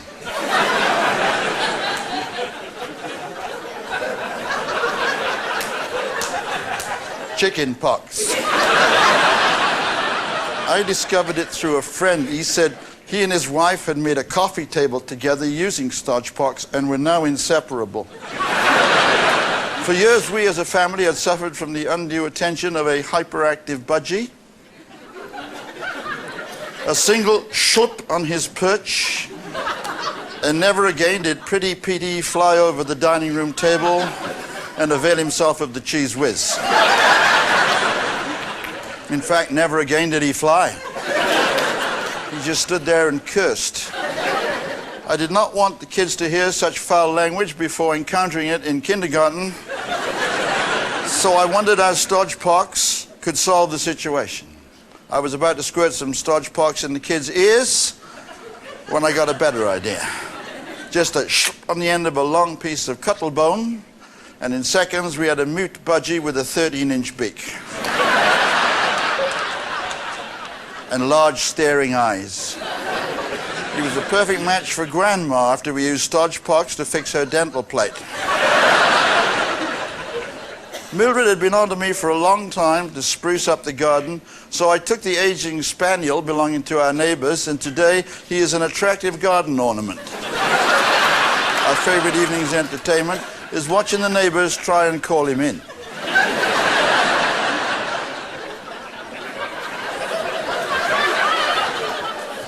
I suppose they'd come out and get him if they could get their doors open.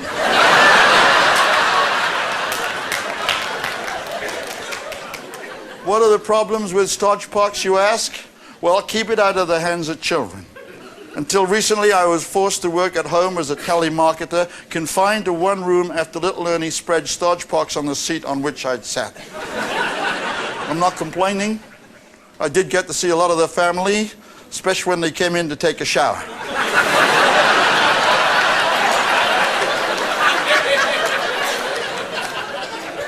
I was finally freed with the assistance of a blowtorch, 4 pounds of butter, a dental drill, and an over-friendly fireman with the jaws of life.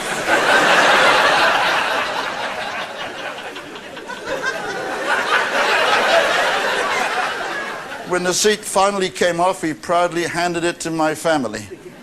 They should not have touched it. Say what you like. If you want the family to stick together, nothing beats stodge pox. I am a friend. I am a stranger. I am a mess. I am the future of all before me. I am the center of one tiny universe.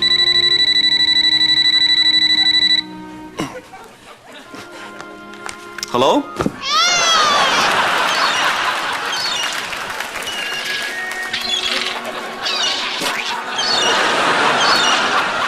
I am a role model with many roles.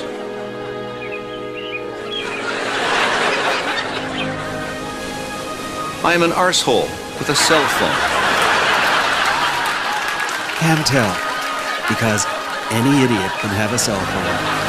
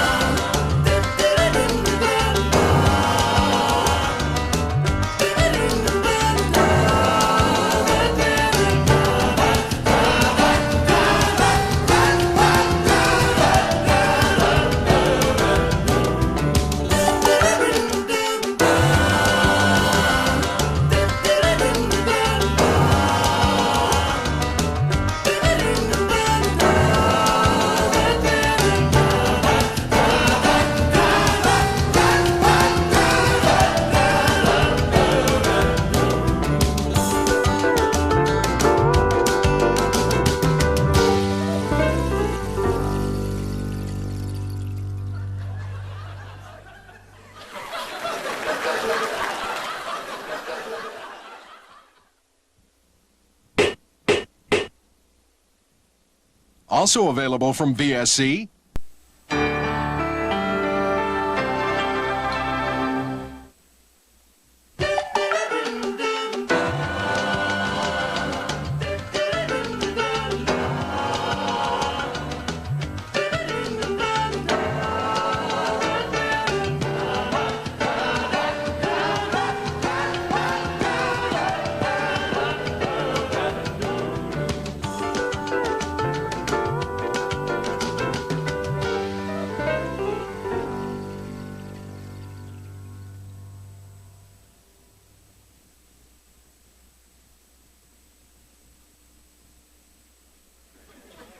The following is a message from the president of the Action Group of Broadcasters who will do anything to appease annoying, whining, self-righteous, puritanical lobby groups.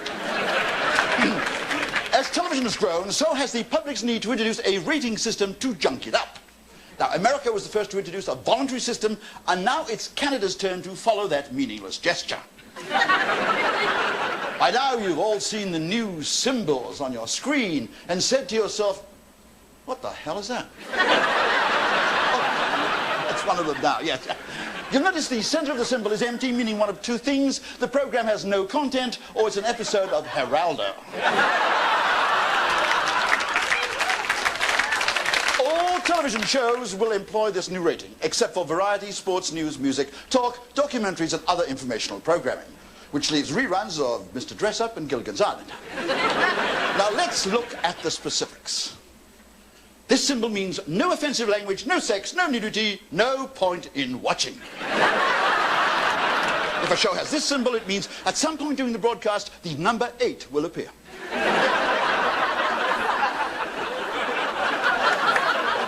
Now down here we have the G rating, means this show is for general viewing, either that or it's garbage. On the other hand, a PG rating means you might catch a brief glimpse of nudity if you're lucky. In other words, PG means possible genitalia.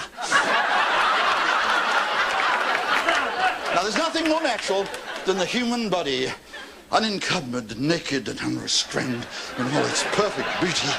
Sensuous curves stirring the passion deep within us all, hot and sweating and not enough. But there are other ratings also. This symbol means the content is not suitable for viewers under the age of 14. It contains violence and frequent use of profanity. Now, that is not the kind of thing our children should be exposed to on TV. They have the schoolyard and the shopping malls for that. Now, this means anyone under the age of 100 is not advised to view the following program, as it contains scenes of incontinence, flatulence, and very unusual use of a cork.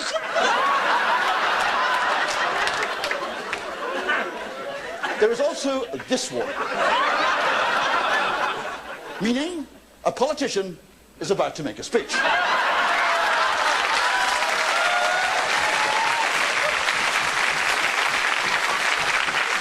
But without doubt, the most useful symbol for viewers is this one. Warning, this program contains David Hasselhoff. Viewer discretion is advised. Now, if you excuse me, I'm off to rent a video.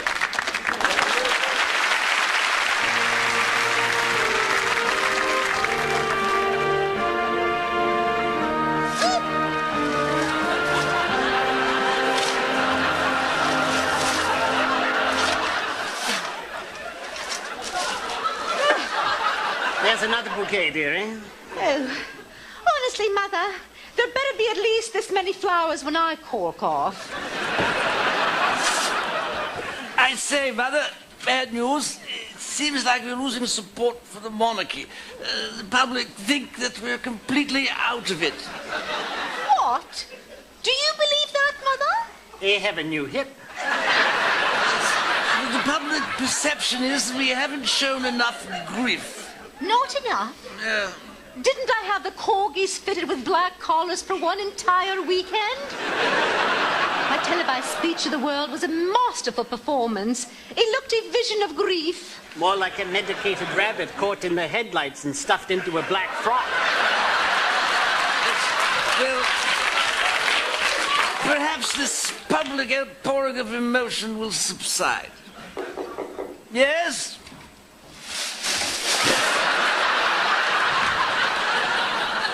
Maybe not. Well, one thing is certain. The florists are making a fortune. Him.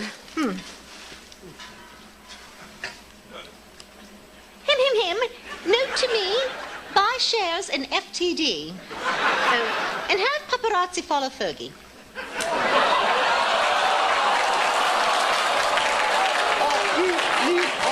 Mother, I had the silliest rumor. Public dissatisfaction is so great, they say William should be the next king, not me. Isn't that absurd?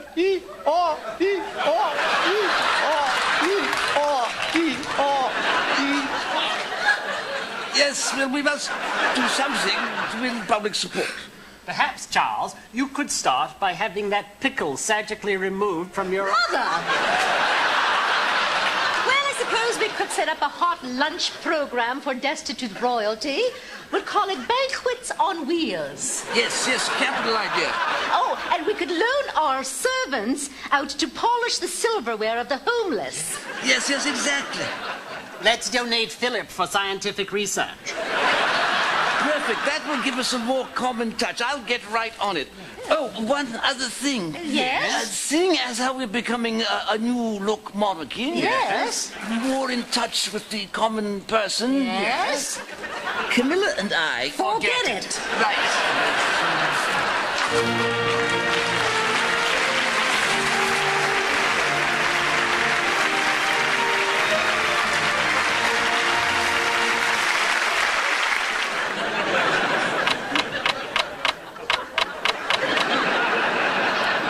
To explain a few things, eh? We are dedicated to serving the public. Every piece of mail is important to us and gets the attention it deserves. Like this letter here, eh? It's addressed to a home in Halifax. We take pride in our jobs. We work very hard and we work long hours. And you know, we're experts at what we do, eh?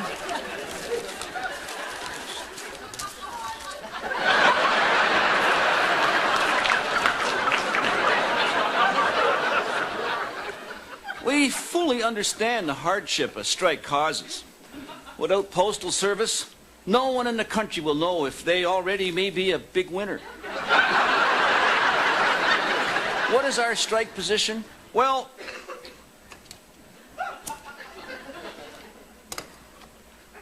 It's this.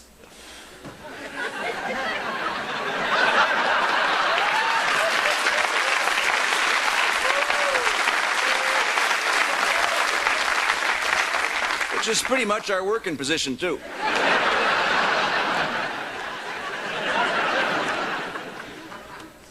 We in the Postal Union feel justified in asking for an 8.6% increase because this increase would be spread out over 18 months.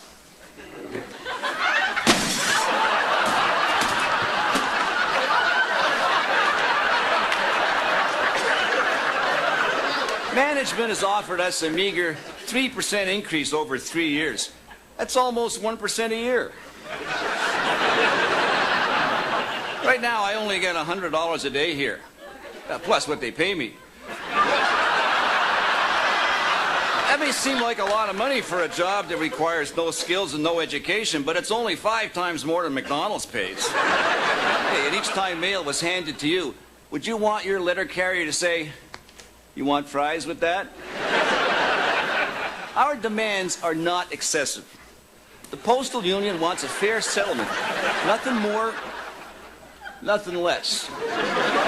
So, I hope we've cleared up any misconceptions, eh?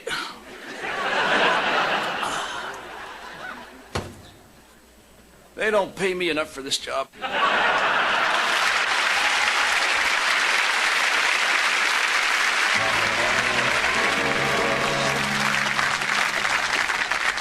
We should have switched to solar heating. Like, why do you look like that, Floyd? What would be the cost? $15,000 for the solar panels and $197,000 to tow the house to Mexico.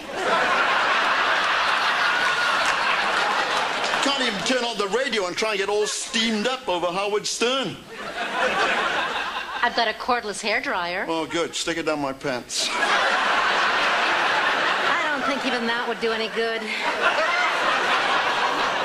Oh, I talked to Mother. Yeah? She says bad weather is God's way of punishing carnal sin. Well, if that's the case, Montreal has got to be the fornication capital of the universe. It also hit Kingston. Kingston? There goes that theory. Listen, they've sent in the army.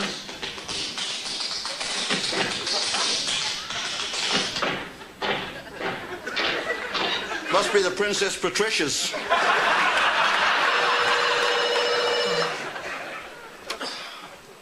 Hello? No thanks. Yes, I know it's big and fat. I know it burns well and gives off lots of heat. No, we just don't want the Globe and Mail right now. Oh, it's that damn pit bull next door again. Let's try the power of prayer. Okay. Huh?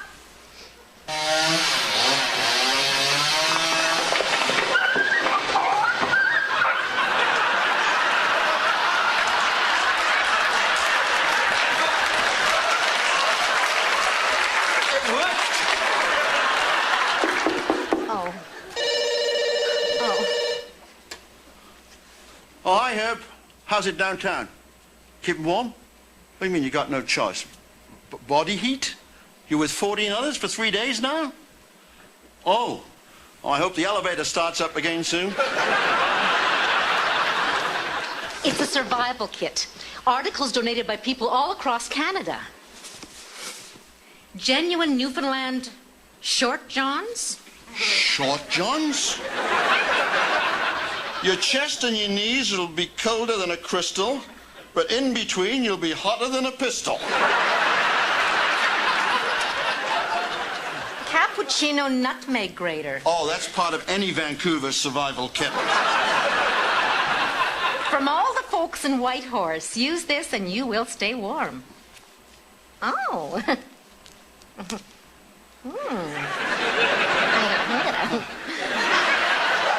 We could give it a try, Floyd. Don't be ridiculous, Rosie. Oh, you're not in the mood? No way will a single tea bag keep both of us warm.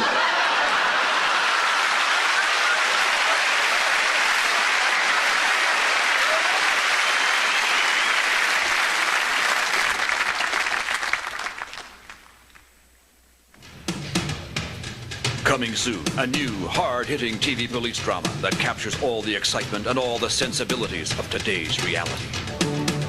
Let me go! Hold him right there, you lawbreaker who is culturally disadvantaged. Stand back, you law enforcement officer and caregiver. You touch one color-challenged follicle on this innocent, gender-non-specific bystander of senior persuasion, and I will blow your thinking impaired cranium off. Let me go, you person who is amorously attractive to his mother! From the producers of NYPD Blue, it's PCPD Blue. Politically correct police department.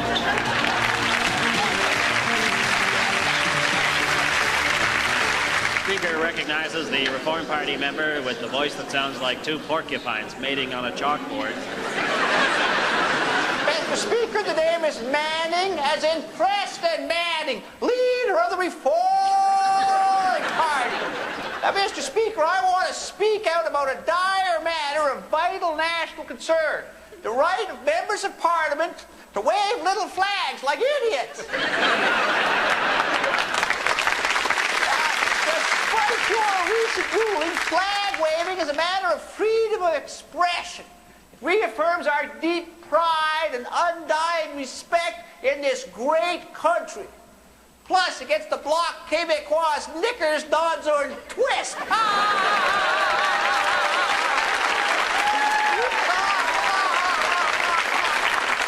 However, Mr. Speaker, since you have ruled against our patriotic display, at the suggestion of fellow party member Deborah Gray, we will respect the sanctity of Parliament and put our flags away.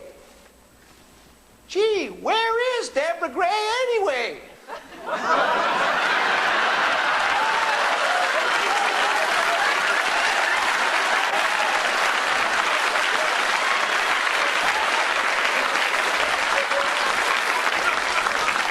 Let's see the other parties find a ruling on this. I'm also wearing a Canadian flag thong. You want to see it? Oh, no, I'll take your word for it. Mr. Speaker, there is a precedent for flags in Parliament. When the Prime Minister is absent, he's allowed to leave a flag on his desk. What the heck with the flag? He should leave a sign. This space for rent. Mr. Speaker, the Bloc Québécois said there's no place in Parliament for Canadian flags. Well, if anybody knows about not having a place in Parliament, it's the Bloc Québécois. Speaker still rules the flags must be removed. Okay, Mr. Speaker. If you want the flags removed, we'll do it. Even if it means Deborah taking off her dress right now. Speaker rules the flags can stay. See it our way. Another victory for Reform.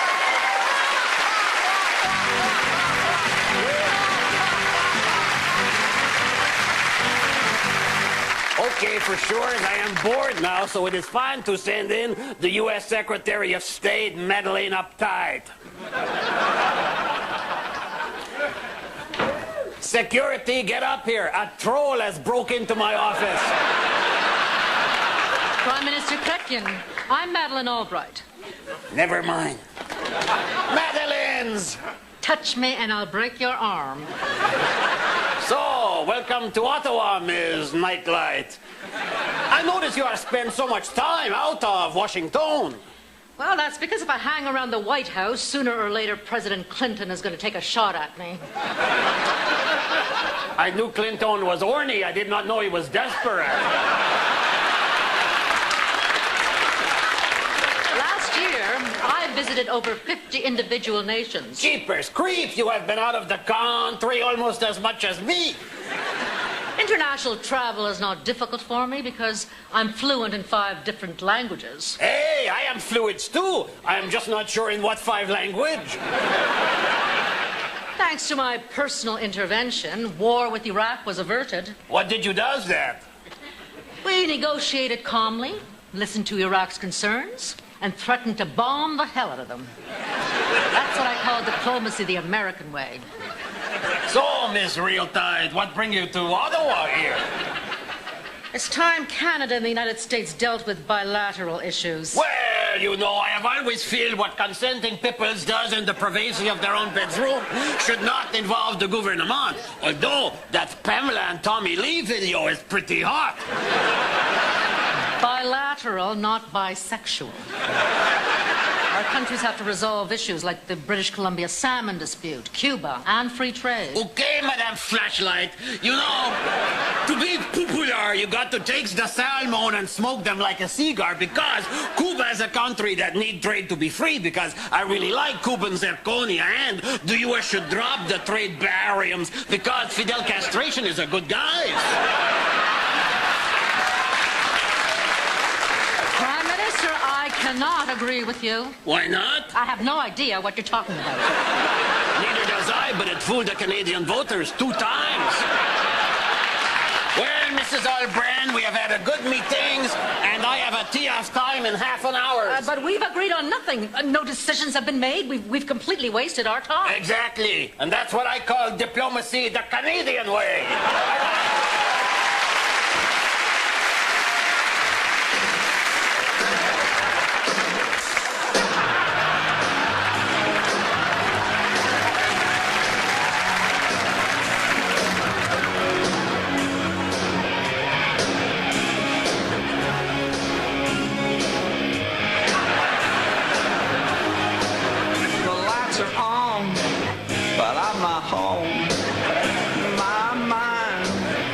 Not my own.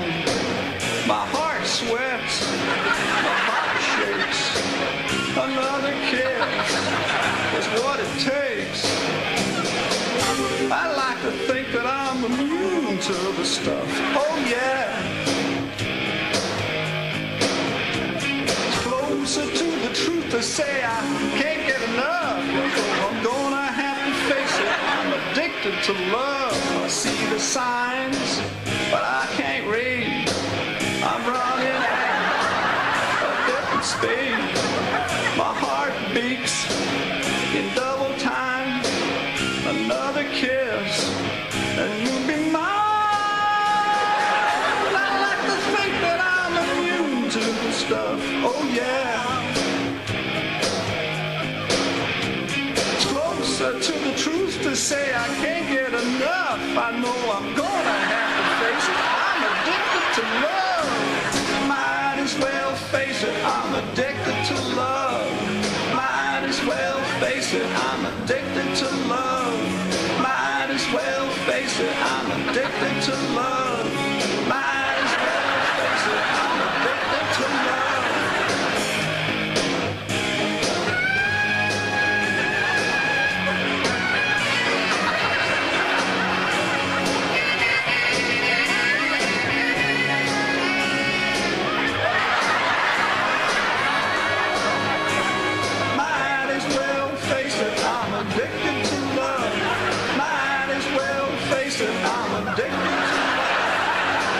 as well face it. I'm addicted to love.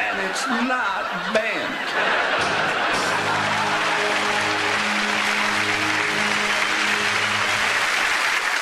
Anyway, I was in our neighborhood, you know? Our neighborhood. And I needed a cappuccino so bad I could taste it. So I popped into our cafe. Buddies are us. It's a nice place. Some Mapplethorpe prints on the wall. Very tastefully mounted.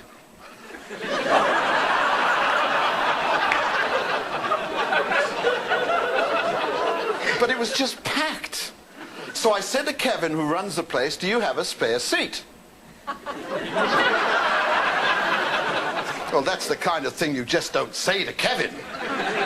He used to do stand-up until his legs gave out.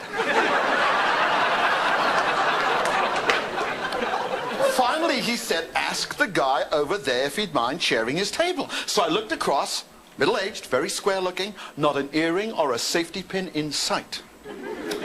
So I sat at his table, and we got chatting, you know, the usual political stuff. Does Jean Charest get his hair permed? Is Clinton overcompensating to hide his true inclinations?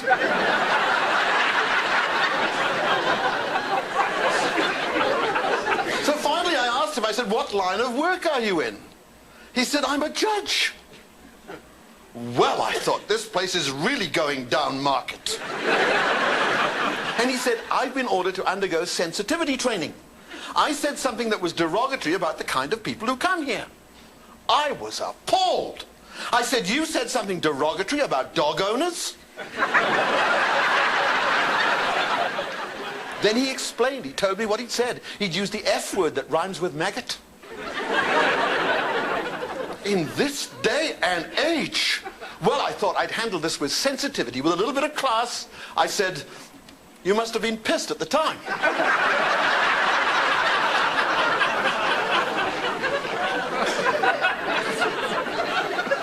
I used the opportunity to ask if there was any hanky-panky among the judiciary. He said there was one called the hanging judge. But it had nothing to do with his sentences.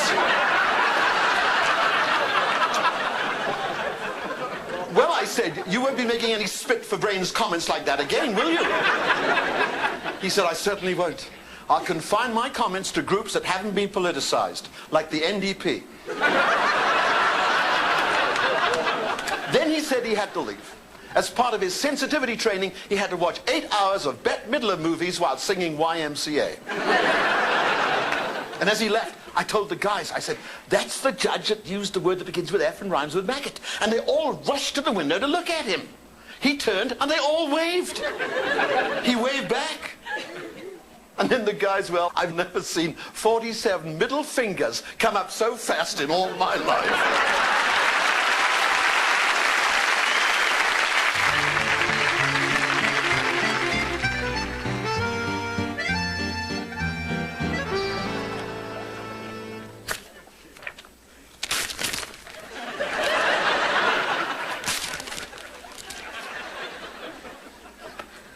Bonjour, from Paris.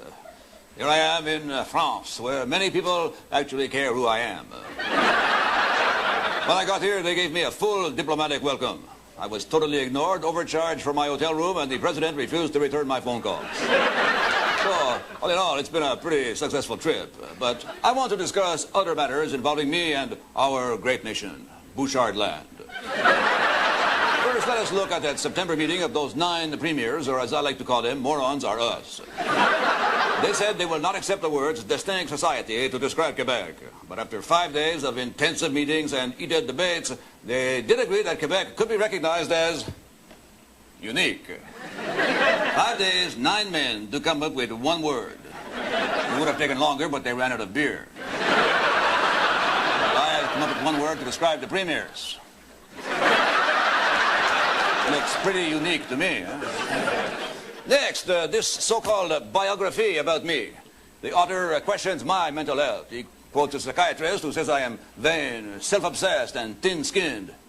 Shows how much he knows. He did not even mention indecisive, tyrannical, and bad table manners. I assure everyone I am completely sane. Arrowroot! Bring me arrowroot! Now, get out of here. You want a little step of this.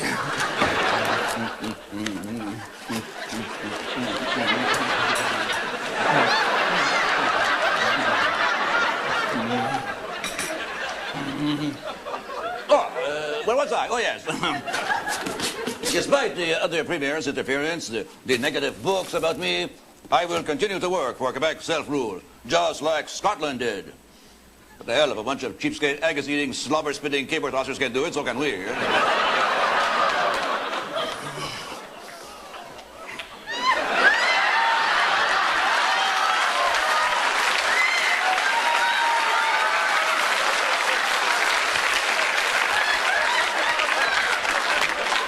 We in Quebec can learn from the Scots, eh? Just as the Scots rallied round their great leader, Braveheart, so can Quebecers follow an even greater leader, Braveleg. So, if I can recap, French trip, success. Premiers, buttheads. Book, trash. Scotland, good. And remember, I am not crazy. Arrowroot! Ootman, there must be more! Arrowroot! Arrowroot! Arrowroot!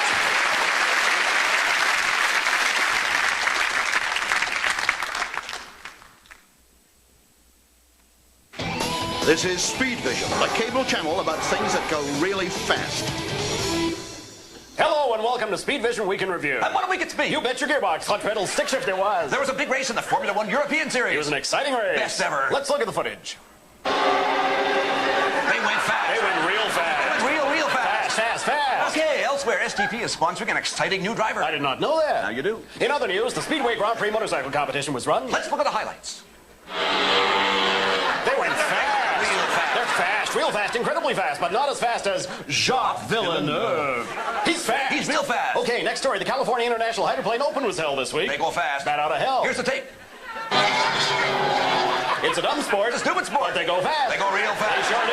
Faster than fast. They go the fastest, but not as fast as Michael Andretti. He's fast. He's real fast. Bat out of hell fast. Vroom. Okay, let's look at something else that went fast this week. It's not a sport. It's a bunch of stupid reindeer. But they went fast. They went real fast. And we like fast. If it runs on gas or it's fast with the occasional smash, we'll never take a pass. And that's all for Speed Vision Week in Review. For me. And me. Good night.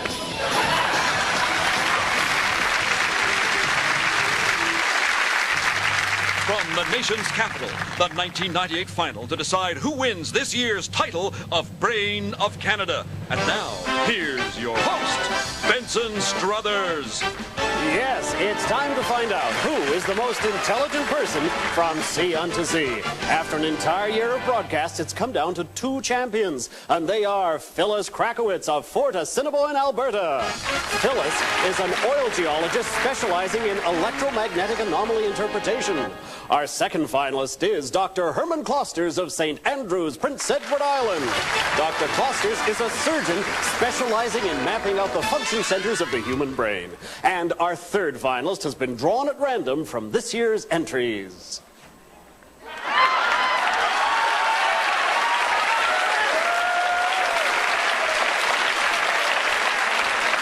Hey, Mike from Canmore. Yes, Mike hails from Canmore, Alberta, and specializes in repairing transmissions on 67 Chevy pickups. All right, panel, you know the rules. Nobody answers until I ask you. A correct answer is worth 100 points. All right, let's get to the first question. What was the occupation of the Albanian woman who performed medical miracles? Phyllis? A doctor. No. Herman? A faith healer. I'm sorry, no. Any ideas, Mike? None. Correct. Mother Teresa was a nun. 100 points to Mike.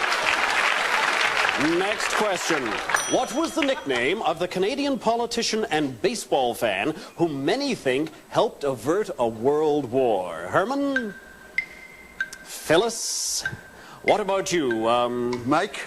Exactly. Lester B. Mike Pearson, the Prime Minister of Canada and Nobel Peace Prize winner. Do you know anything about Lester B. Pearson, Mike? He was the only prime minister named after an airport. Next question. What is the name of the medieval Japanese plays that were performed for the warrior class by actors wearing masks? Phyllis? Kabuki. Close, but incorrect. Do you have the answer, Mike? No. Correct. The No plays, which are still performed in Japan today. This is amazing. Next question. What do doctors call the spot in the body that arouses sexual passion? G. Correct, the G-spot. So far, Mike is ahead with an amazing 500 points. The rest, 0. All right, I'm going to throw this question out to all three of you. What did the French writer Émile Zola obtain for an army officer wrongly convicted of treason?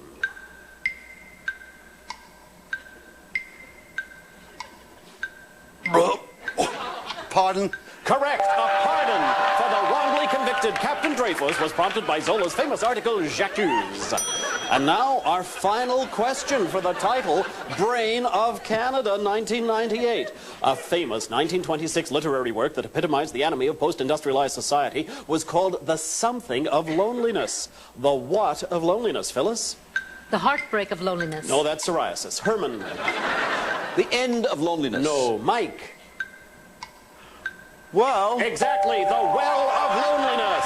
And that's it, ladies and gentlemen. With an unprecedented perfect score, this year's Brain of Canada is Mike from Canmore. So that's it for another year. Congratulations to Mike from Canmore, this year's Brain of Canada.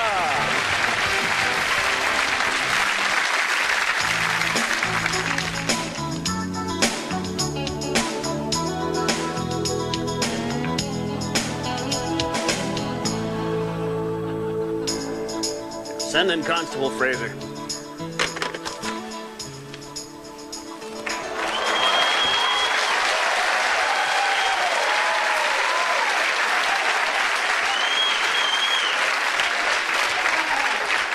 You wanted to see me, sir?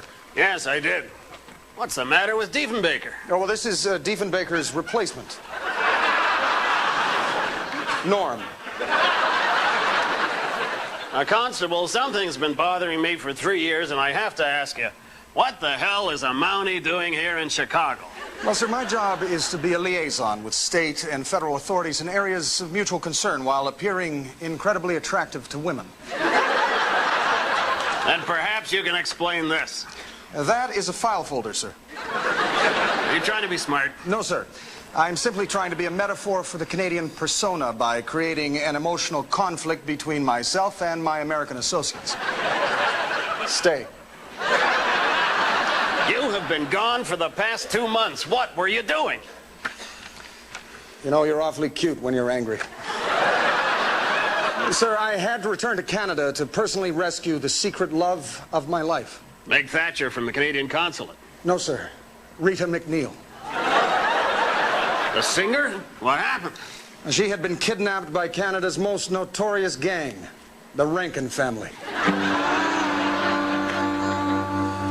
That explains this frightening CD. Yes, sir.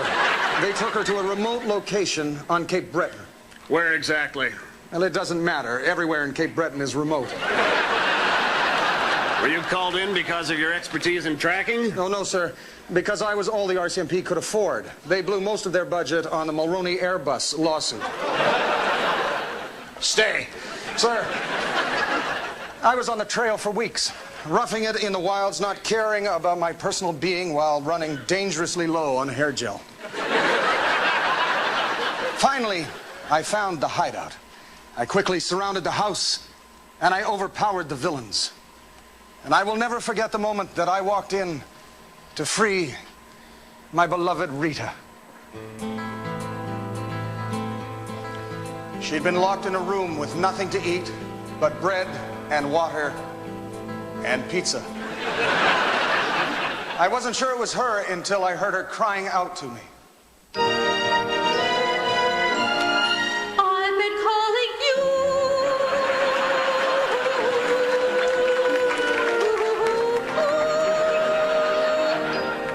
So I come to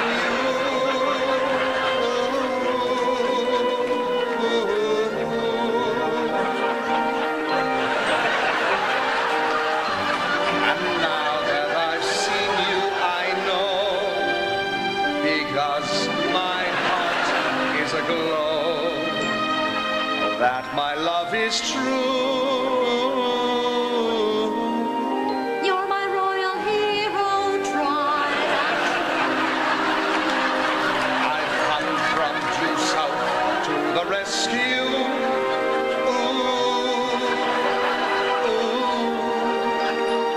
But now that we're together and our love it seems so clear, let's hold each other closely, our hearts to share, my dear. You will be with me,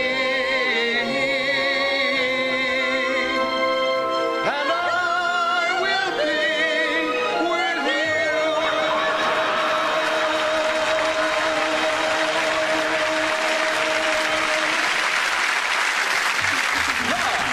From Baghdad, it's Iraqi.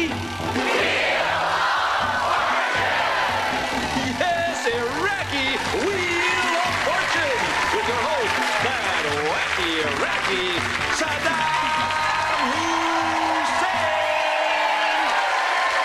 Hello, and welcome to Iraqi Wheel of Fortune, where our contestants can win big prizes like a lifetime supply of chemicals from the lovely Baghdad Banned Weapons of Mass Destruction Presidential Catalog, or the grand prize, a fully loaded camel with air. And now Wait a minute. No inspections by American UN officials. Leave the studio right away. Goodbye. Shoot you. Bang, bang.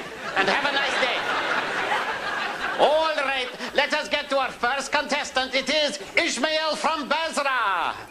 Greetings Saddam. Greetings. My hobbies are bombing embassies of the foreign infidels, overthrowing evil oppressors, and ping pong. Okay, enough banter. Spin the wheel. And the wheel stops at death. Bye-bye. All right.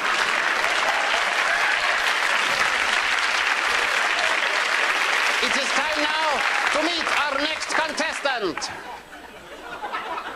My name is Omar Al-Fazir. All right, Big O, spin the wheel. And you have won death. Bye-bye. Very well, come along now. Our next contestant, and that is Shireen. I have changed my mind. I do not want to play. Come along, come along. Spin the wheel. Hurry, hurry. Spin, spin, or else. Okay, your insaneliness. Spin the wheel. Big money, big money, big money, big money. And it has stopped at not death. Very well, Shireen. Pick a letter. Hurry, hurry. Pick a letter. I will take a K. There is one K. Now, Shireen, can you solve the puzzle and guess the phrase? Just off the top of my head, is it, may the foreign UN dogs led by the American imperialists meet a nearsighted camel with a bad skin condition who jumps Bill Clinton, the son of 1,000 porcupines?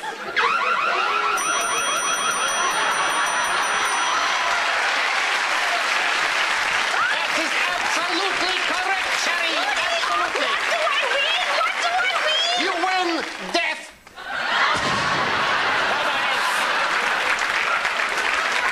And it looks like we are out of contestants. So stay tuned for Baghdad's other favorite television show, Iraqi Jeopardy. And remember, in Iraq, when you are on Jeopardy, you are in jeopardy. This has been a Merv Griffin production. Bye-bye.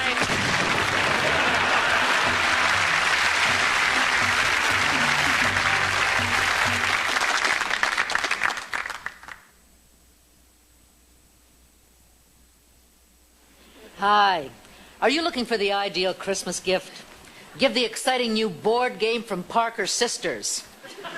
Feminist Monopoly. It's fun and it's so simple to play, even men can understand it. You merely roll the dice, you move your nutcracker around the board.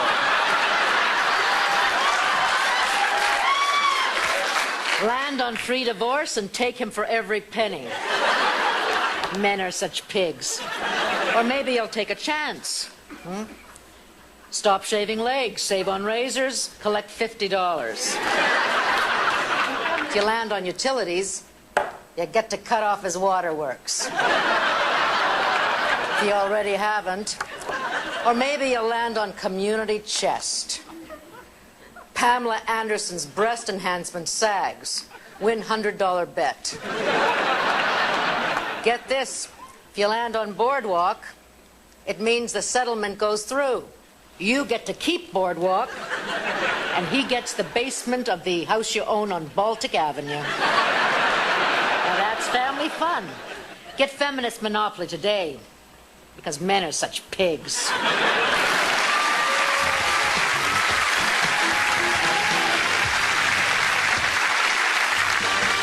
CTV News 1. The same news every 15 minutes. Good evening. I'm Leslie Jones, and I'm sucking on a cough drop. Our top story, federal conservative leader Jean Charest has agreed to appear exclusively on CTV News 1 to announce a major decision regarding his political career. We'll have more, but first, this music.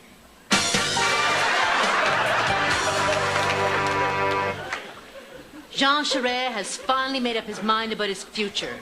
We've reached Mr. Charest at his Sherbrooke office. Hello, Leslie. Mr. Charest, tell us about your decision. Well, Leslie, there's an interesting story involved. What? Hold that thought. It's time for more revolving logo.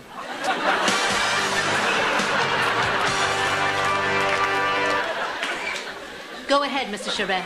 Well, as I was saying, I consulted with my family, my friends, and party members, and we all agreed... Let me interrupt you there. We have to rotate my desk for no apparent reason.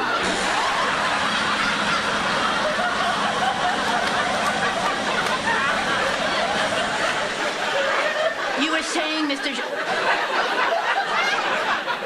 Mr. Charette. Well, you know, to make a long story short, I plan to resign from the Federal Conservatives, and I will run for the leadership of the Quebec Liberal Party. That's quite a bold move. What if you lose the next provincial election? Well, then I'm screwed. But Leslie, I am confident I can...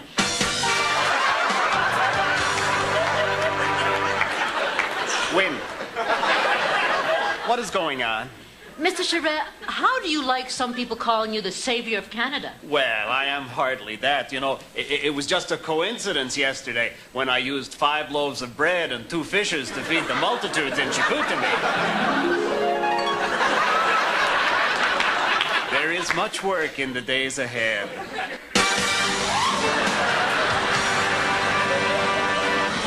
This is CTV News 1, and I'm Leslie Jones.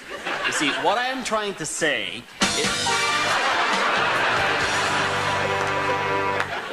Mr. Charette, can you work with the Liberal Party to win the next provincial election? Well, I am confident we can work together. I've already had campaign signs made up. Hooray for Charette. And don't vote for Bouchard, he's the Antichrist. And you know, Leslie, the current polls are showing... Leslie, what are you doing? Rotating. This is CTV News 1. Everything rotates. Please continue. I just can't concentrate while you are rotating. Well, this is the way news is done now.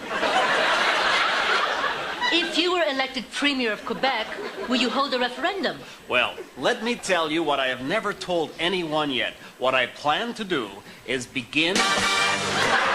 CTV News 1, where what goes around comes around. Around and around and around. And now a statement from Mr. Gakko Miyamoto, an official of the Bank of Japan, on this week's collapse of the major financial institution Yamaichi Securities, which went bankrupt owing $33 billion. Simultaneous translation will be provided. The collapse of Yamaichi Securities is just a minor setback in the Japanese economic miracle, and no one should take drastic action.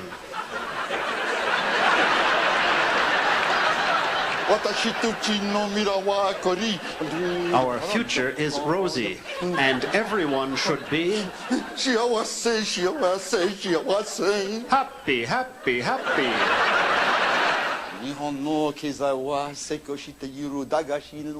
Japan's economy is thriving. We have 1 million cars ready for sale, and we will sell them overseas to Indonesia, Thailand, Korea, and our other bankrupt neighbors. Oh, shoot.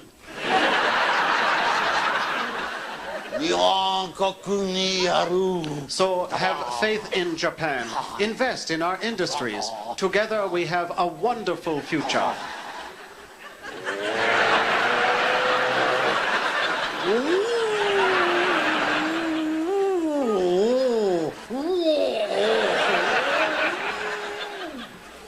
Oh, oh.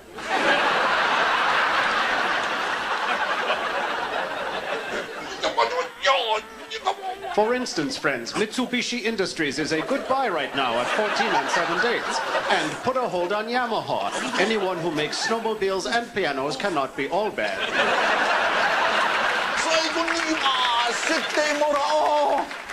And finally, I say...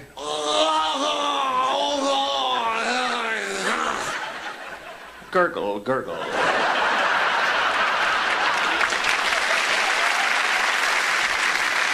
From the profound to the profane, here with her commentary is Sister Bonaventure, the cursing nun. Greetings, fellow parishioners.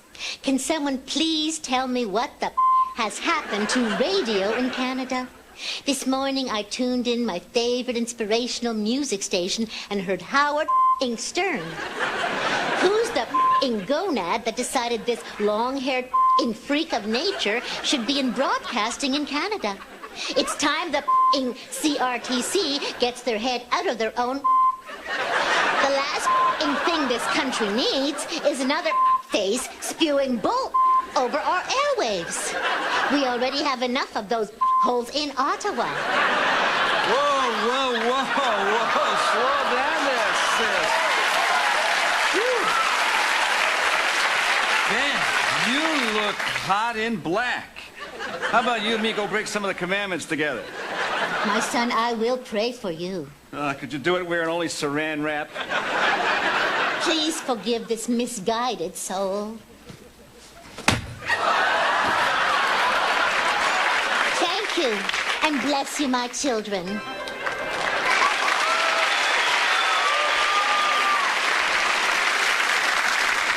Are you fed up with regular fire logs because they cost too much and they smell funny? Do you find that they just don't burn long enough? Then you need the longer burning kiln-dried cats. Yes, kiln-dried cats come in a durable mesh bag, easy to carry and easy to store. Keep them right next to the fireplace.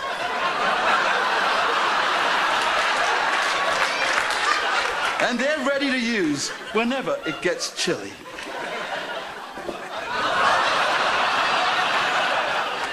They light first time, every time, thanks to a built-in wick that doubles as a tail.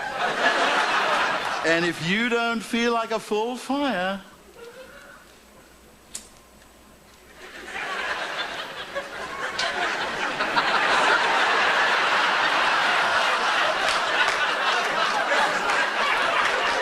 it just says romantic evening, doesn't it? If you're in the mood for an outdoor bonfire this summer, try our popular kiln-dried animal rights activists. Each bag contains 100% kiln-dried animal rights activists who protested against our kiln-dried cats product. So get kiln-dried cats today.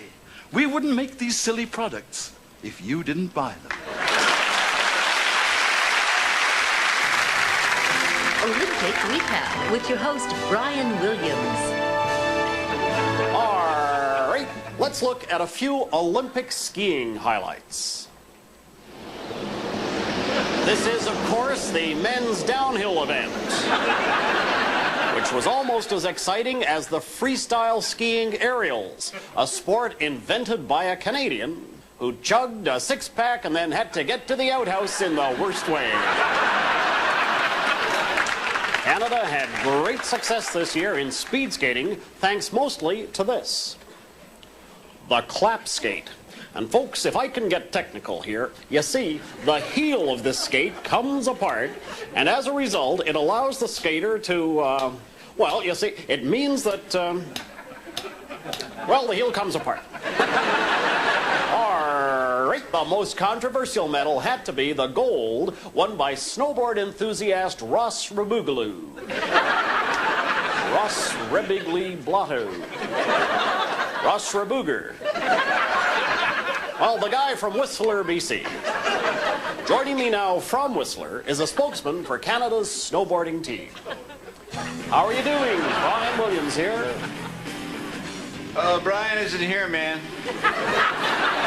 No, I'm Brian Williams in Nagano, Japan. Sorry, man. Brian's not here. I'm here.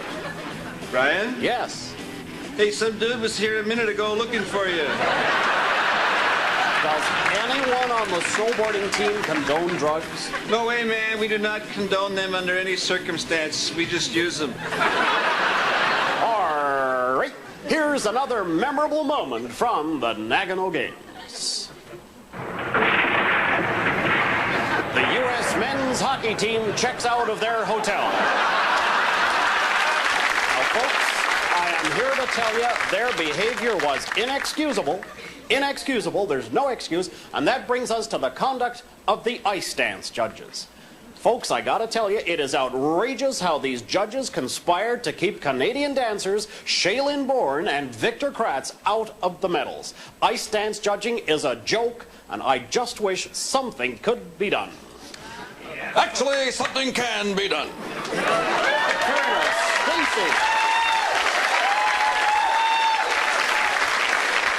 Please, call me Teresa. Canadians have always been known as good sports, but no more Mr. Nice Guy. Ladies and gentlemen, the chicken cannon Olympic target. Our target this week, none other than the incompetent, bumbling, sleazy ice dance officials, a.k.a. Slimeballs Are Us. And when ready, Dorothy, fire. The chicken cannon. Someday, all ice dancing will be judged this way.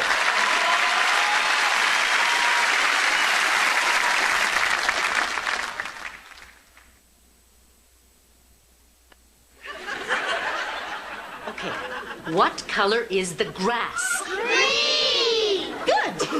What color is my sweater? Blue! What color are my teeth?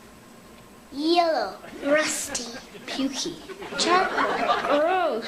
Mildew. Sewer water. Back crab. Gingivitis. Pyorrhea.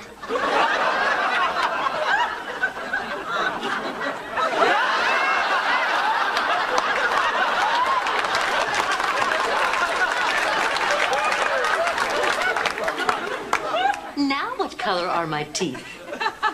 White. Colgate toothpaste, the choice of 9 out of 10 teachers with smart-ass students. The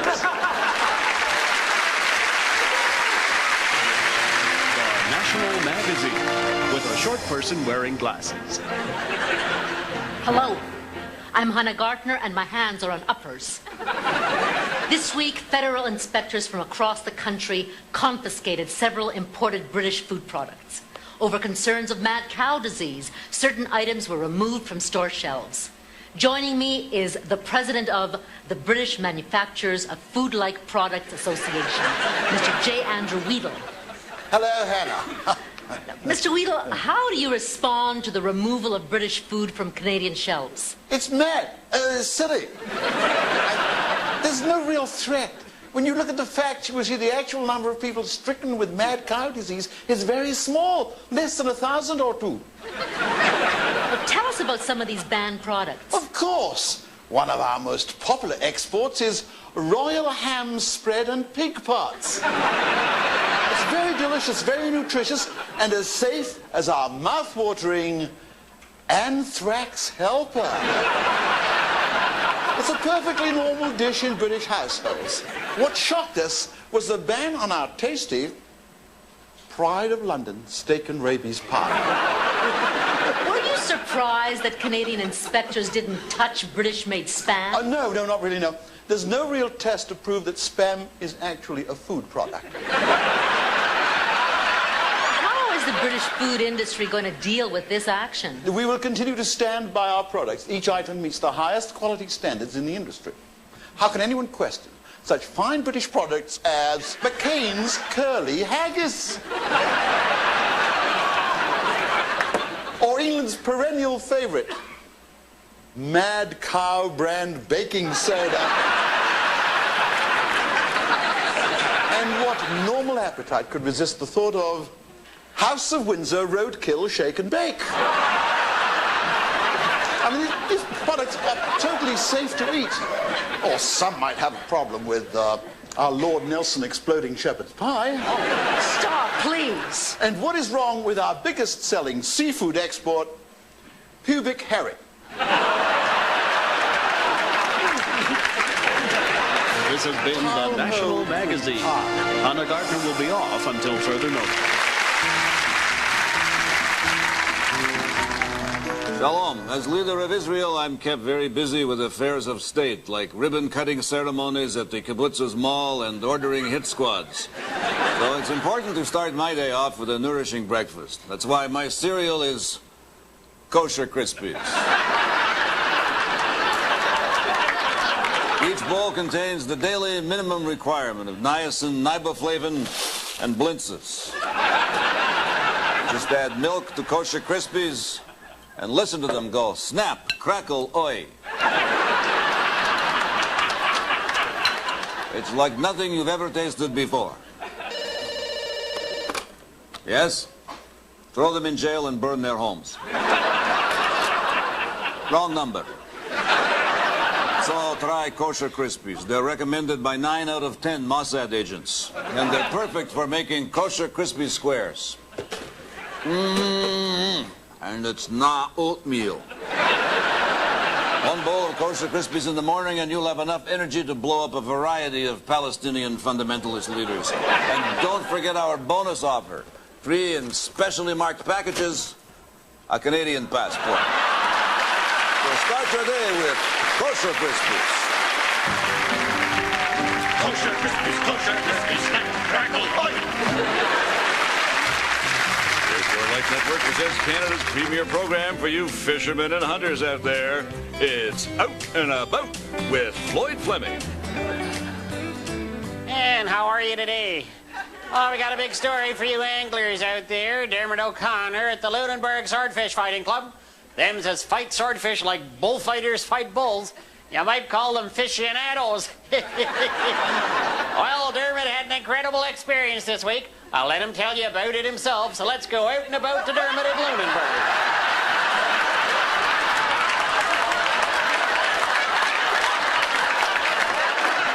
Well, he really went for the bait, didn't he? So how did it happen? Wow, I held up my cape, brought him down my left side. He turned, I brought him down my right side. He turned, I brought him down my left side. I turned and... Brought him down your right side. No, he came back from my left side. So much for the rhythm method. Now, Dermot, I heard they lowered a chain and hauled you both onto the wharf. That's right. I spent 2 hours zigzagging around the dock in agony. I couldn't understand it until someone said... Maybe we ought to kill the fish. Yeah. Have you been through this? No. Just a wild guess. Then I spent 3 days on the dock letting the tourists take my picture. 3 days? Yeah. What about the smell? Well, I explained the smell was due to the fact that I hadn't had a chance to have the smell of the fish. Oh, I got it stuffed. Guess it must be difficult to sleep, eh? Oh, for me, no. My wife, yes. I guess it can't be easy trying to sleep under 90 pounds of fish. Well, she prefers that to the sword side. 2 feet of waggling bone can give you a real surprise in the middle of the night. Gonna have to take your word on that one. So tell me, what's next for you, Dermot? Well, the boys in the club, they want to mount me. I guess the movie Deliverance must be a pretty hot rental in Lunenburg. No, on the wall of the bar. Oh. As a tourist attraction. Oh, yeah. But I don't know, there's a lot of secondhand smoke in that bar, and that can seriously harm your health. Now, Dermot, I gotta ask, why would someone hanging on a barroom wall with 4 feet of rotten swordfish through his guts worry about secondhand smoke? Because I'm stupid? No doubt about that, Dermot. See you outdoors.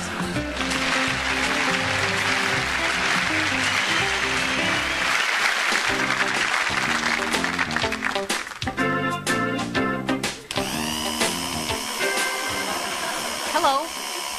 Just making a little milkshake.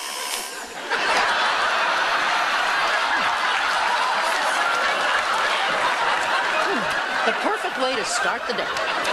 Now, we have a very busy show today. Later, we'll examine the question of impotency. Is it on the rise? But first, the new Durex Global Survey about sex has been released, and according to Durex, 29% of surveyed couples want their partner to take more initiative. 27% wanted to be more adventurous, and 44% were too tired to have sex after taking the survey. The global survey found in France, people make love on an average of 151 times a year. What the survey doesn't say is They get it over in one day so that they can spend the rest of the year insulting tourists. The Canadian frequency of lovemaking is much lower in France because Canadians are preoccupied with managing their RSPs.